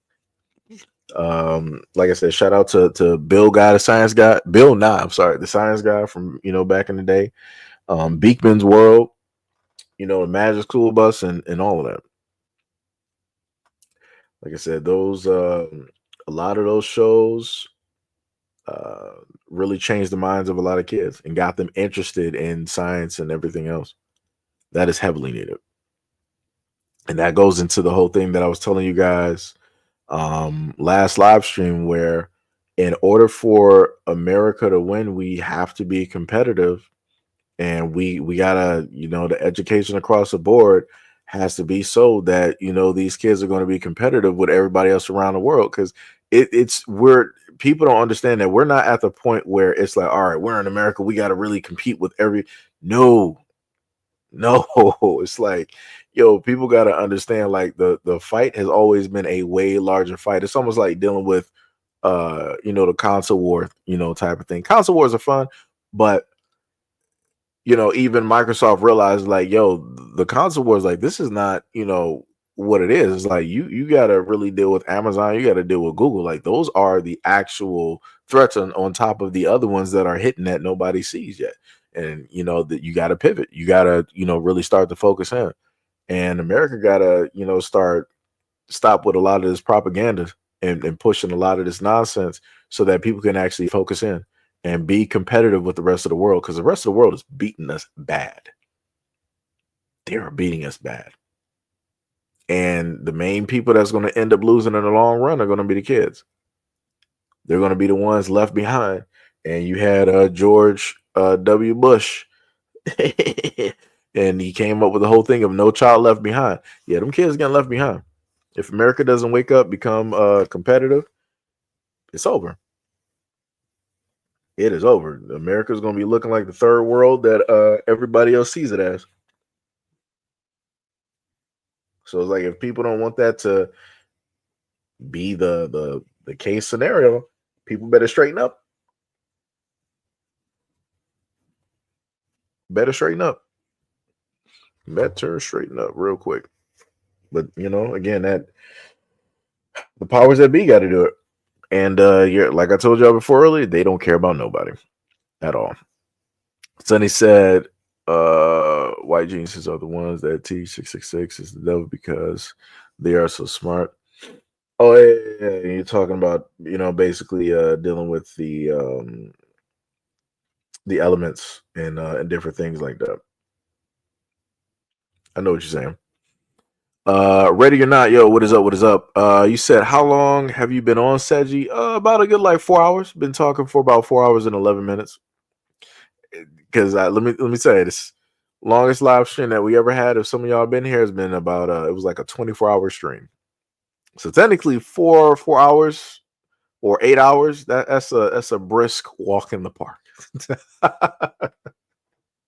that was just normal. That was light work.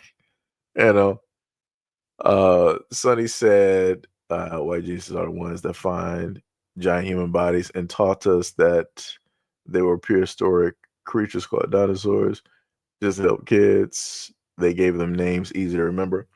That's the other thing too. Like, different from I was gonna say observation.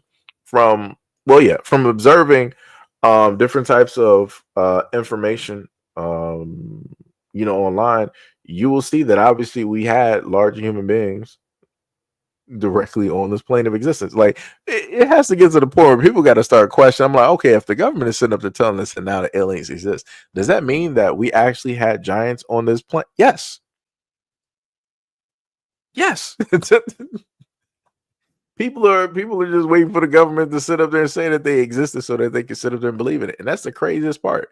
But the main thing I want people to be careful of is that we are living in an age now of information, right? Where a lot of truth is coming directly out, but this is going to be the time that people are going to have to discern for themselves and watch out for a lot of disinformation that is going to transpire. So you got the government, again, telling you the truth and all of this other type of stuff about certain things, but you also got to remember at the same time, I've done videos and shown you technology of where they can make you see certain things like holograms. They got certain stadiums where they'll put the smoke and the fog or whatever it is, and then you'll just see a picture of like a large whale just going through directly through the air. You'll see dolphins and all other types of sea life, and it looks real. It looks as realistic as possible. And then also during that time, you had what was it? You had the image of Tupac rapping at a concert, and everybody paid to go there and see it, and that looked as real as can be. And that was a hologram. And then now you got Apple. I think what is it? Apple got a teleporter. Let me make sure because I remember sitting up to seeing this. I think it's like $25 million.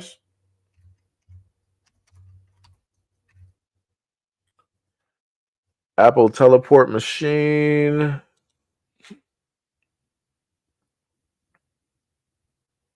Okay. Well, looking it up, using the AI, they say there is no Apple teleport machine. The teleport machine is not physically possible. However, there is an iPhone app called Teleport that uses AI for matching.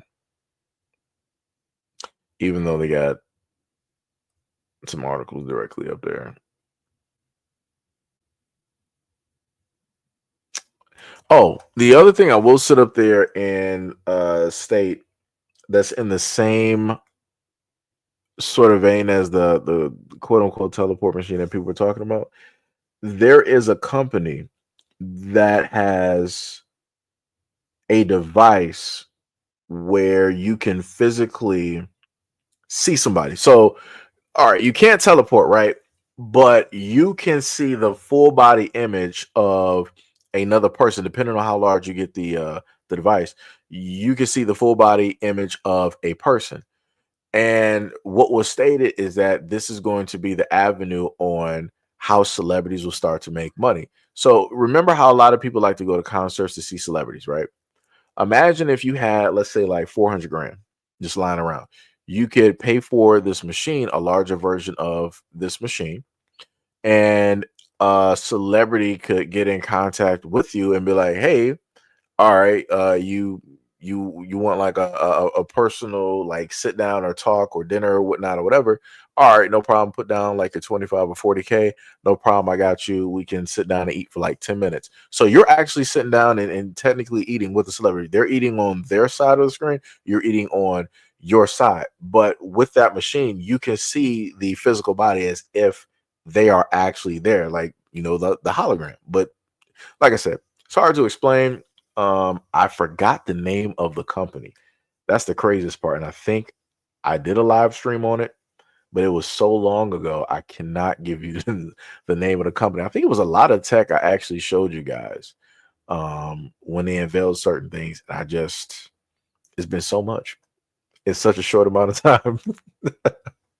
All the information is jumbled up. And I'm like, I guess this is what happens when you technically don't really like take breaks and just like breathe. Everything just becomes like water. Shout out to Bruce Lee.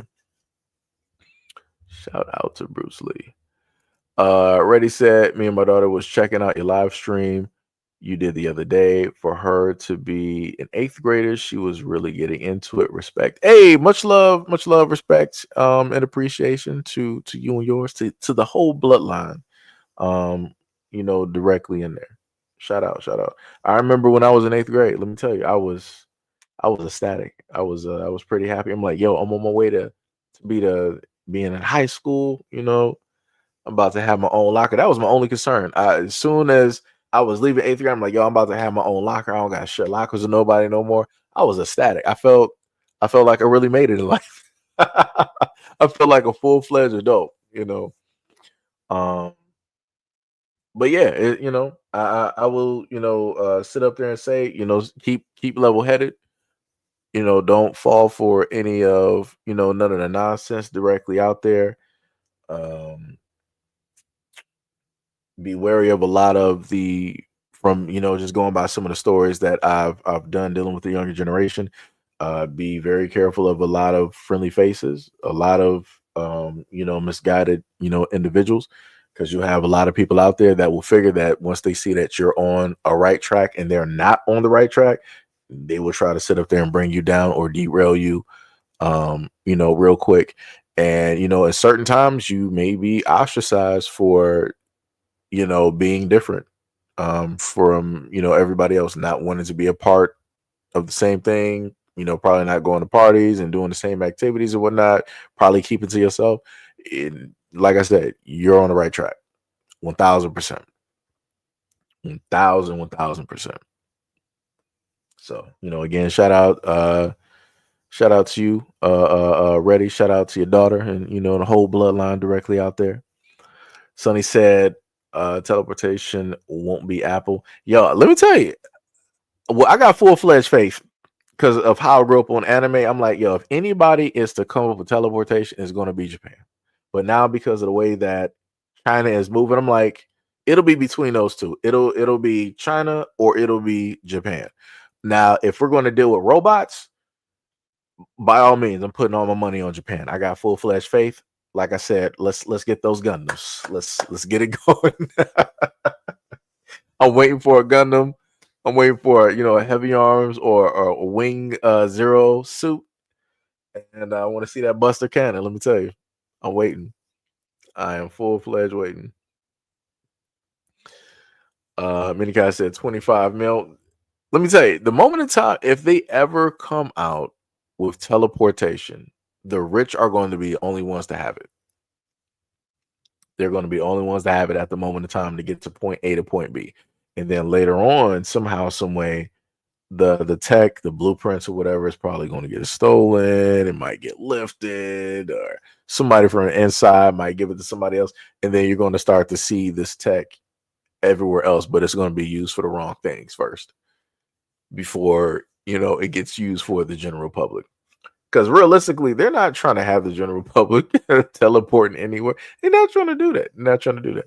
They done spent too much money on the roadways to allow people to be able to just teleport. They're like, yo, we done just reworked all of these highways and roadways to make sure that if any accident or any chaos happens, we're going to send y'all right back to once where y'all came from.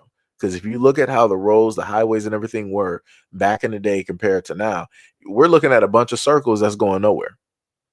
Like it's carefully orchestrated to make sure that they know where you're going and where you're not going. So, again, going back to the other stuff from earlier today where we're talking about control, that's exactly what that is. Seattle said LOL. Seattle said, yeah, the teleport machine is the way, or teleportation machine is on the way, just working on the marketing. Yeah, I believe it. Trust me. Ready or Not said it's called the Portal. Yeah, we got a few of those, or you could also call that bad boy a Stargate. That was also my favorite show too. Stargate and Stargate, Stargate SG-1 and Stargate Atlantis. And the funny thing is, if people actually do a little bit of research, those quote unquote Stargates, you'll actually notice that those are in a lot of places around the planet. A lot of places, not talking about the ones that they just decided to, quote unquote, make up as like artwork, but there are a lot of those. Some of them may be broken, and I'm pretty sure you may have some in the in South America somewhere in that thick jungle, along with quite a bit of pyramids and whatnot. You just can't see it because it's covered by all the lush jungle that was there. If you are to make at a point in time the Amazon completely barren, or if you got the tech to mitigate all of the greenery that is there just so that you can see the landmass, you'll start to notice that there are more than likely a lot of pyramids down there in South America. I'm talking about a lot. If we got pyramids down there in Antarctica, yeah, you got pyramids everywhere else. Augmented. Yeah. Timothy said humans don't need a teleporter. So many accidents would happen. I mean, yeah, that's true. There was a story about a teleporter that was created, and what ended up happening is that I think one of the guys got melded or teleported into the ship. It was something tragic that took place. But yeah, they got some stories out there. They'll put that in the Ripley's Believe It or Not, type of category. Ready and I said thanks, bro. No, hey, much love and appreciation. Y'all took out the time to come through and listen to the live stream. Like I said, I ramble a bit, especially like now when I'm away from the topic. I just start talking about everything. Mine is just like straight chaos. It's like science, art, video games, comic, anime. Straight chaos. What is up? Said did SZA, what did SZA say? Basically, going because the video's not up there. So going back to the very first video,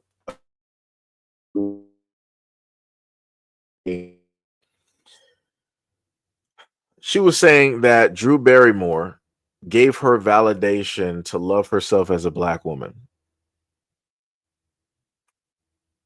That's what she did. That's the best way to put that directly up there, because playing the video, you will end up having a face that everybody else had directly in this chat, and people were just in disbelief, like, what? It's like, why would you do that? And I'm like, yeah, I was like, it's insane.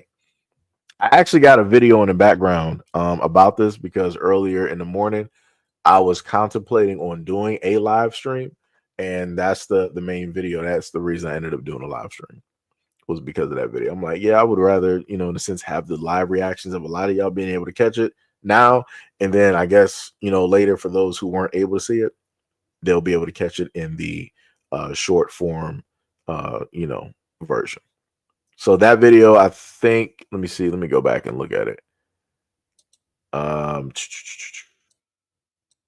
So yeah, that video is about, like, versus the live stream that I'm doing, that's 4 hours. That video by itself alone, my commentary, is about like 10 minutes. 10, maybe close to like 11 minutes. So that's not that bad, because this live stream is pretty long. And I think I covered 3 to 4 other videos, and I think some other topics as well. I got quite a few like things in the background that I wanted to mention to talk about. I'm trying to contemplate how I'm going to do those, either in single form or in just a multi-video format. But certain videos like this, I feel that they are of the utmost importance, that they just need to get separated. Because sometimes I'll mix and match videos directly in one giant video, and it's like people will miss some of the other videos that are there. And I'm like, yeah, sometimes I was like, yeah, maybe I should just singled out that video sometimes. See, Apple said, even if you want a 90%, it would be efficient enough to make it around a star. Class 804 is my favorite since in my movie. See, Apple says, this would say everybody has to get paid. Right. Ready and I said, I already know. We had those talks and everything. You say, I fully agree. She understands that out there trying to change the world, just gotta accept into 8th grade engineering Woo! Got accepted into an 8th grade engineering program at Duke. Ooh, woo! That's cold. that is crazy. That is madness right there. That is pure genius. Let me tell you. Oh man. Yo, if I could actually go back, let me see, in middle school, let me tell you, I would take a lot of things more seriously. I will say, though, engineering is a very great step and a very great avenue. We need more female engineers directly out here. I will say, because she is in the 8th grade, the future that she has will be digital. So a lot of the things that she's gonna, see is going to deal with, like the digital ID, is going to deal with the biometrics. It's going to be dealing with the different currencies, like the cryptos, and and all that, other type of stuff. So, like I said, that's going to be a good area. That's going to be a very, very good area. And then on top of that, depending on where she goes in engineering, she's going to be some of the first people to be in the know about certain things as well. So yeah, that's a very good choice. That's a very, very good choice. Very good choice.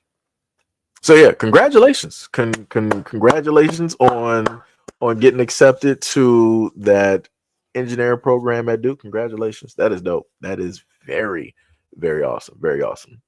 It's genius type work. Genius type work. Hack said Japan is greater than the US, LOL.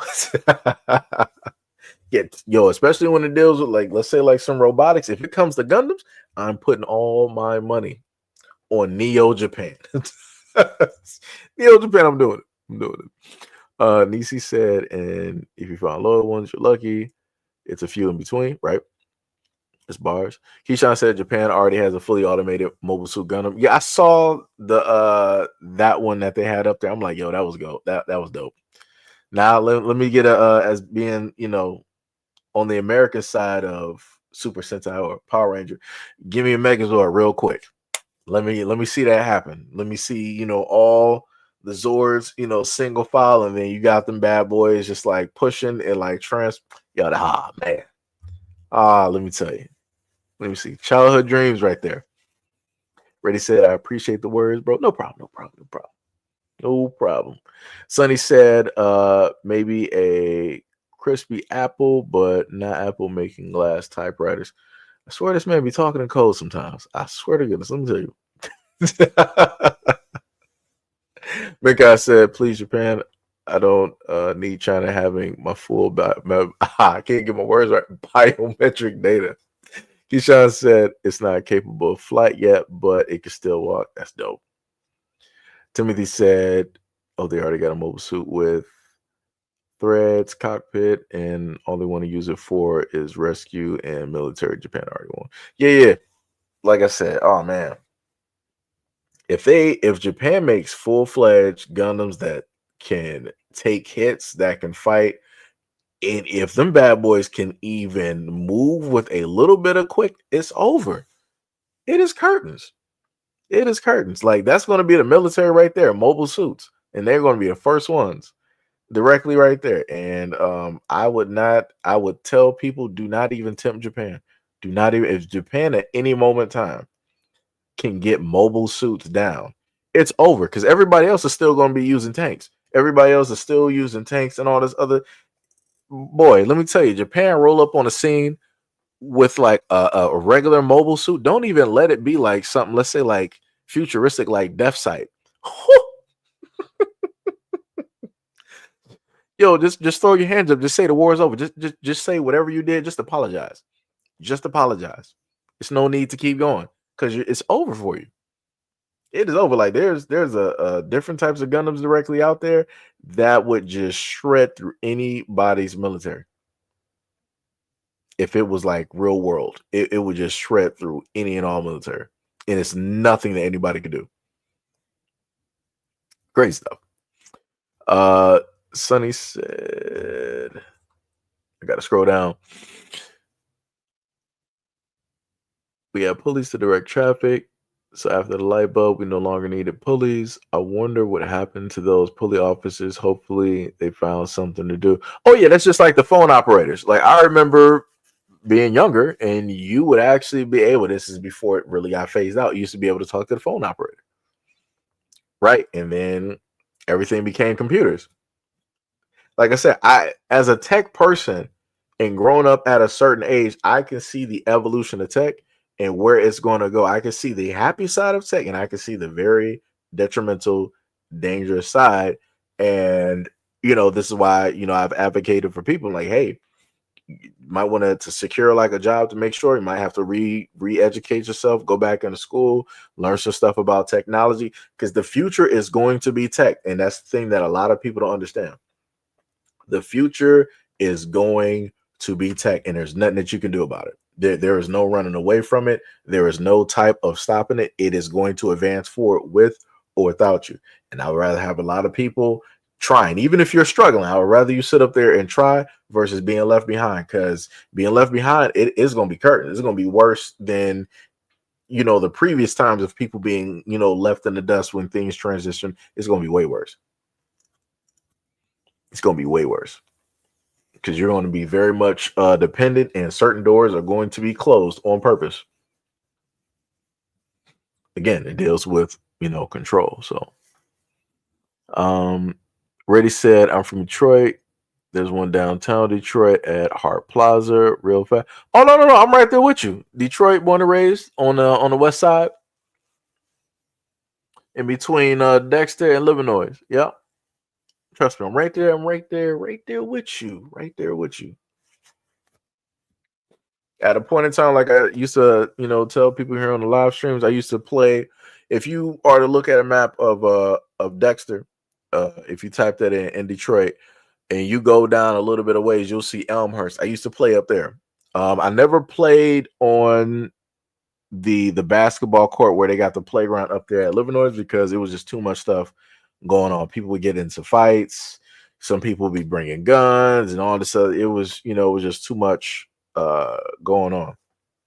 Then me and my friends, due to our next door neighbor Rob, he took us to the Gus Macker, the basketball tournament that they had at a point in time. I forgot the location of that. I forgot the location of that though. But yeah. Yep. We be out there, let me tell you. Philadelphia Project. Siapa said, I'm trying to be a new type, right? Siapa said, all the people on the ship was fused with the ship. Yeah, I think that should have been what it was bad. It was bad what happened, but again, that was, just a fairy tale conspiracy, however they want to put it. Keyshawn said augmented reality is making leaps and bounds in the medical field as a training tool. Yeah, I actually saw a video where they were using real physics and augmented reality along with a certain device that you can put directly. It's not fully on the body yet, but you can put it on the hands. So if you are basically seeing like a cube on screen, like if you were to play Minecraft, it's like, okay, I'm going to pick up a cube with my hand. It's nothing. It's like you're just like, you got your fingers together, cube here, cube there, right? But with the device that's on there, they're sending electronic signals directly to your muscles. So if you're picking up a cube, you feel as though that the cube is there.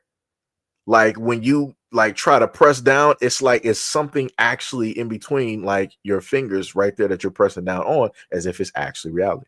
So everything is going to be very, very interesting. Like I told people before, as a gamer, I want to see where, games are going to be, in the next 20 years.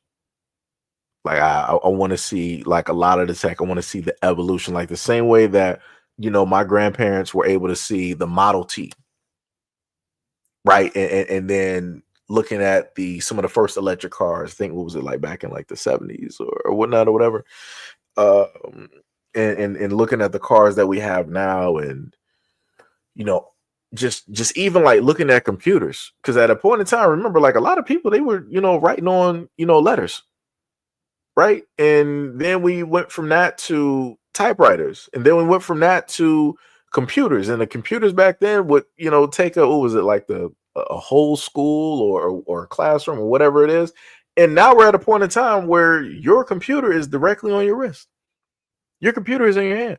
I told people that it's going to get to the point where all of, let's say, like the jewelry is going to be fashionable. Like the computers of the future are going to be jewelry. Like the headsets that we normally wear, like headphones, is going to be, bone conduction. Like I already have like some bone conduction headphones, but it's a little bit larger. these are going to be like like earrings. Like it's going to be like fashionable earpieces that you can literally wear, and it's not going to look like the device that it's supposed to be. The same thing with the necklaces and whatnot. It's going to be still bone conduction, because when you're wearing a chain or a necklace, it is sitting directly on your bones, and when you actually put sound directly into the bone, you can hear. So you got open ear in a sense, headphones, or however you want to, reference it or whatnot. But like I said, tech is going to be a very, very interesting thing. It's going to be very interesting. Like I said, leaps and bounds are going to take place, and people are going to be like, yo, like, how do we get here? Is the thing that's going to happen is the fear aspect that a lot of people, two things. People are going to have a fear aspect because of how fast that tech is moving, and they don't know how to feel about it, and they don't know exactly how to move with it because it's moving faster than they can understand it. The other aspect is going to come in where you got people that add in religion to it, and they're like, hey, this is that, and all this other type of stuff and whatnot or whatever. And like I said, I get both sides. I completely give both sides. I get the people that feel like it's a race trying to catch up directly with it. But with that part, I just tell people, I'm like, yo, you gotta just relax. It's like if they ever tell you like you get caught in like a riptide or whatever it is, you don't fight the current. You flow with the current, you allow it to, have you flow out for a minute, and then you swim around, and then you make it back to shore. So, that's in a sense what you will do. You will just have to like flow with the current. Whatever part of the current that you get caught in, that's the part that you flow in, and you feel that out, and you get used to it. You figure out, what's going on. When it deals with those who are in the religious aspect, like I said, I respect whatever it is that everybody moves and people believe in. I would just put it in the aspect of that, if we're going to the aspect of everything, or the mark of the beast, and and different stuff like that, I'm like, well, you already got that.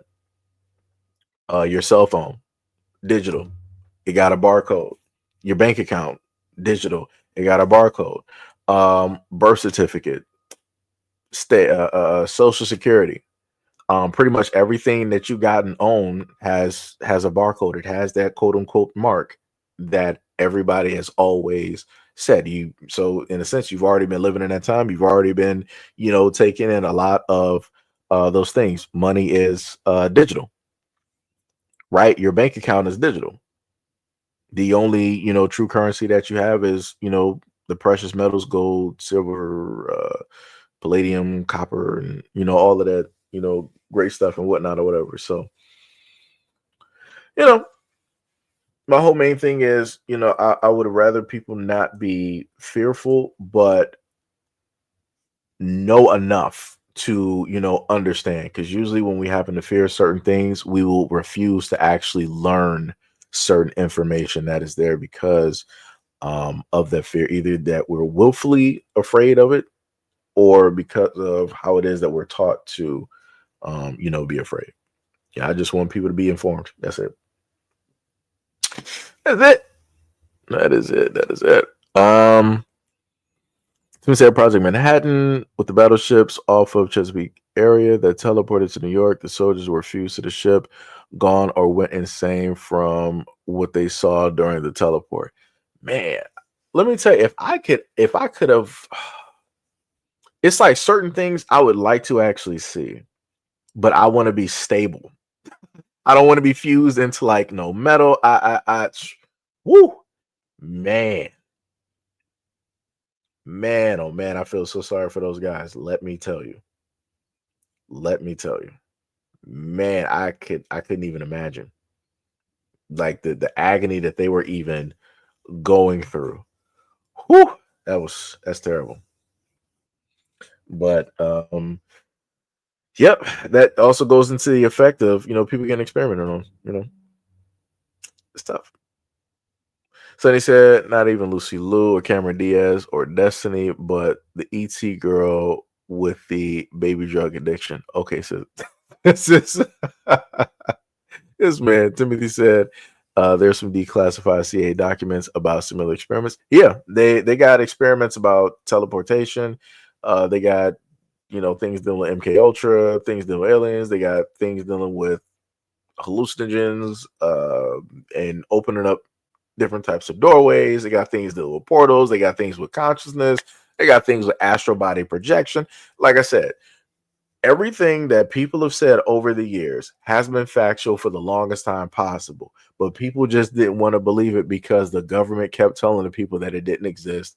It was a lie. It was false. We're not that advanced, yada, yada, yada. And people keep believing the government and eating it up. That's the most dangerous thing, because the government has showed time and time again that they will lie and lie and lie repeatedly. No matter how true this statement is, it's insane. It's insane. Let me see what we got. He said, I saw the interview. Seattle said, and I love to be an engineer. Nisi said, good. Keyshawn said, congrats. Nisi said, for now. Timothy said, tell the 8th grader to focus on smaller tweaks to existing products to get notoriety, then create world-changing products. I get what you're saying. So, in a sense, she's like leaving like fingerprints like everywhere. Like, okay, she laid hands on this product. She, in a sense, made this better. Revolutionized it. Did something that, just like propelled it. And then, just kept doing fingerprint, and then bam, the whole hand on like this one product. And people like, where this person like come from? Like, like they just created this. Like, this is crazy. And it's like, yeah, if you want to see the work that I did, look at these other products that I basically made better. I see what you're saying. Yeah. Yep. It's almost like sort of like Where in the World is Carmen Sandiego type of deal. And I used to love that show. That was a great show. Great show. Seattle said, I don't know how it's going to work. This is in my 30s. Shout out to the 30s. Shout out to the 30s. Sonny said, I like if we fought with Megazords. Megazord was that was dope. That was dope.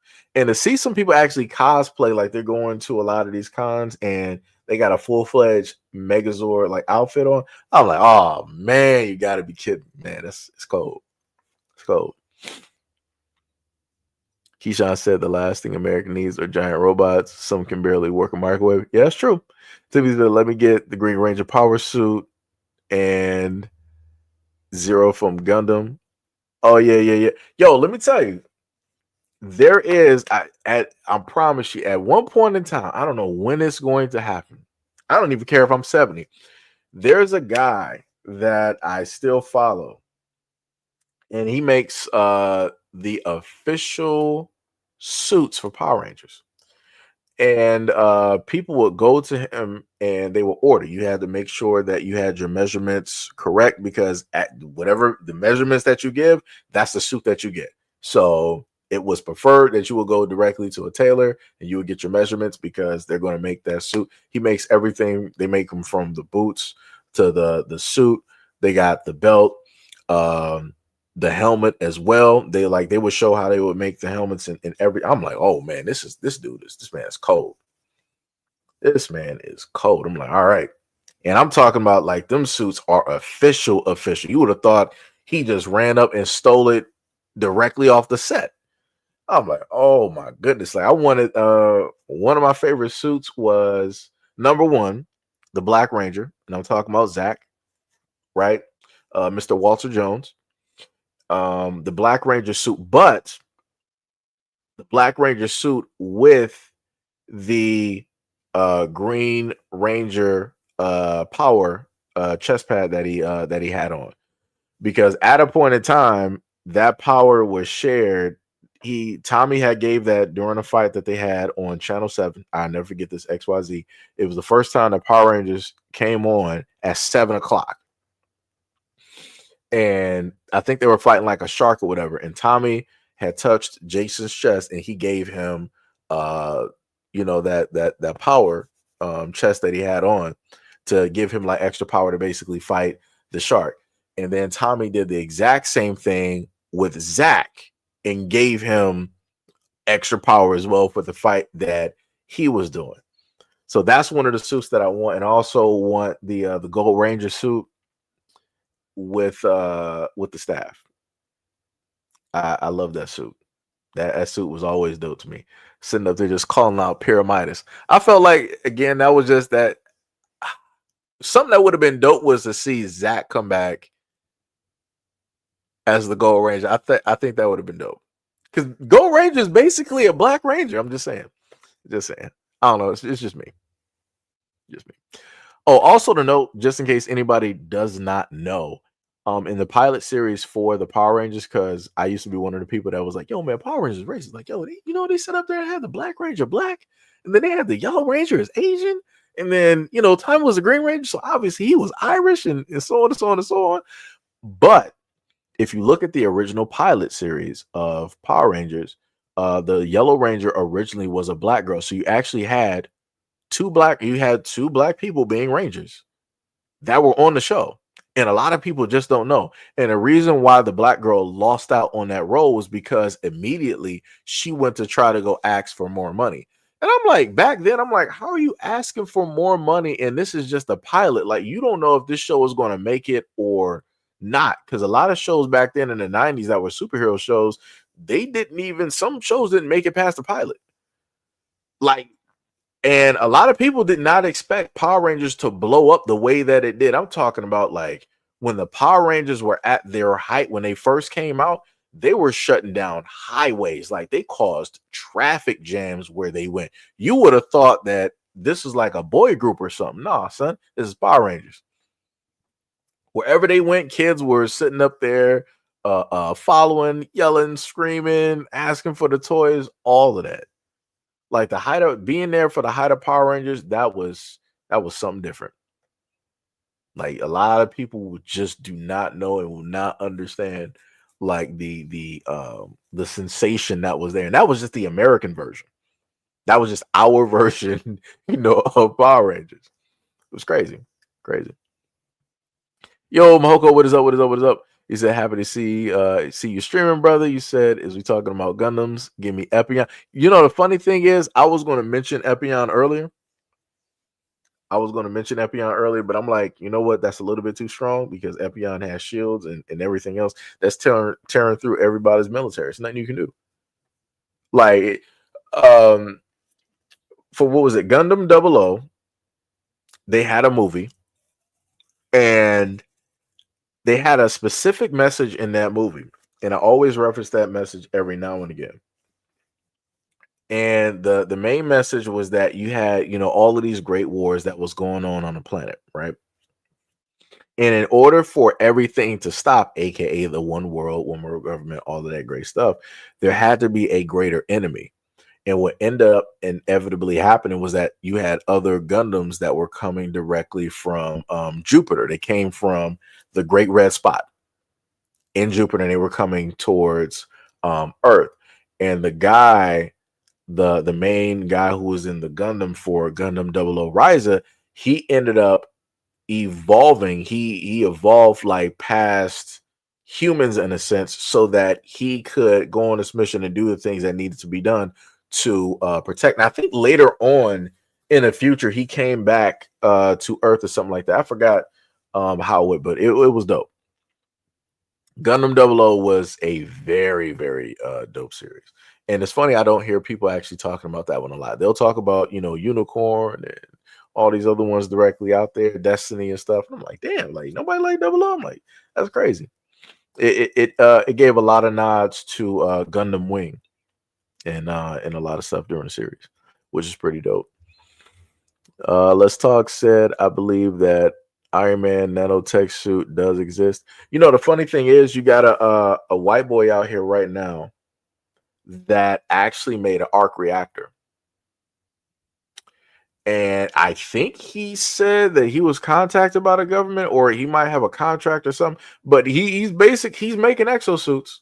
He is making those exosuits there. And this is why I sat up there and told people about the internet. Like, you have people out here that invent, that make credible things that actually do work. Like a lot of these YouTubers that are engineers that you see them making real world, yeah, that stuff works. That stuff 100% works. That man made a reactor and they got in contact with him. Now, I feel as though that they did that in order to keep tabs directly on him, because I'm like, all right, he did make that by himself, right? Without any type of government money, government backing, all of this stuff. But I'm like, the government has stuff like that. They have, you know, anti-gravity, you know, technology and all this other type of stuff. Just like case in point, remember the government, they're the main ones that gave us the internet. The government had the internet before we had it. It wasn't, you know, something that just came up out the blue and it was like this wonderful technology. Oh, we just created the internet. Let's give it to you guys. No. Because, you know, again, people got to sit up there and remember, like, just like how you got levels to the ocean, you got levels to the internet. You got the main part, you got the light. Wherever the light can touch, that's usually where everybody else is, the greater majority of the world, right? And then you start to go towards the middle section where you got a certain percentage of the world that knows how to, you know, get there, right? It might be a little bit difficult, whatnot, or whatever, but you can still make it. Now you start to go deeper where it's dark, right? You don't know specifically what's there, what's out there, and how to get there is very, you know, difficult. And you gotta, you know, watch for certain things and use other browsers and all this other type of stuff. And then you got what's below that. And what's below that is where all of the, let's say, other people in the know, let's say like the government or governments and, you know, other families and individuals and stuff like that, that's where they tend to reside, where they can look and see everything else above, which, you know, what's going on. So like I said, there's layers to a lot of things, especially the internet. Like I said, the dark web, that is not a joke. I've been there once, technically a few times. It is not a joke. I would have actually sat up there and did a video and showed that there, but the amount of editing that would take, I would have to blur out the whole screen. I would rather not do it. I would rather. I'm not going to do it. But yeah, it's crazy. It's a very crazy place. Very, very crazy place. See, Apple said, "Nah, it's Unicorn for me." Unicorn is dope. I like the transformation on Unicorn. I actually, funny enough, I played with Gundam Unicorn. Was that on Dynasty Warriors Gundam, or am I thinking about another Gundam game?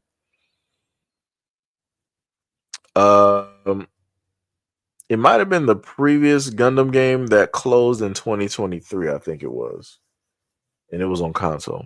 I forgot, it was one of them. I want to say I played with Gundam Unicorn on Dynasty Warriors Gundam. I want to say I should have. Because I think I remember doing that and leveling that Gundam up. And that should have been either on Xbox One, which I think... I'm sorry, what is it, Xbox? Yeah, Xbox One, which is directly to my my left, or it might have been on 360, which I don't have now. And all of those games are probably gone, which sucks. Sonny said, I still need my right arm license, but I qualify to be in a leg. Oh, yeah. Talking about for the Megazord. Tim said Japan already won. They got engineers, haven't found out the ability of legs imbalance, but Japan is the closest one right now. Yeah, I want them to keep working on that. Like I said, the moment in time that Japan can do it, technology-wise, it's going to be another jump. Everybody else is like, oh, technology, Japan built this. We got to sit up there and start building stuff too. Now it's going to be a race. The police officer found a way to pass the time. We just call them police officers. Right? I see you. Anisi said, oh, wow. Keyshawn said, Japan built new legendary Pokemon that turned into motorcycles is actually transforming. Oh yeah, I seen that on the Switch. I seen that. I was like, oh, that's pretty dope. Tim said, I still want a hover. Yo, I'm still waiting for trust me, I am still waiting for a hover. I don't care. I told y'all before, I don't care if I'm 70. I'm on that hoverboard. I'm having the shoes and everything. Already got the red vest downstairs. I'm getting that hoverboard. Minkai said, remember when VR devices first started getting sold to the public and they tried to really push AR games too, but it wasn't good enough. Yeah, to build on Steam. Yeah. Do I count?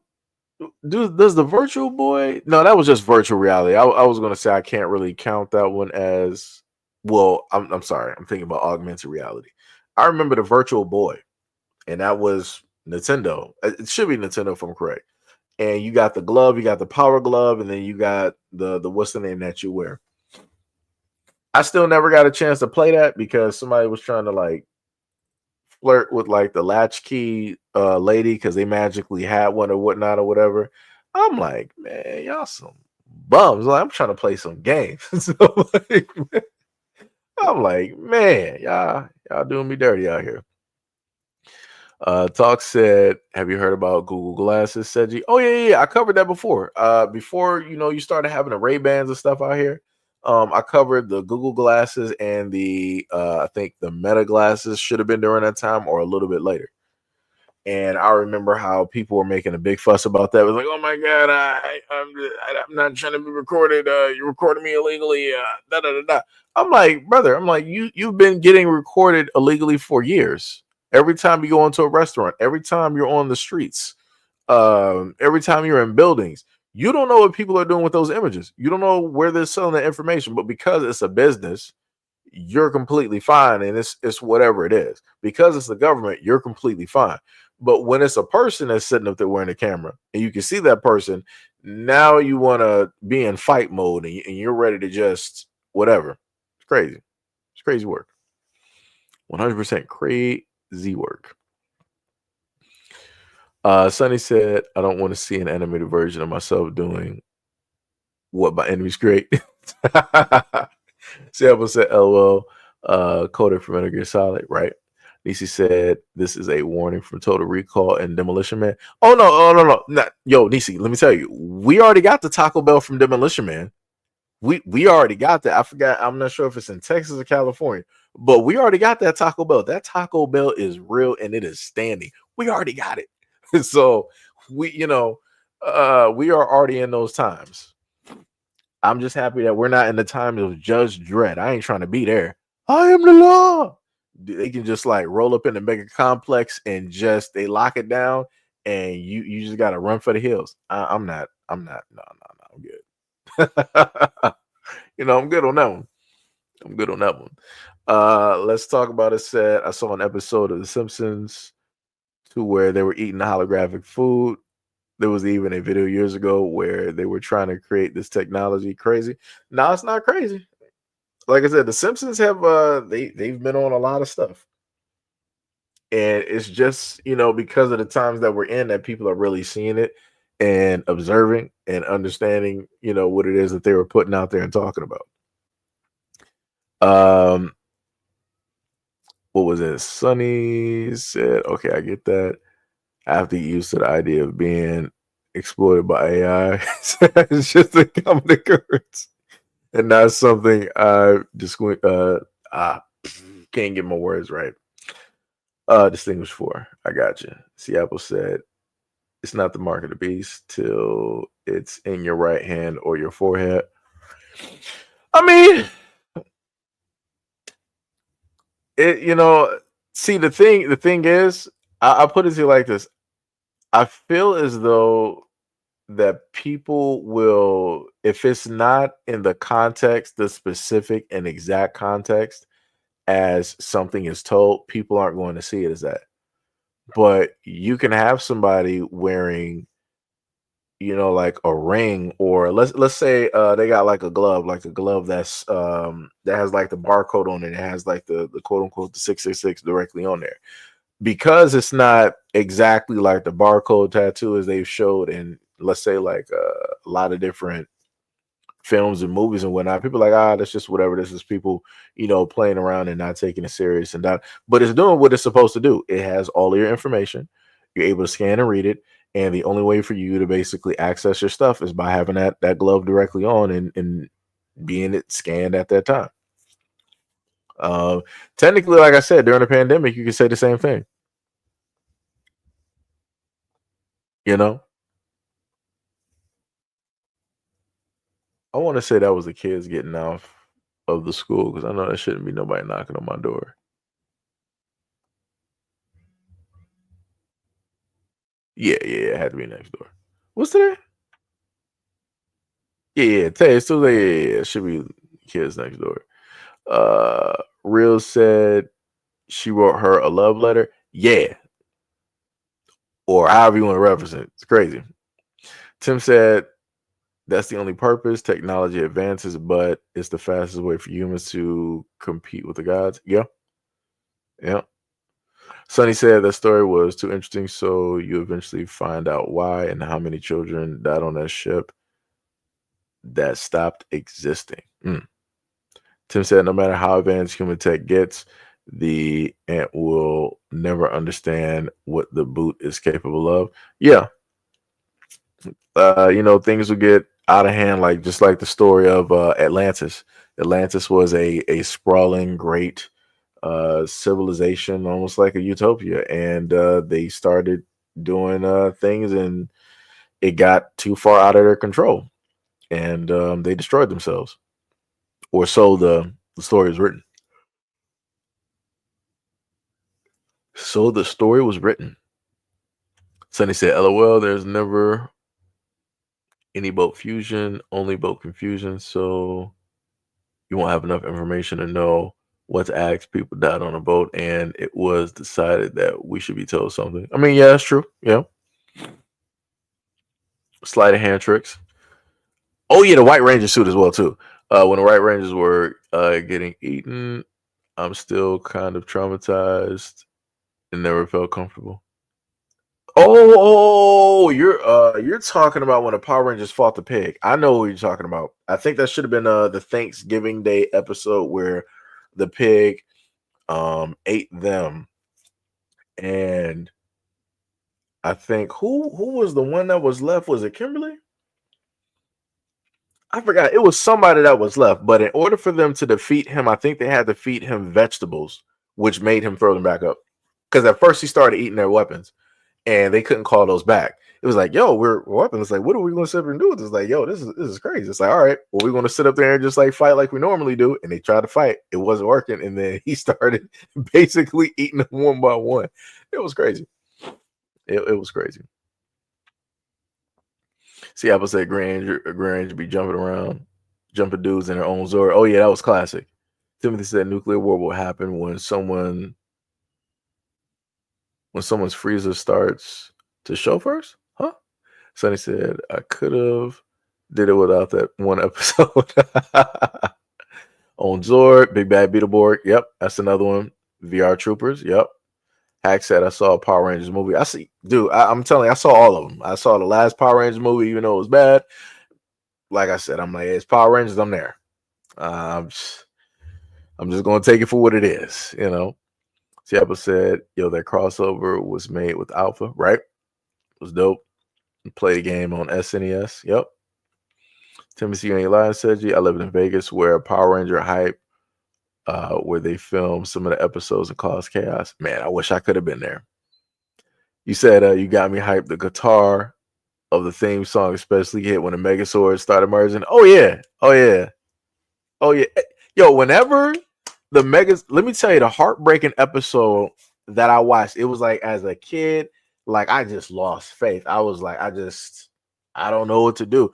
The two times that I saw the Power Rangers got defeated, the first time during Mighty Morphin when Rita got her brother and her father, and they destroyed the command center, and their powers were basically gone. We thought Zordon was gone, Alpha was gone, the Power Rangers were no longer the Power Rangers, and then they had to go on this journey, and you had somebody new basically, teaching them and whatnot. I forgot it was a lady with all white and whatnot, and then you also had Ninjor that was helping them along their way, and they had to get their Ninja Zords, and they had their brand new costume. I'm like, yo, that was for the Power Rangers, I'm like, yo, that's cold. Like everybody looked like ninjas and whatnot. I'm like, hey, like, all right. I was cold, and then they had like the suits and everything. And then everything got rebuilt because everything was underground. And of course, this was also during the time that they brought back Tommy. Technically, I had went fast forward and then I brought it back, but you get what I'm saying.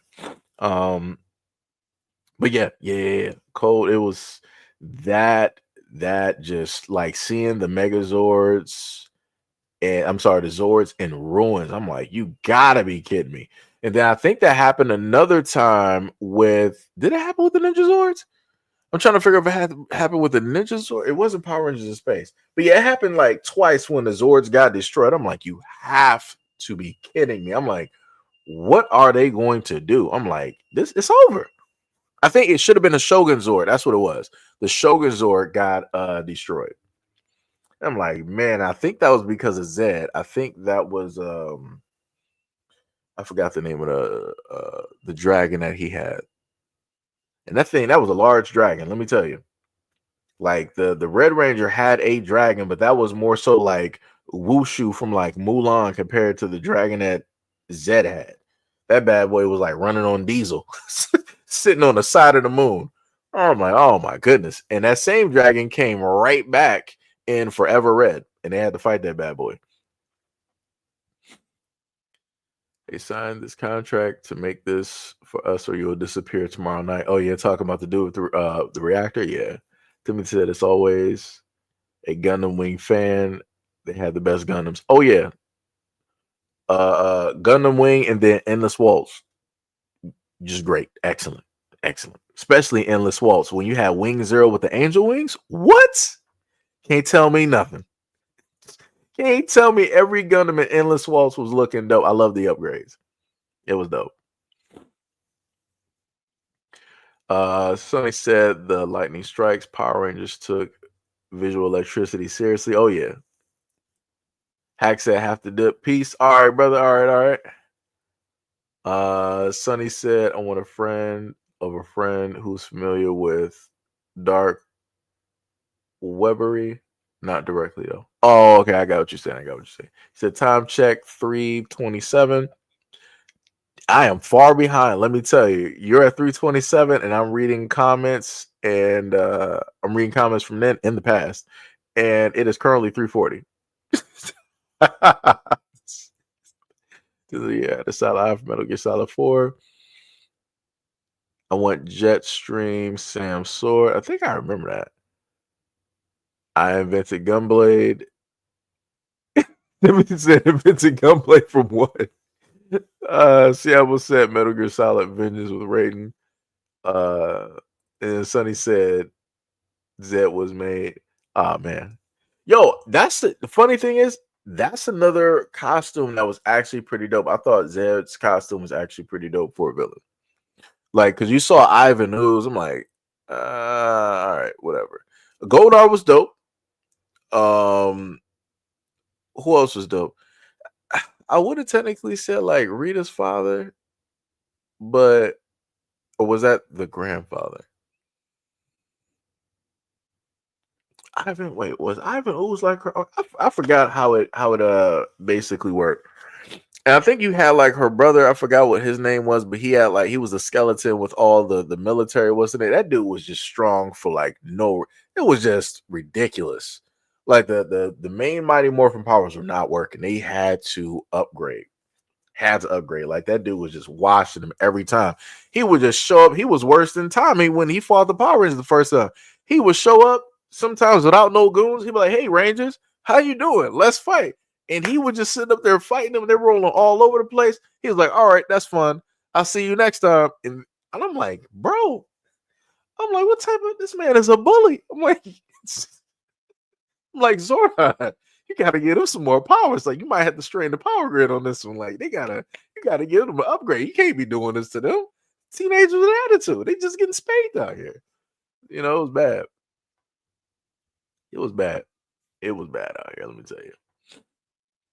Timothy said you talking about the sword that had a gun as the sheet. Oh, that was Squall was. Well, if I'm thinking Final Fantasy, Squall was the main one to have the gunblade. That was another dope weapon from anime as well. Gunblade was dope. You could both fight and shoot at the same time. He ain't beating that. And the man was fast enough to, deflect and what's the name bullets. That's a cold weapon. Cold. It was also in a funny thing in the comic book, for Power Rangers, you actually find out that Zed was a ranger. And the way that you found that out was when Zed was held in a prison with lasers, and he was just sitting there chilling. He was like, "Yo, you really think that this could sit up there and like hold me?" He's like, hold my beer real quick. Let me just break out of this prison. And you saw him say the word. I'm like, he better not say what I think he's gonna say. And that man was like, it's morphin' time. I'm like, oh my God. I'm like, you kidding me? I'm like, yo, that is insane. I'm like, that is insane. In the comic, if I'm correct, and I'm thinking about what C. Apple is talking about, he is possibly referencing the comic where Zed and Zordon were teammates, and Zed was training Zordon because I think they were like some type of like guardians or whatnot, or whatever. So technically, both of them were, Rangers. And that's sort of what they tried to show. And well, they did it a little bit differently with Rita, though, which was weird. So when you looked at the part with Bill with Cranston, who played, Zordon in the last Power Rangers movie, they showed him as the Red Ranger, right? You saw him like morphed up, and you saw like his other team, like they just lost. Like it was just Rita just washed all of them. And then you saw Rita in all green. Like instead of her just being like the normal Rita Repulsa, she was the Green Ranger. And they were trying to basically foreshadow and say, like, this is why Tommy has the power that he has, because Rita, she basically swapped. She was like, all right, I got my, my witchcraft, all that other type of stuff. I'm, strong already as it is. I don't really need this. So I'm going to sit up there and, have this representative in a sense. And at the end of the movie, they did have Tommy Oliver there. But I think what they were going to, I'm not sure, but I think they were going to have Tommy as a girl or something like that. Like I said, they were doing a lot of different stuff in the show. And I'm like, some of the stuff that, not in the show, in the movie. And I'm like, some of the stuff that y'all adding in here has nothing to do with Power Rangers. I'm like, y'all just doing too much. I'm like, you're adding the whole thing trying to, because okay, I'll put it to you like this. So originally in real life, the Blue Ranger, the guy who plays, I used to know all the names by heart. The actor who played the Blue Ranger, he is gay in real life, right? But when he played on the show, he played as a straight character, right? Just like how Sulu played in Star Trek. In real life, he's gay. He has a whole husband and everything, right? But when he was on Star Trek, he played the role as it was written, as a straight character, right? So in two different shows, in two different versions of the Power Rangers, they did this, right? On the internet version of the Power Rangers, that is technically the reason why they brought out the movie. Somebody made a real world, dark world version of the Power Rangers, right? Where instead of it being like teenagers with attitude, they, in a sense, they grew up and they're full-fledged adults and they're still Power Rangers, but they're just doing it real world wise in a whole different way. So it's violence and blood and all of that taking place. I think Kimberly, she ended up actually losing in that storyline. Kimberly lost her life because Rita took her. Tommy and Jason were still alive. And the rest of the Rangers ended up losing their life because Rita used her magic to basically appear or to hide. And she started taking out the Rangers one by one. So she took out Billy. He was completely, he's gone. Like all these Rangers are gone. Billy is gone. Zach was just sitting up there like training his hip hop keto. She caught him in training, gone again. Kimberly gone. So the only people that were basically left were Jason and Tom. And I think Jason lost a hand. I forgot how that happened. It was some type of battle that he had. He ended up losing his hand and everything. And I think they were fighting because they blamed each other for something that took place. But Rita again orchestrated everything so that she could finally get rid and take out, the Rangers for good. And I think in that instance, I think Jason, he also was gone as well. She took him out. So Tommy was the last one that was actually standing. So, like I said, that one was actually quite crazy. And then in the last movie that they had, they decided to make the Yellow Ranger a lesbian, and they brought that up for no reason at all. I'm like, what does this have to do with Power Rangers? Like, nobody in Power Rangers was ever worried about sexuality or anything like that. It was, teenagers' attitude. It's like Zordon is basically our grandmaster, our teacher, whatnot, or whatever. He enabled us these powers so that we can protect the world from the evil of Rita Repulsa, who is trying to do XYZ and all this other, type of stuff. Like I said, sometimes they do, a little bit too much. And I'm like, what are y'all doing? It's the same thing with Sulu and Star Trek. And I had brought that up in a video, he even stated himself, he was like, all right, yeah, it's like in real life, Sulu, the actor, is married to another man. He's openly, gay in real life, but as an actor, I portray the character as it is written. So he was trying to figure out, like, why in a brand new Star Trek movie you ended up putting that directly in the film, because that had nothing to do with the character or Star Trek. And like, he was thrown back by that. And like I said, when you got somebody who is literally the actor who played the role, and he's thrown off by why it is that you put that directly in the movie, that says a lot. That right there, it tells you a lot. So I think I bit the inside of my cheek. So we'll see how it is that they'll decide to do this Power Rangers, and what it is that they'll decide to, throw in there and have. Like, hopefully they will, go by, let's say, like the comic book that they have directly out there, which is actually pretty good. If nobody's seen the comic book, I would actually recommend people actually read it, and also go back to the other one dealing with the power grid, where it had Lord Draken, where the evil version of Tommy, he had, that dude was cold. He literally fused the powers of the green, white, and I think it was like one other.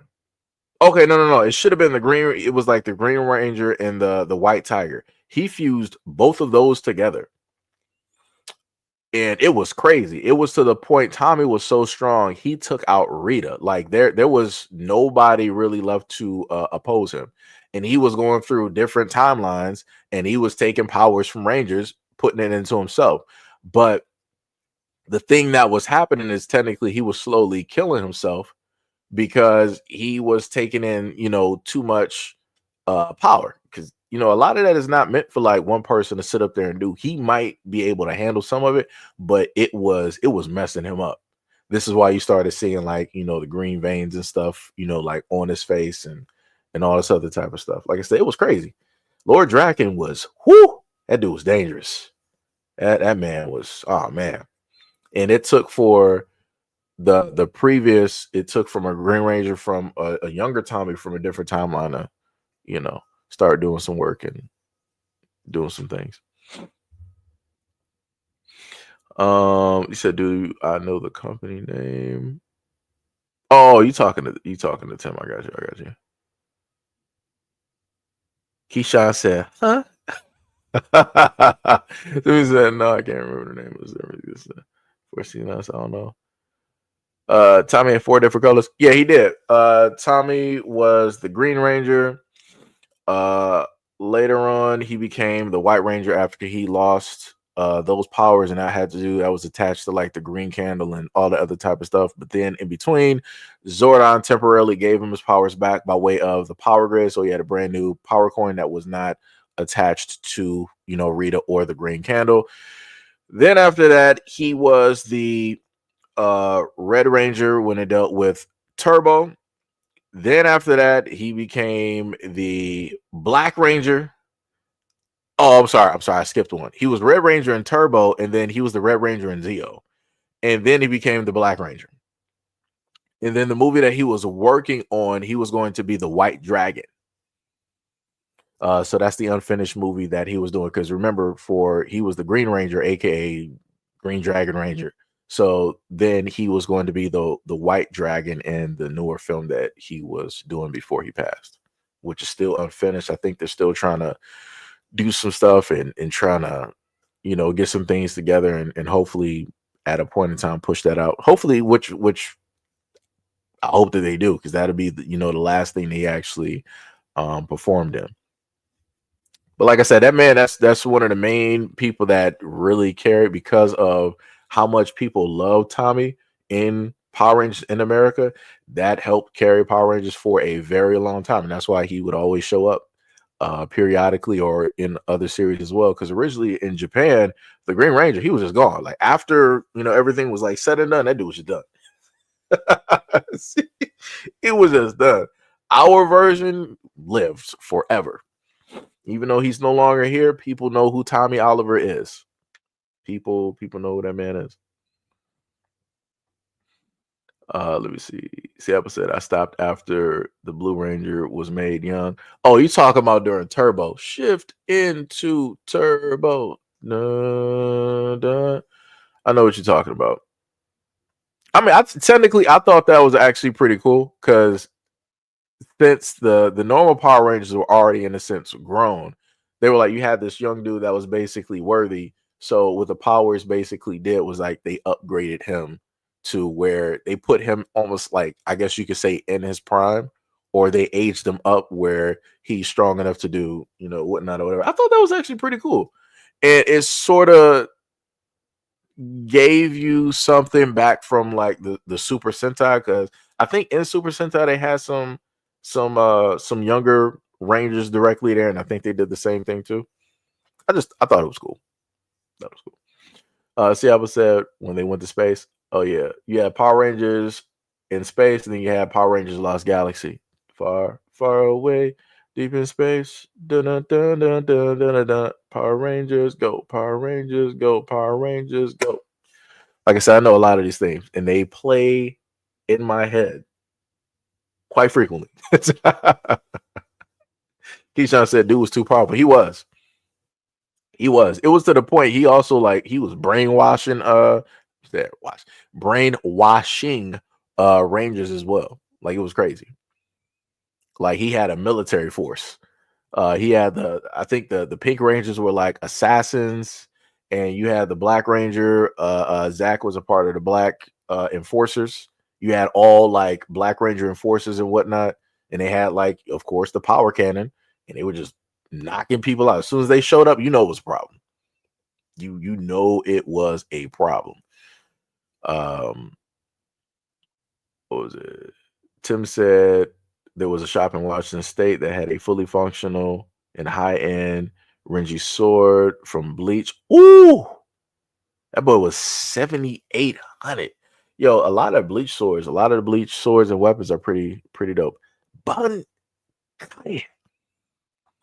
that sort of reminds me of it's Morphin Time. Like, as soon as somebody was saying Bunkai, but they didn't fully say it, oh, you about to get messed up.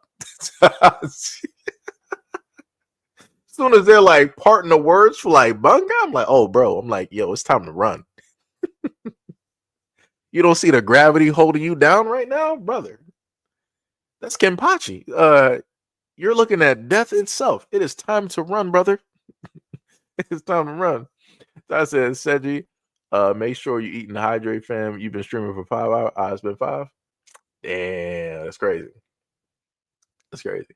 Hack said, I'm back out walking though. Hack said, what animes are y'all watching this season? You know what? I don't know. because like I told y'all before, like usually I'll kid you not. When I wake up, of course, like brush your teeth and everything, mouthwash and whatnot. Get directly on the computer, start looking up what's the name. So whatever I happen to pass by, if I'll put it like this: if I happen to watch anime, I happen to see clips because I'm scrolling through and I'm just watching stuff. So every now and again, I'm watching replays of Dragon Ball, any of the Dragon Ball Z movies that came out. Maybe some stuff of some animes. It used to be on my algorithm. I used to see a lot of stuff dealing with Naruto and One Piece. Now, for whatever reason, that's not even mixed in my algorithm. I'm like, yo, this is crazy. I'm like, for the longest time possible, that was a part of. Oh, you know what? I think that's because I'm on my other X account. I think that's why, because I think I might have trained my other X account for gaming and anime. I think because at one point in time, I kid you not, I could sit here for about like an hour or something. I'm watching clips of. It almost feel like I'm watching full episodes of Naruto. I'm sorry, Boruto and what's the name?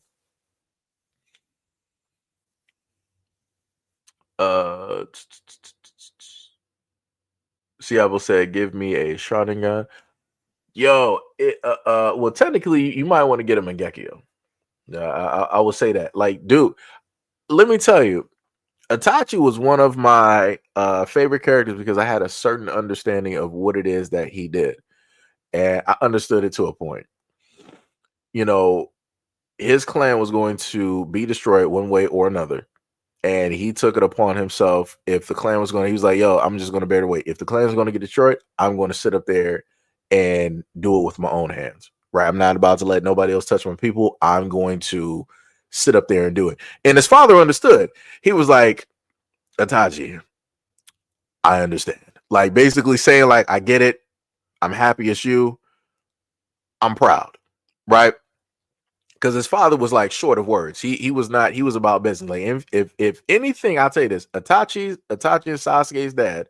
If anything were to happen, he's throwing hands first. He's not asking questions. He's throwing hands. He's looking at you. He's like, oh, time to throw hands. Itachi is basically his father. Sasuke is more of his mother, right? And even during that time of Itachi being like as hard as he was at the age that he was, I think he was like a Jonin at a very young age because he was a genius. He had a little girlfriend that he was interested in. And again, she had to get dealt with too. Like everything that he loved or had happiness in, anything that he was about to do, all of that had to go because of the mission that, transpired. And, that was tough. Itachi was somebody not to be messed with. And all for people to find out that technically, if you think about it, Itachi is blind. Like he has a terminal illness. I want to say maybe he had like cancer or something like that. Because that's usually how it works whenever you have some of these super strong genius level type of characters. Itachi, all during the times that you're watching Itachi fight, not talking about his younger years where he took out, his clan. But when he's with like the Akatsuki and everything, that dude is sick. This dude literally has a terminal illness and he's messing up everybody. Orochimaru thought he was really doing something, wasn't doing nothing.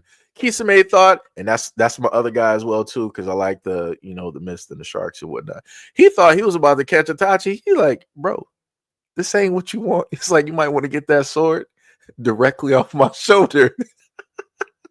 Because Itachi, he was already prepared. He was like, oh, you about to do this? Let me hit that Piccolo pose real quick just to let you know. Like, he was just, he was all over the place. The one person that Itachi, in a sense, had a problem with was Jiraiya. Shout out and RIP to, Jiraiya. That was the one person that he had a problem with because he was like, oh, this dude is sitting up. He's using like frogs. Like, what's going on with this wall? He was like, I actually got to do this. This is going to mess up my eyes again. I'm a Tarasu. And then he got everybody directly up out of there. But yeah, you dealing with a dude with a terminal illness and he's blind. Come on, that man is tough. Can't nobody tell me no different. That's why my backgrounds and my screensavers, I had Itachi just sitting there just watching. You saw like the crows and and everything. And then that's the other thing I like too, because anytime I saw the Crows, I immediately thought about Brandon Lee, who was Bruce Lee's son, who played the Crow. I feel like, thinking about it, maybe that's where they got the symbolism. That's probably where they got some inspiration from. Because the Crow was like back during like the 90s. I'm not sure. I know a lot of the mangas were in the 90s. I'm not sure. I think, was Naruto like 98? That might have been like 98, 99 or somewhere in there. Because for Dragon Ball Z, GT was like, what was that, like 90? Was it 98 or something like that? Like it was far back. So Oh, Star Child, I know the show you're talking about. Yeah. Yeah, the show is dope. That show is dope. I'm not gonna try to butcher the name, but yeah, the show is dope. Keyshawn said Itachi really had it all, had to give it all away. Plus fucking yeah. Like that dude was out there. That man was out there. And then, you had the misplaced hatred of Sasuke, because he didn't know what was going on. He was like a young kid. So he was like, yo, y'all basically like took out my brother and da. I hate to leave. I'm coming after, like everybody. Anybody who steps in my way, it's over. That dude, he thought he was the one. He thought he was that hard up until that episode where you had him do Naruto did the Rasengan, and then you had Sasuke doing the Chidori. And they both hit those water tanks. And Sasuke was like, yeah, you lucky Kakashi was here. You would have got cooked. And then he decided to like duck off because he thought like that really showed how powerful he was. And then he landed and he saw the back of those water tanks. He was like, what? He understood how there are power gaps in anime at that moment. the look on his face on how shook he was, because he was going to be obliterated. Like his internal org, he was going to need a lot of healing ninjas. Let me tell you, he was going to need Tsunade to sit up there and heal all of that damage. Like he was going to be done. He's going to be done. And then that's when he got mad and he was like, yo, I gotta sit up there. I gotta do the cheap stuff. Orochimaru, give me the curse marks. Give me the curse mark. Oh man. And the craziest part is, I liked, in a sense, because you always got to have a villain character that everybody likes, because Orochimaru is similar to Frieza in a sense. The only difference is Frieza is technically like an adult child, while Cooler is basically the older brother, and then his father's just, whatever. Then you got Lord Chill, who's basically the grandfather of all of them. Orochimaru is just basically he's like the what's the name character from Bleach. He's the other scientist, and that dude is like prepared for anything. It's like, oh, you blew off half of my body? No problem. This ain't even my real body. Let me just sit up there and take a couple of these antidotes. Doop, doop, doop. Body right back, brand new. I'm like, who does this? I'm like, this man experimented on himself so much that he could just create different parts of his body and do, all of these, other types of things. And then his Bunkai was like a giant baby that sprayed out poison. Crazy. But the thing that was like with Orochimaru that was just like killing me. I'm like, dog, Orochi, like, why are you always after the kids? I'm like, in anime, there, for whatever reason, there's always somebody there that is after the kids. I'm like, why do y'all do this every time? Why? And especially to the characters that that people are going to sit up there and like, this is like the same thing with like Hunter x Hunter, right? You got the dude that looks like a clown. He, for all intents and purposes, he's very interested in the power that two of the main characters, who are kids, basically have. And I'm like, that's not good. That's not good. That's not good. There's a few other anime characters I can list, throw directly up there. People always like to get on Master Roshi and Jiraiya, and the other guy from Inuyasha, who was the priest, because like they're lechers, they like, you know, women and all of that stuff. At least they like people of age. That's what I was saying. At least they actually, you know, are liking like women and go after them. I'm like, they're not sitting up here doing, you know, this highly questionable, you know, type of stuff in animes. You know, uh, he said Naruto killed off the best character, Itachi, Jiraiya, the Bone guy. Oh yeah, he was dope too. Him and Rock Lee's fight, yo, Rock Lee, Drunken Master. Oh my god, oh my god, yo. Let me tell you, one of the hardest fights that I've seen in Naruto that I love, that I've watched repeatedly every now and again, was Guy versus Madara. That for me was one of the hardest fights, other than, you know, Sasuke, when they're older, Sasuke and Naruto teaming up against the Otsutsuki, one of the Otsutsuki. Minus that one, when Guy had that fight, I'm like, let's go. I'm like, this man was sitting up there, he was heating up on Madara. He didn't even know what to sit up there and do. Then you had the team combinations of Minato. He was like, oh, you about to hit Guy with these black orbs? Bow, I got you, Guy. And then like Guy like went for, oh man, what? Kakashi came in with the eye real quick, opened up that shell. Guy sat up there and caught him with the, oh man, come on, man, come on. Let me tell you, I'm probably about to sit up and try to find that on X real quick and watch that again and eat some food. Man, that was a hard fight. Let me tell you. Timothy said the main issue of Boruto is Boruto. See, this is the thing. If you're talking about Boruto when he's first starting off, that's the same thing that people said about Naruto. Oh, believe it. That's my ninja way. Right? People got tired of it. It's like, yo, I'm tired of you saying this. It's like, can you grow up? Can you stop saying that? So then when we went to Shippuden, you saw the more, you know, sort of kind of adult like Naruto. You saw where he was going to be, right? You saw him he shed that more, you know, child kid type image. He was more serious, right? You saw the relationship that he was having with Hinata and his feelings and everything like that, and how he was moving with that and how much he cared, and how he grew in caring about and loving the Leaf Village, and then how the Leaf Village really loved Naruto when he originally was an outcast, and they were like, he's a, you know, this, that, and the third, and he got this demon inside of him, and that's a demon that was going to do this, that, and the third. After Naruto has done so many things for that village, he now officially had a family after being, in a sense, orphaned. But the only reason he was orphaned was realistically because of the Nine Tails, you know, during that time, his parents given their lives in order to save the people of, you know, the village. So it's technically a 360 in a sense. They sacrificed their lives in order to save the village, and he put that into Naruto. Naruto then used that same power that took away his parents to save the village a multitude of times.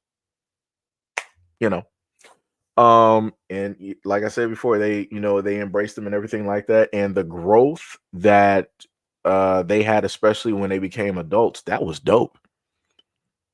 And being able to just be during that time and watching them grow from like when Naruto was there to when Naruto was in Shippuden to like Naruto in Boruto is dope. And now you're watching that same thing with Boruto. The only difference is Boruto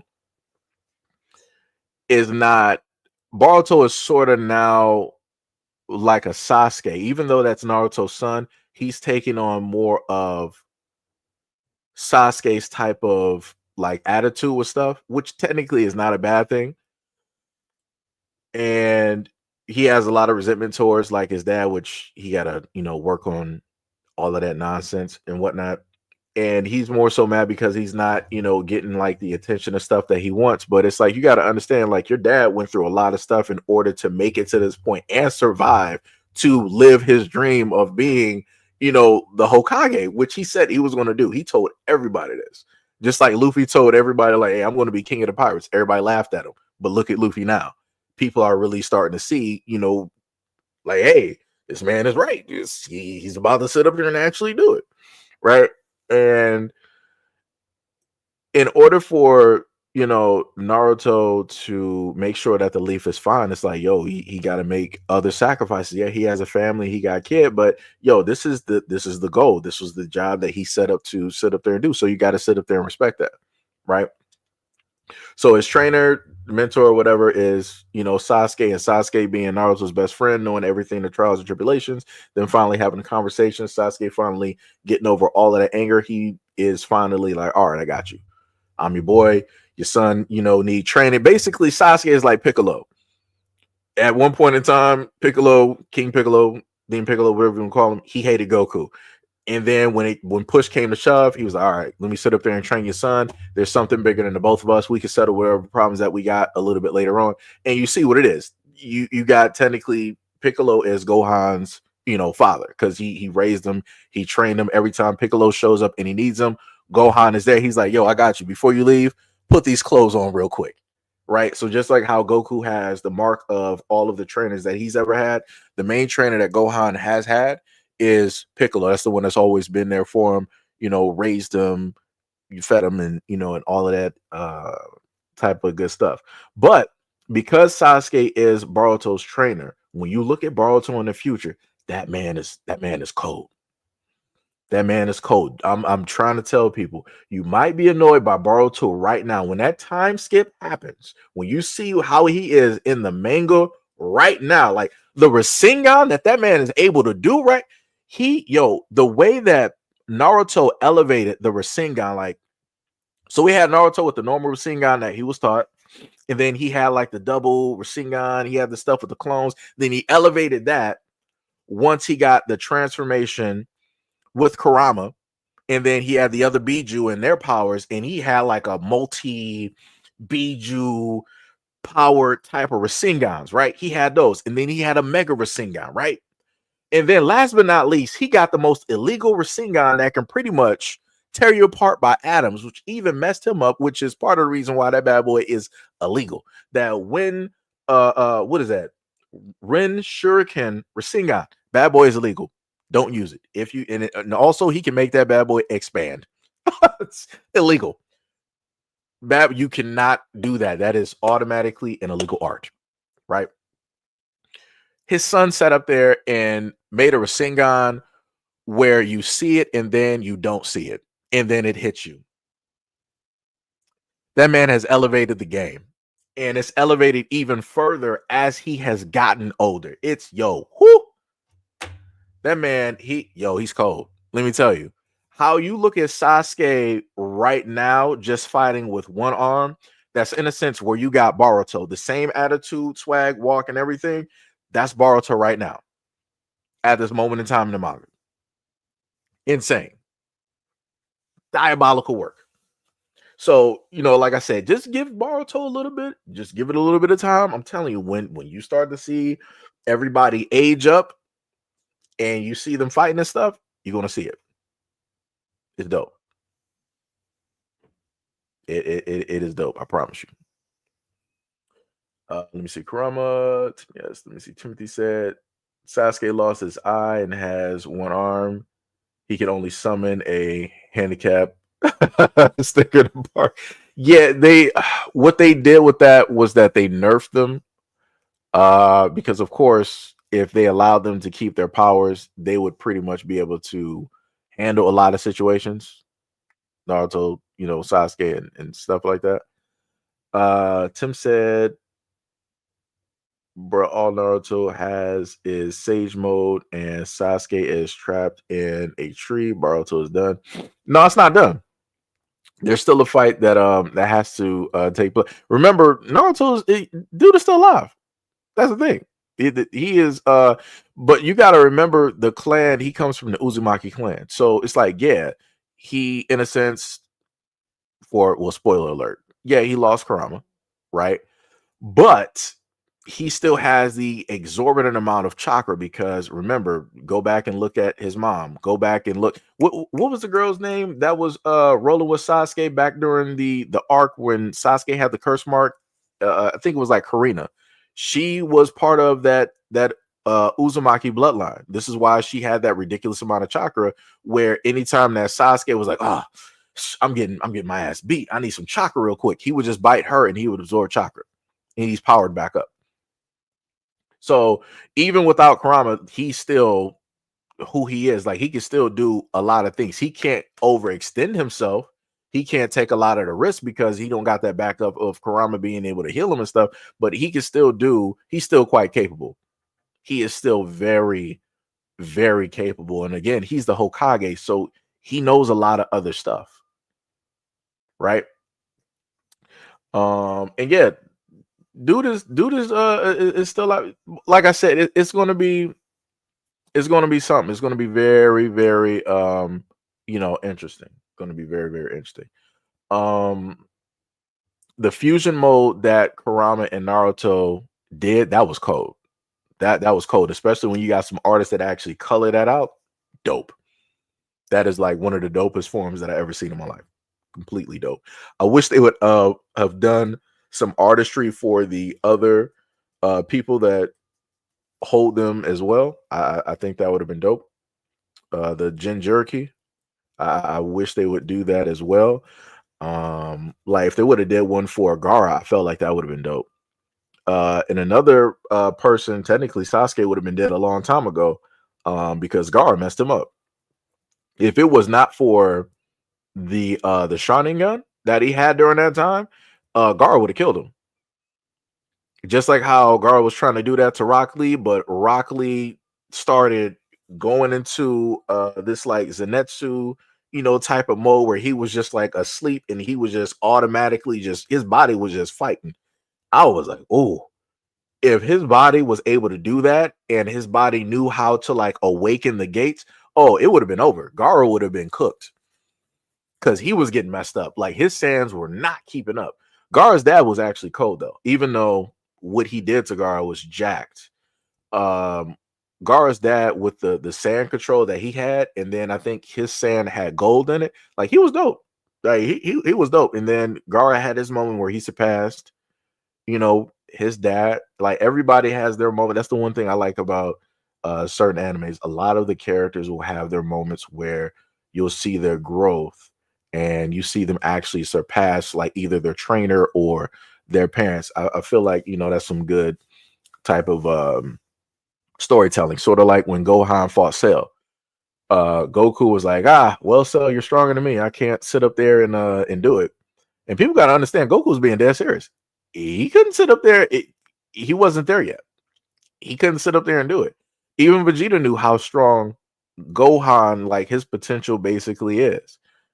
Piccolo was the only one. I mean, they're both Saiyans, of course. Piccolo was the only one that was like a parent. Like he was the only one like a father. He was like, yo, Goku, what are you doing? It's like, yo, this is your son. This is your child. He is scared. He is not a warrior. He is not like you. You're putting your son up there for slaughter. And then Goku, he was still laughing. He was like, wait a minute. He was like, yo, you're right. He was like, yo, what was I thinking? Like, what am I doing? It's like I really actually like put Gohan up to this, and it's like, what if what I thought was going to happen doesn't happen? It was like, yeah, it's like that's bad. But luckily, things worked out. That breakthrough happened. He ascended, became Super Saiyan 2, and he just started flooring.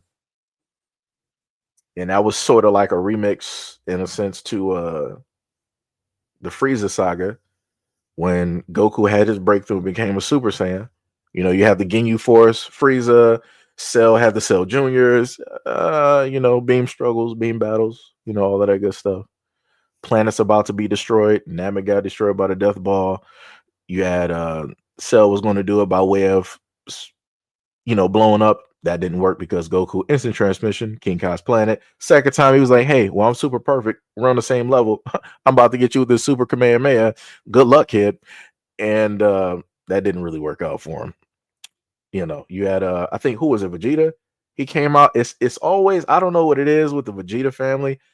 It's always that last little bit of energy, which is the strongest in any attack, and they'll just hit somebody with it. Because little Trunks did that to Broly. I'm like, bro, that little orb that was waffling in the air really did that. And Broly was like, huh? What is it? And then Goku was like, no! Father of Son Kamehameha. Dopest thing ever. Let me see. What was it? Timothy said, "It's not the story; it's the writers that gave us dinosaurs instead." Da, da, da, da, da. Question: what was Sasuke's original music score? I'm not sure.